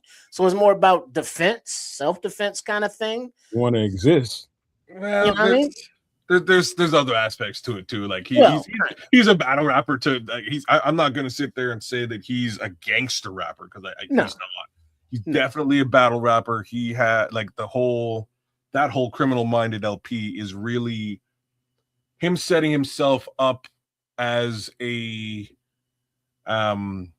adversary for the Juice Crew. And the Juice Crew is originally Marley Marl and Big Daddy Kane. It's the Bronx. It's the Bronx and Queensbridge at that time. Yeah, that's really, and Queensbridge is represented again by Marley Marl, Kane, there's a proof. Biz Marquis, MC Shan is the major guy at the time that he had beef with. Roxanne Shante, the whole shebang, and that's him sort of putting himself up against them.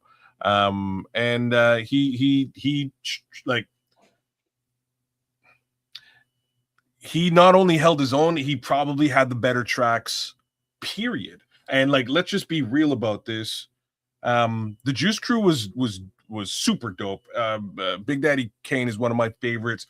Master Ace is definitely in my top few MCs ever as well.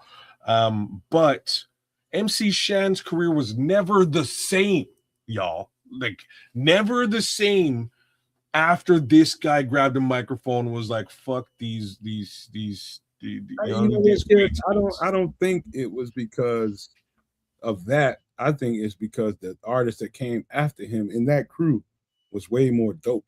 And so he kind of was overshadowed by all. You got Kane, you got Cool G Rap, you got Master Ace, you got Craig G, you got all these cats that's coming after him. I think it was that. And I know I heard this story so many times that, that KRS-One put him out, sent him to the glue factory. I don't think so. I think it was just the power of the cast that was in that crew just overshadowed them. They was just way better MCs. Way better MCs. That's a tough one. Like that group of guys. You can't argue with though. You can't argue with that. I like it's like there's potential argument there, but I'll kind of leave it alone because I love those guys just as much as I love Chris, man. So but going back to Shan specifically, because he didn't have and he would say that too, because that's kind of how they looked at it back them days. They looked at it like, okay, well, you have beef with the entire Juice Crew. And I don't think Chris really said that at any time, because there's no, if you recall, I can't recall a diss record from Kane to Chris, or from Cool G to Chris, or from Master Ace to Chris, or you know what I mean? Like, I don't think they ever effed with him, but the beef was him and Shan, and straight up and down, man, Shan could not hold a candle to this man for certain. No, there's no, because he flipped styles on him. Bro, he'd get right into reggae, and it's kind of over. It's just a different thing. But and what's funny, I guess, is like, what's the last track you remember MC Shan on? Oh shit. There's no, man. There's one specific track that I'm expecting as the answer. I know it, but I'm just not thinking correctly right now. But you talking about in comparison to lyrical ability, and it comes down to that for me. And sometimes the beat carries it over and takes it over the top, and that happens at times. But MC Shan was about as bubblegumish as you can be during that era of, when Chris came through a mic, when KRS-One came through a mic, his voice is so dominant. It's powerful. And it just smothered, like MC Shan, here we go, again and again. That's how he sounded in every record. And KRS-One is way more dynamic. And like Kids was talking about, how he can flip into the Jamaican accent and go there on the mic. He can't do nothing with that. Yeah. So the answer to the question before you go, Trip, is Informer by Snow. All right, that's the song. Oh, Informer? It's Informer. That's the last song. It's probably Shan's biggest song. Yeah, 1993. And it's a reggae song, coincidentally, just to sort of wrap around what we're talking about. Oh yeah, because I'm looking at his songs now, and it's like Informer, 12 Inches of Snow, 1993. I think he had bigger, one or two bigger records than that. Name one. But I'm looking at like he never did. The Juice Crew I was never like a huge fan of. Really? But looking at MC Shan songs, it's like his track list is horrible. It's bad. That's just because you don't know him. Well, no, I know him. I was there for all of them. They just sucked. Yeah, they're not good, Nomad. And I mean, even what you're saying holds true. It was very bubblegum at best. He just wasn't a guy. You know what I mean? He wasn't, in comparison to KRS-One. He was not the guy. Any of those other guys that we're talking about there from the Juice Crew could probably have really had a good battle with Chris, but you know what I didn't like about Shan. And I tell y'all again and again, I studied this era so hard, and in my music, the stuff that I produce when I go hip hop, it starts somewhere in this vein. It's at least when the drum pattern starts to develop. It comes from this vein right here, this era right here. I'm in love with this era. Now, talking about Shan, talking about his music and why it never really went nowhere, because you really couldn't tell one record from the next. His style and how he delivered on the microphone, his delivery was just, I'm telling you, it all sounded like this. Here we go, again and again. And then about a named friend. That's how it sounded the entire record. And every record, you can just bleed one into the other when it's the same goddamn record. and you ain't going nowhere if you can't flip styles and get more authentic with. I mean, he was authentic for his time. Nobody sounded like him, but it gets stale. Karis One is way too dynamic of an MC to even have this conversation. Really, there's just no conversation to be had.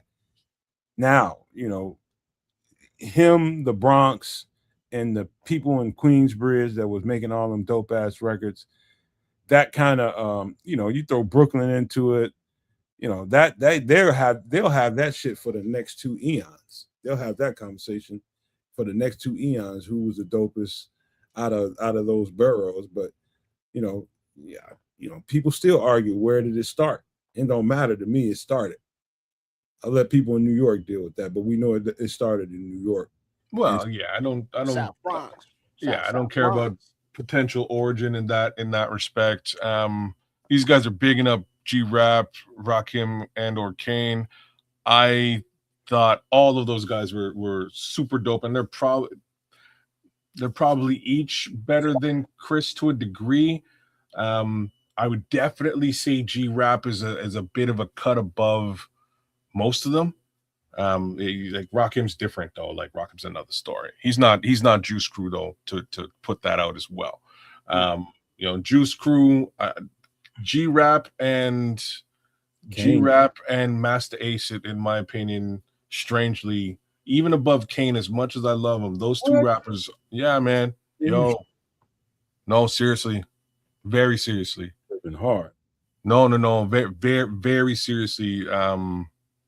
Master Ace, if you don't know, like Master Ace is one of the dopest rappers again of all time. He's not no comparison. Come on, you talking about Big Daddy Kane, man? And I am. All right, man. Because Master. This is much more of a personal opinion than like a factual thing or anything to that effect. Master Ace never had the Big critical Daddy success. Kane is on the goddamn Mount Rushmore of hip hop. Yeah, but Big Daddy Kane is somewhat limited in his variations, in his ability to flip styles on them. Shit. You know, to whereas other MCs can change the flow or, you know, change the subject matter. Big Daddy Kane is, if it ain't about pimping, he ain't rapping about it. You need to listen to his first record, man. Hardcore. You need to listen to the first record real hard. No. Long Live the Kane. Just listen to that motherfucker.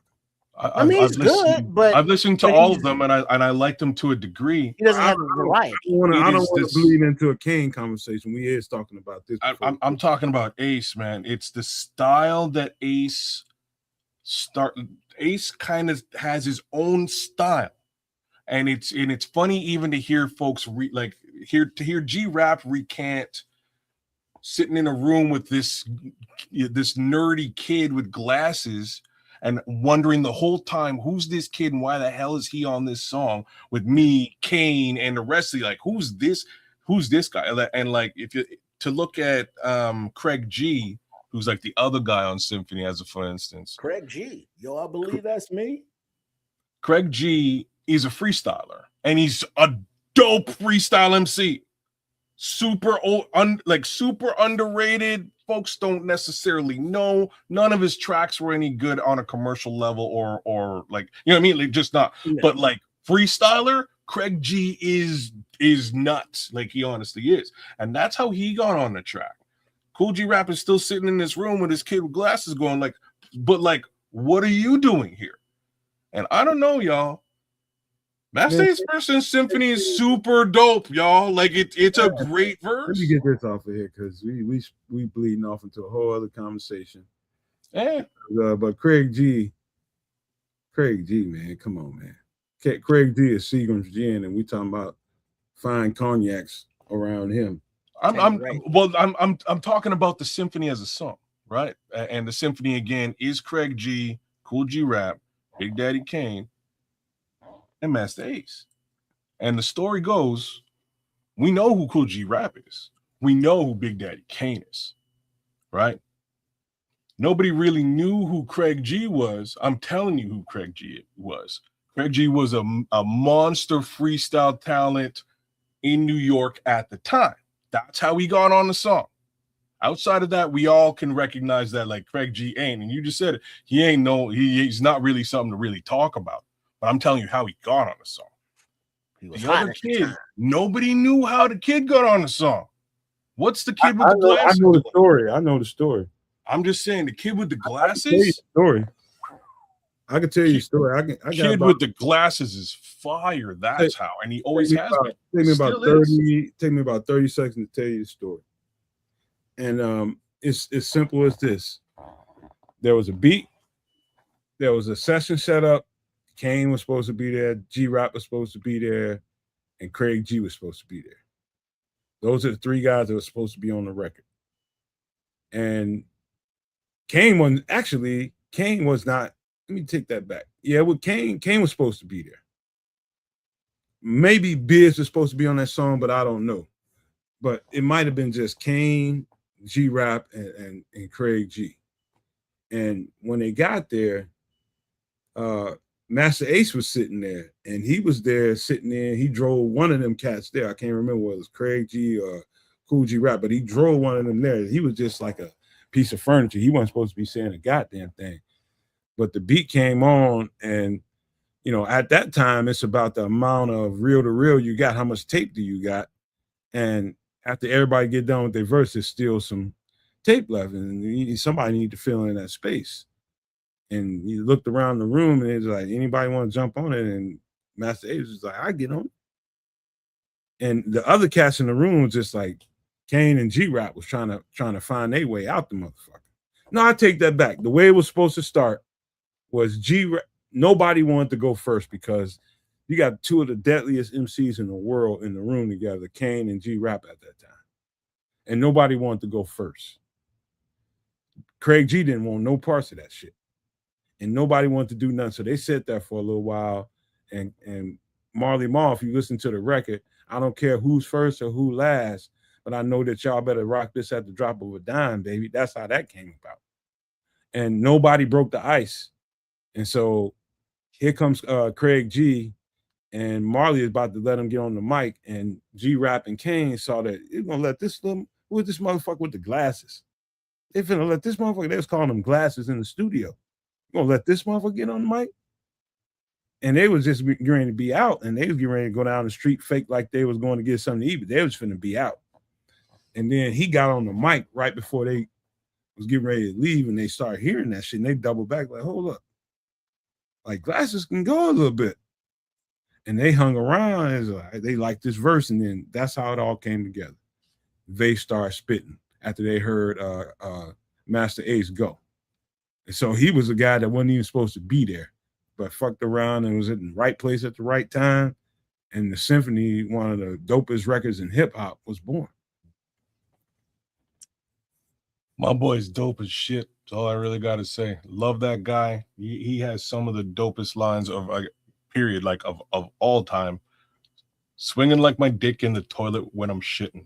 Like, who comes up with stuff like that? Watch your mouth, man. Hey, man, that's just a lyric. It's a lyric. It's a Master Ace lyric. It's brilliant. All you gotta do is mute yourself, swinging like my in the toilet when I'm. But like, I didn't write it. I'm just reciting it. If the song was on, I'd be reciting the same way. The kid is nasty. He is the major influence on Eminem's career and his cadence.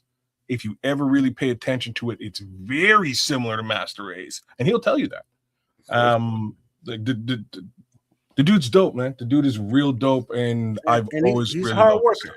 First of all, Master Ace is still putting out music to this day, independently, and he's still going on tours, and not tours, as much as he still does shows. Put it like that.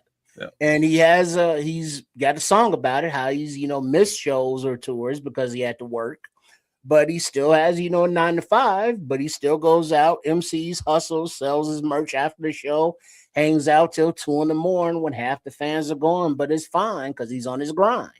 And one little thing, he's also in some capacity a former football player and a major football fan. These are the other little things I can tell you about Master Ace. He took some time off before he did Disposable Arts, which is at this point a pretty classic album, and that's much later in his career. Like Disposable Arts is like, I'd say like maybe 2017 or 2016 ish, somewhere around there, but much later in his career. Dope ass album. But he took some years off and just went back into like coaching and focusing on football because he loved it so much. And that's another reason why I'm a big fan of this. 2001 Disposable One Art. last thing. 01? Yeah. One last thing I would say about Master Ace before we get off the subject and get into this last thing, which is a movie, is I know for a fact that he's a thinker and he's a forward thinker. Brilliant. He's able to think outside of the box, and he's not wrapped into, okay, this is what this is supposed to be. I know that because, you know, you think about the chronology of the time when he made that record that has Sitting on Chrome and all that stuff on it. That record right now, if you listen to that record, you know for a fact that the music was moving away from the East Coast. And you can tell that the best music out, the most popular music, the music that was popping at that time was West Coast music with heavy bass in it. Heavy bass. The NWA, yep, the Ice Cubes and all that shit was happening. And Master Ace was brilliant for being a hardcore East Coast rapper, a real spitter. That sound was really, really boom bap. And it was strictly East Coast. Knowing and having the forward vision to know that this is not going to work for me, I'm gonna have to go and take my sound out here. And he produced this shit. Well, those are some of the dopest West Coast sounding beats, period. Like That whole record is hitting. That record is hitting. What's interesting, Sitting on Chrome 1995. Yeah, so those two, so the two albums, Slaughterhouse before it, which is where the lyric I just quoted came from. Welcome to the Slaughterhouse, bro. So the Slaughterhouse album is like 1993 in the heart of like when hip hop really starts hitting. This is one of the top albums that kind of got slept on. And if you know about Slaughterhouse, you know it's a dope album from beginning to end. It's really good. The Whack MCs. Oh, so good, man. And Sitting on Chrome to Follow was a very large departure from the style that he put forward on Slaughterhouse. But yo, his West Coast fuel, that bass fueled sound was so dope. Yeah, True Pilgrim. All three of those first Master Ace albums are super classics, bro. Super, in my opinion, super classic. I could play all three of those albums from back to back. No problem. Because I can go on talking about this shit for the next 2 hours. Because the record, I still bump that shit now. I'm just being Sitting honest. on Chrome, it is fire, bro. Yeah. It's a fire album. Well, but that's the thing about Master Ace. He's never been, a top commercial guy. No, never. He's never been, a top. It's like, oh yeah, Master Ace is the dopest, but he's always been dope. He's always kept it true to himself. Makes his own beats. Puts in his own work, stays relevant with the times and the lyrics that he's spitting, and he's just a lover of hip hop, and he's a dope MC and a dope producer. Yeah, to this day, absolutely. He's intelligent, man, because you got to be a forward thinker. You got to be somebody that can think outside of the box. With the acclaim that he has, being one of the dopest East Coast rappers ever, with one of the dopest crews ever, and that sound is kind of in a box. That whole genre is in a box, and it sounds like something. It's funny you say it like that, because that first album, Take a Look Around, it really exudes that, and it was so like straight up, it was so slept on. Not a lot of people really listened to this album, but he does a Biz Markie impression as one of his tracks, and that's just completely thinking out of the box. The next thing is Me and the Biz. The next thing he does on that album to finish the album off is it's called 4 minus 3 is the name of the track, which just leaves one. So he redoes the symphony by himself, y'all, and It's really good. It's a really good re-rendition of the symphony only by Master Ace. And just that thinking outside of the box case scenario that you're bringing to light it has everything to do with why I like this guy as much as I do. That's what intelligence really is. It's like when people start talking about who's smart, who's not, who's intelligent, who's not, who has intellect, who doesn't. Really what it is somebody that can recognize like if you have a thought to do something, or to speak and say something, can you know exactly what you're about to say before you say it and be intelligent enough to correct it and say it the right way? To me, that's real intelligence. Just while you're in the flow of talking, know how it's going to come out of your face and you can correct it while you're saying it. That's kind of getting outside of the box. Yeah. That's real intellect right there. And he had it in spades. And I appreciate that. That's probably one of the things I respect the most about any MC that I've been a fan of over the years. But he exudes it. So again, big ups to him. Big ups to Chris Parker, man. Big ups to KRS-One and what we sort of looked at with regards to By All Means Necessary, the album. It's a classic LP with some great joints on it. I would not, if you're gonna go back and listen to KRS-One, I would not say just go listen to that LP. I would heavily say go fill a Spotify playlist with Chris from beginning to end and get an understanding of who this guy is. He's a fantastic rapper, a very brilliant mind, and you'll catch that all the way through his musical journey for sure. And then I would also recommend going to YouTube and type in, KRS-One lectures or KRS-One speeches. And they are filmed, on the campuses from the lecture halls, in real time.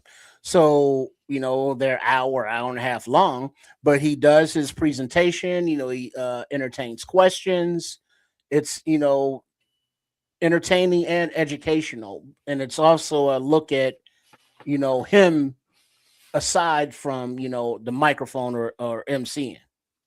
Yeah. All right. I'll tell you what, man, because we got only a certain amount of time here. We limited here, but I don't want y'all to feel like you're limited. Just to speak your mind. You guys are going to enjoy this one, I'm sure.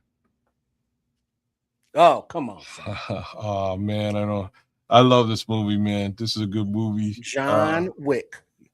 Man, wait a minute, hold on. We didn't do this right. My bad, y'all. Oh, okay. Let's do it correctly. Gotta do it the right way.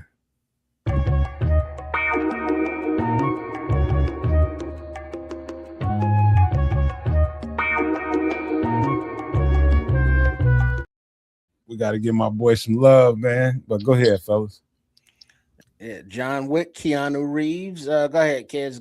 Kick it off. Man, this man's poor dog, man. No, not the puppy. I do remember that part. That's where you got to go right away. Like this is Keanu Reeves is one of my favorite actors of all time, and I'm sure many other people will say that. And it's not necessarily because he's like, embodies different characters in films, because I think he's always the same guy, kind of. But I don't know. I there's only a couple of Keanu Reeves films that I don't like. Most of them I love. Bill and Ted's Excellent Adventure. Obviously John Wick, the entire Matrix series. I Love You to Death, which is a movie that's super slept on but hilarious. The big Keanu Reeves fan. But in this movie, man, I go to sit down with my wife. I'm like, baby, you want to watch this movie? It's an action film, though. And she's like, you know what? Wait a minute. First of all, kid, what do you remember what year this first one came out? I don't, because I did not see it in the theater. I saw it probably maybe even a year, maybe even 2 years later. I saw it a fair amount later than when it came out. I could probably tell you in a minute. I'd say about at least 12 years ago. It's been a minute because there's been 2014. There we go. Right. It's been a minute because there's been a host of sequels and a spinoff since. But you know, we were sitting in the living room. I'm like, do you want to watch this movie with me? And she was like, an action movie? Like, you really want me to sit down and watch like guns and fighting and stuff? Like, I'm sick of that. I don't really. How come every time we watch a movie and you choose it, it's some sort of, you know, some sort of action film? And she's giving me all kinds of attitude about it, and I'm like, all right, like, you don't have to watch it with me. You can go do something else, or I can go into another room. And she kind of stopped. She's like, nah, fine, just put it on. If I like it, I'll stick around and I'll watch it. Yo, when the scene with the dog goes down, that was it. She had her. That's it. She's in full on. And she's like, what are we going to do about this situation? You know what I mean? Like, what is John Wick going to rectify this, John? This needs to be rectified, John. How are we going to deal with this situation? Just so John Wick, little idiocy goes on and bad things happen to the Wick family, we'll say. But most importantly, the dog. And John Wick goes off the deep end, being the Baba Yaga bad MF he is, to get right. With a pencil. He gets right, y'all. He goes through all kinds of stuff, creates his own, you know, his own lore and legend, if you will, in this movie. And it eventually ends with, you know, the Baba Yaga getting his revenge. But now that we've created this lore and this legend, we can't just end it here. We need 3 more movies because this was super dope. And it's just a great series. Let's see. Chapter 2, 2017. Chapter 3, 2019. And Chapter 4, 2023. And they're working on a Chapter 5. Oh, really? I didn't realize they're working on Chapter 5. I do know there's also the Ballerina, I believe, which is the Ballerina spinoff. Which is the spinoff. I haven't seen Ballerina yet, but I have seen the 4 John Wick films. It's funny, again, you know, seen every single movie in this franchise, seen every single movie in the Matrix franchise, seen every single movie in the Bill and Ted's franchise. I love this guy, can pretty much do no wrong as far as I'm concerned. He's also Canadian, just to put that there as well. Well, you know, my favorite Keanu Reeves expression that he does in every movie, he gets that faint hippie, you know, kind of beach dude stare and goes, yeah. Oh, there's another one, Point Break. Sorry, but continue. Point Break, yeah. Speaking of beach dude. Beach dude. Yeah. You know, and then the joint when he was with Morgan Freeman, he was a scientist back in the day. I don't remember that. You know, trying to like a reactor, trying to make energy for the world or something. You know, but back to John so Wick. Many, yeah. It's I would say, you know, somewhat unbelievable with the situations and the stunts, and it's like, ain't nobody. Oh, he gets shot about 18,000 times. There's no question because I'm not deep. Chain reaction. Thank you, AC. Okay, thanks, AC. I'm not steeped into it, but isn't he part of some elite secret society of unalivers? Well, it's kind of an anti-hero movie. And he's part of unalivers, you know, assassins. Underworld. Can we say assassins? No, secret society. Unalivers. Okay. Well, assassins, I guess is all right. Yeah, Assassin's Creed. I mean, it's a movie, it's a video game. So I mean, so it's that world, but he found love and he, you know, got out of the life, if you will. And everyone's kind of envious of him that was in the life, but he's also well respected because of who he is and what he can do, you know, Baba Yaga and all. So the character building and then the world that they're in, you know, that whole underworld scene, you know, John Leguizamo, you know, the chop shop dude, and then Winston, you know, and his my man at the front desk at the hotel, you know, from The Wire, you know, so there's a network that he builds globally, and then so you see they're all kind of bad guys, but there are some bad guys with morals, and so there's that dichotomy within the underworld of the assassins. What to say, Trips? They figured out how to do the wrong thing the right way, huh? Right. You know what I mean? And but then there was those that like to do the wrong thing the wrong way. And it's like, Yes. well, we can't do it that way. And so there's that, it comes to a head. It's like, look, we are bad guys, but there's rules to the game. And these are like, well, we're gonna change the rules. Hence, your dramatic arc. You know what I'm saying? Your conflict. And there's also the fact that this movie is the movie that popped into my mind is Denver When You're Dead. Anyways, he's trying to get out, right? And that's how the movie starts. He's kind of trying to get out of this whole, and there's world, no way out. This whole world he was trying to, that he had become, an apex assassin in. He's trying to get out of this world and go and just be with his woman and his dog. Peace. And next thing you know, that goes right out the window. And now you don't have that whole world, that home that you were going to sort of focus on. That's gone. Sanctuary. And this idiot kid took it from me. Now it's on. You know what I mean? And like he goes to the ends of the earth to make sure he gets back. But Tripp is right.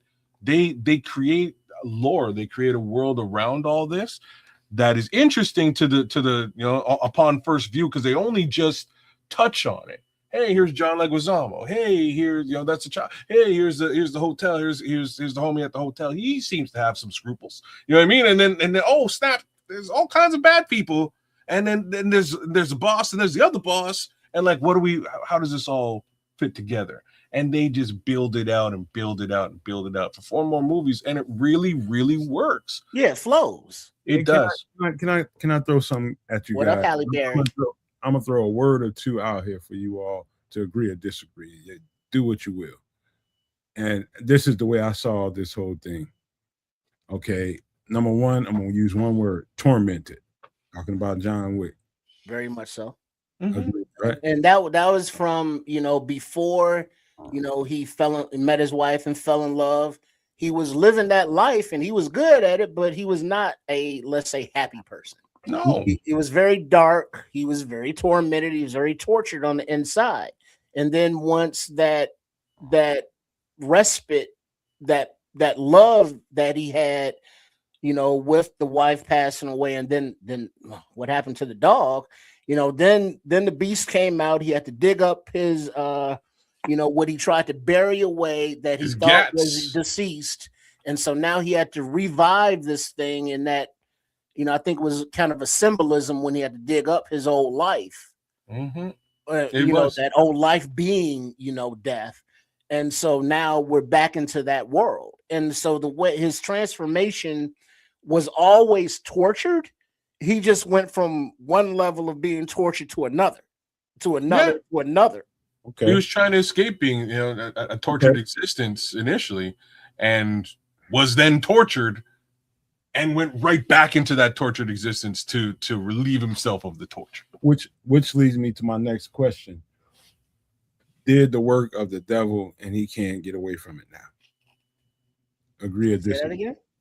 Did the work of the devil unaliven, now he can't get away with it right now. So if it's like, even when you think you're out, you're gonna get pulled back in because this is your life now. Yeah, agree or disagree? Kind of, but the thing is, everybody that he unalived were bad people. And we're great folks. Yeah, there is that factor. That's true. But once you go down that road, so that's the thing, though. It's like, yes, he's doing bad acts, but he's doing bad acts to bad people who are doing worse acts to innocent people. Yeah, no doubt about it. I either way, there's something about his soul that was always drawn to this life, and he lived it. And when he was ready to walk away from it, it was like, no, you belong in this world, and this is the underworld that you live in now. You might as well accept it. And I've seen probably 2 John Wick movies, and in every movie, that's the same thing. He's tormented by the fact that he deep down knows that, and he doesn't want to. He was trying to leave. He didn't want to do this anymore. But it's not his fault. He's so damn good at it. Exactly. Well, a part of it is like there was, if you guys recall, there was sort of like a set amount of missions he had to accomplish Yeah. in order to be let out, because you can't just leave. You know what I mean? So he had to jump through the hoops. He had to go through the motions, jump through the hoops to get to this plateau where it was like, okay, I've done my job. I have my paper.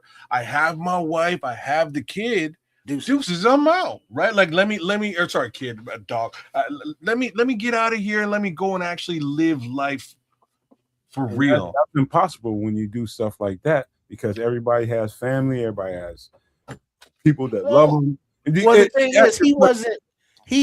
When he left. You know, what happened to his wife. You know, tragic, but he was still out until they pulled him back in. But even them pulling him back in, though, you have to respect, was a complete and total mistake. Like, they fucked up, right? Like the kid messed up, man. He should not have done this. This was an accident. This was a mistake, and he wound up paying dearly for this mistake. Like, he really did. But it wasn't as if, you know, a lot of the time when we see movies like this, it's like, yeah, you kind of gave you sold your soul in this capacity, and you should, somebody should seek retribution against you for doing it, and then they go off on whatever mission they wind up going off. In this case, he'd done his job. Job was over, unfortunately for the wife, but he still had his pup, and he was still ready to get out of the situation and go be a good guy. And he was trying to find some morality in what he was doing. And there was morality there because, like you said, Trips was saying, he was doing in some effed up people. Well, but look at True Pilgrim's comment. And I got I was going there. I was kind of going there, but let me read it. He said, well, Common's character wasn't a bad guy, and Wick was still trying to smoke him. Yeah, he was. And that's another thing. But I want to go to the scene. I don't know. Wait, hold on before you go. Common's character was in that world, so he was an assassin as well. You were innocent people. It just happened to be that he worked for somebody bad as a protector, and now that John Wick had to go against him, they were against each other because of that professional thing. But as he said, professional courtesy. So the standards and the morals kept Common alive in the movie because John Wick had, those same kind of morals and standards. It's like, oh, it's business. It wasn't personal. I get it. All right, we got to battle it out. It's like, I could unalive you, but I'm not. And the look on Common's face, kind of set it up. Is like, okay, I like that respect, or yeah, I'm gonna get you one day, for a future movie. It was one or the other. You're right. There's a rapper we should probably touch on at some point. Well, hold on, before you even do that, I don't remember if I'm right or not, but is Samuel L. Jackson in this movie? No. Okay. All right. So this scene that I'm thinking about, when it's right behind that scene that y'all talking about with Common, they're getting into it and all that. And he's in this room with all these assassins. If you look at the assassins around him, you remember that scene when he's in that room in that secret society place where can't nobody get in there but them, and they all there. They were all in that hotel. There, I don't know if they was in the lobby or wherever they was at, but they was all in the same room, kind of.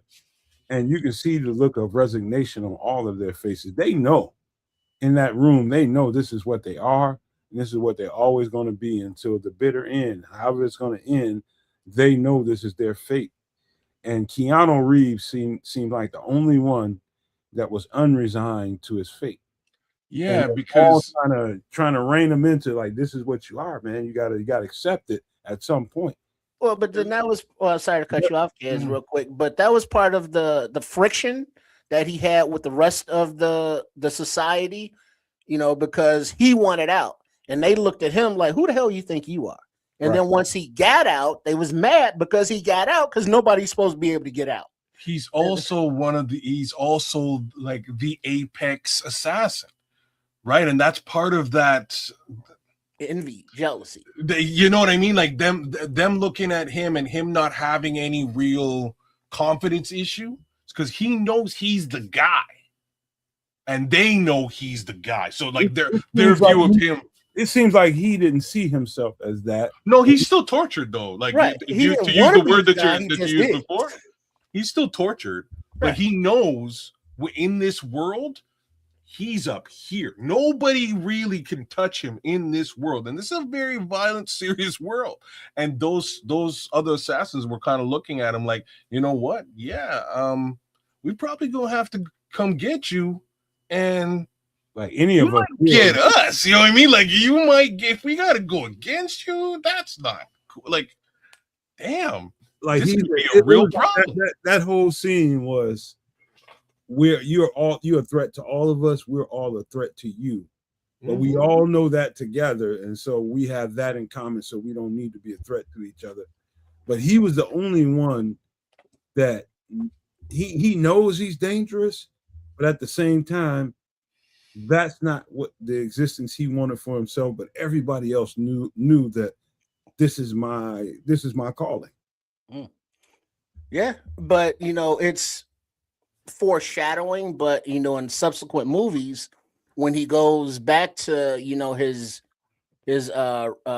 Ukrainian Russian family, he grew up tortured. You know what I mean? So he never knew peace. That's all he wanted. He wanted to find peace, but nobody would let the man find peace, and he never will. That's the whole point. And so everybody sees the good morals and good, direction that he wanted to go. He knows he effed up and he's doing bad stuff and unaliving people. But when he wanted out, that's just not how the world works, especially for you. This world works this way, and we're trying to tell you that. But I guess we're gonna have to keep going through changes with you until you understand. Maybe we have to unalive you, and that's why the John Wick series is so good, because he's fighting with his own morality and his own understanding of, okay, I've done enough, I've had enough. This ain't what I want for myself. I've changed. I want to be this person. And they keep trying to tell him like, dog, it ain't gonna work like that. Well, that was part of the darkness of that world, because you had to serve, be filthy to the table. I have served, I will be of service. And so while yes, they were working that job as like the assassins, but many of them were doing it against their will. Look at the well, it's not John Wick, it's later, but the Halle Berry character. Later on, the dude with the backpack and the dog. They were all in this bad underworld, but they all had standards. Damn, I gotta start watching this shit. As soon as Halle Berry's name got dropped. Yeah, I'm in there. No, shit. I shouldn't have Halle missed Berry probably about 55 years old, fine in a motherfucker. No, she's still gonna get it. Hell yeah. Shit. But it's once you look at this movie and look at it on all the different levels that we talked about, it goes just so much beyond, just to shoot them up. Mm-hmm. They did a great job. And I want to give one shout out here on this movie to Alfie Allen, because like Alfie Allen has gone through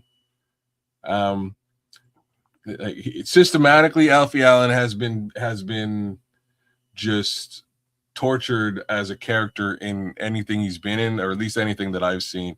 So Alfie Allen is the kid who messes with the dog and gets John Wick's wrath. Mm-hmm. He's also Theon Greyjoy from Game of Thrones, and if you know who Greyjoy is in Game of Thrones, he has one of the most tragic arcs in Game of Thrones, period. So take that for what it's worth. Say less, bro. Did you know what I'm talking about? Yeah, say less, man. Okay. That's thing I can tell you. Hey, but also want to give a shout out, or I mentioned earlier, rest in peace from The Wire, Lance Reddick. Oh, he's passed away? I thought he did, didn't he? He passed away a couple of years ago. Yeah. Oh no, I didn't realize he was in a show that I was watching. What was that show? He was in a hospital show or something, or NYP. Chicago PD or something. Yeah, He he passed was away like in 2023. Yeah, a yeah, couple. he's been in a lot of other things, but there's another guy I'm looking for. It might have been a different movie, but he was also on The Wire, the detective that they locked away in the basement, the old guy, and he was in the Assassin's Hotel, and he was like catch and release. You know, the May to Find You. That dude, he was also on The Wire. Yeah. Damn. I'm gonna wrap this up in my own way because Scott I've Adkins. only seen the first episode. I mean, the first movie, and I can only remember so much of it because my girlfriend was right here. Willem Dafoe.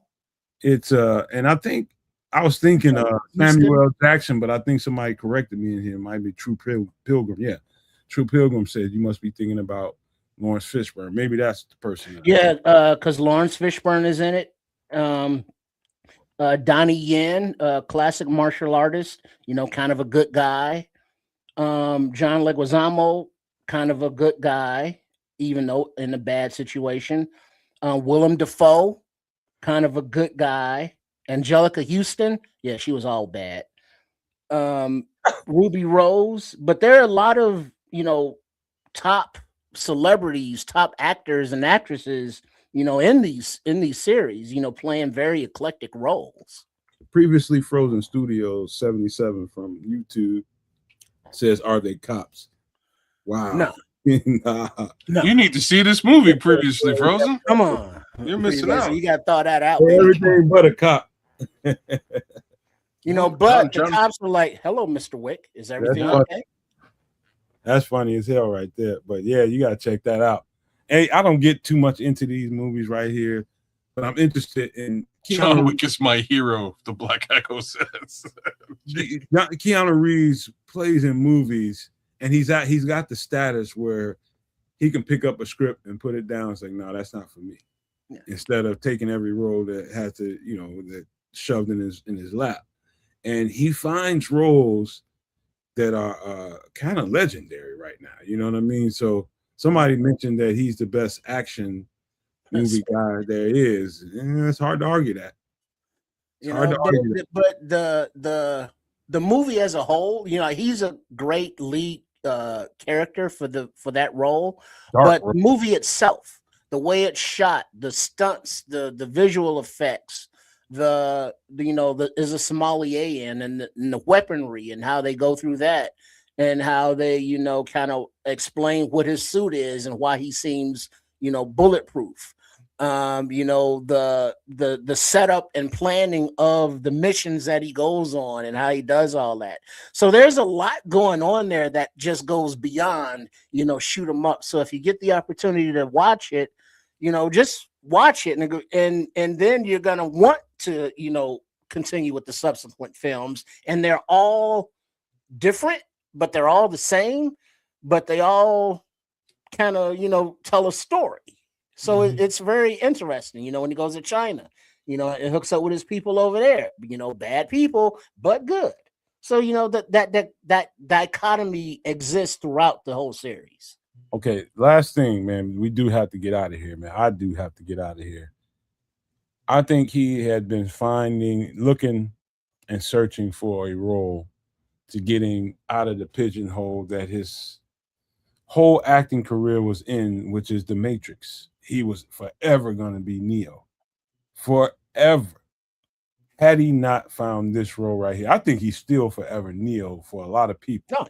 But, you know, this role right here gives him at least some kind of little bit of dynamic, you know what I mean? So that people don't totally just see him as Neo, because he did that seemed like 80 years ago, but people still, that whole genre of The Matrix is still as powerful as ever right now today.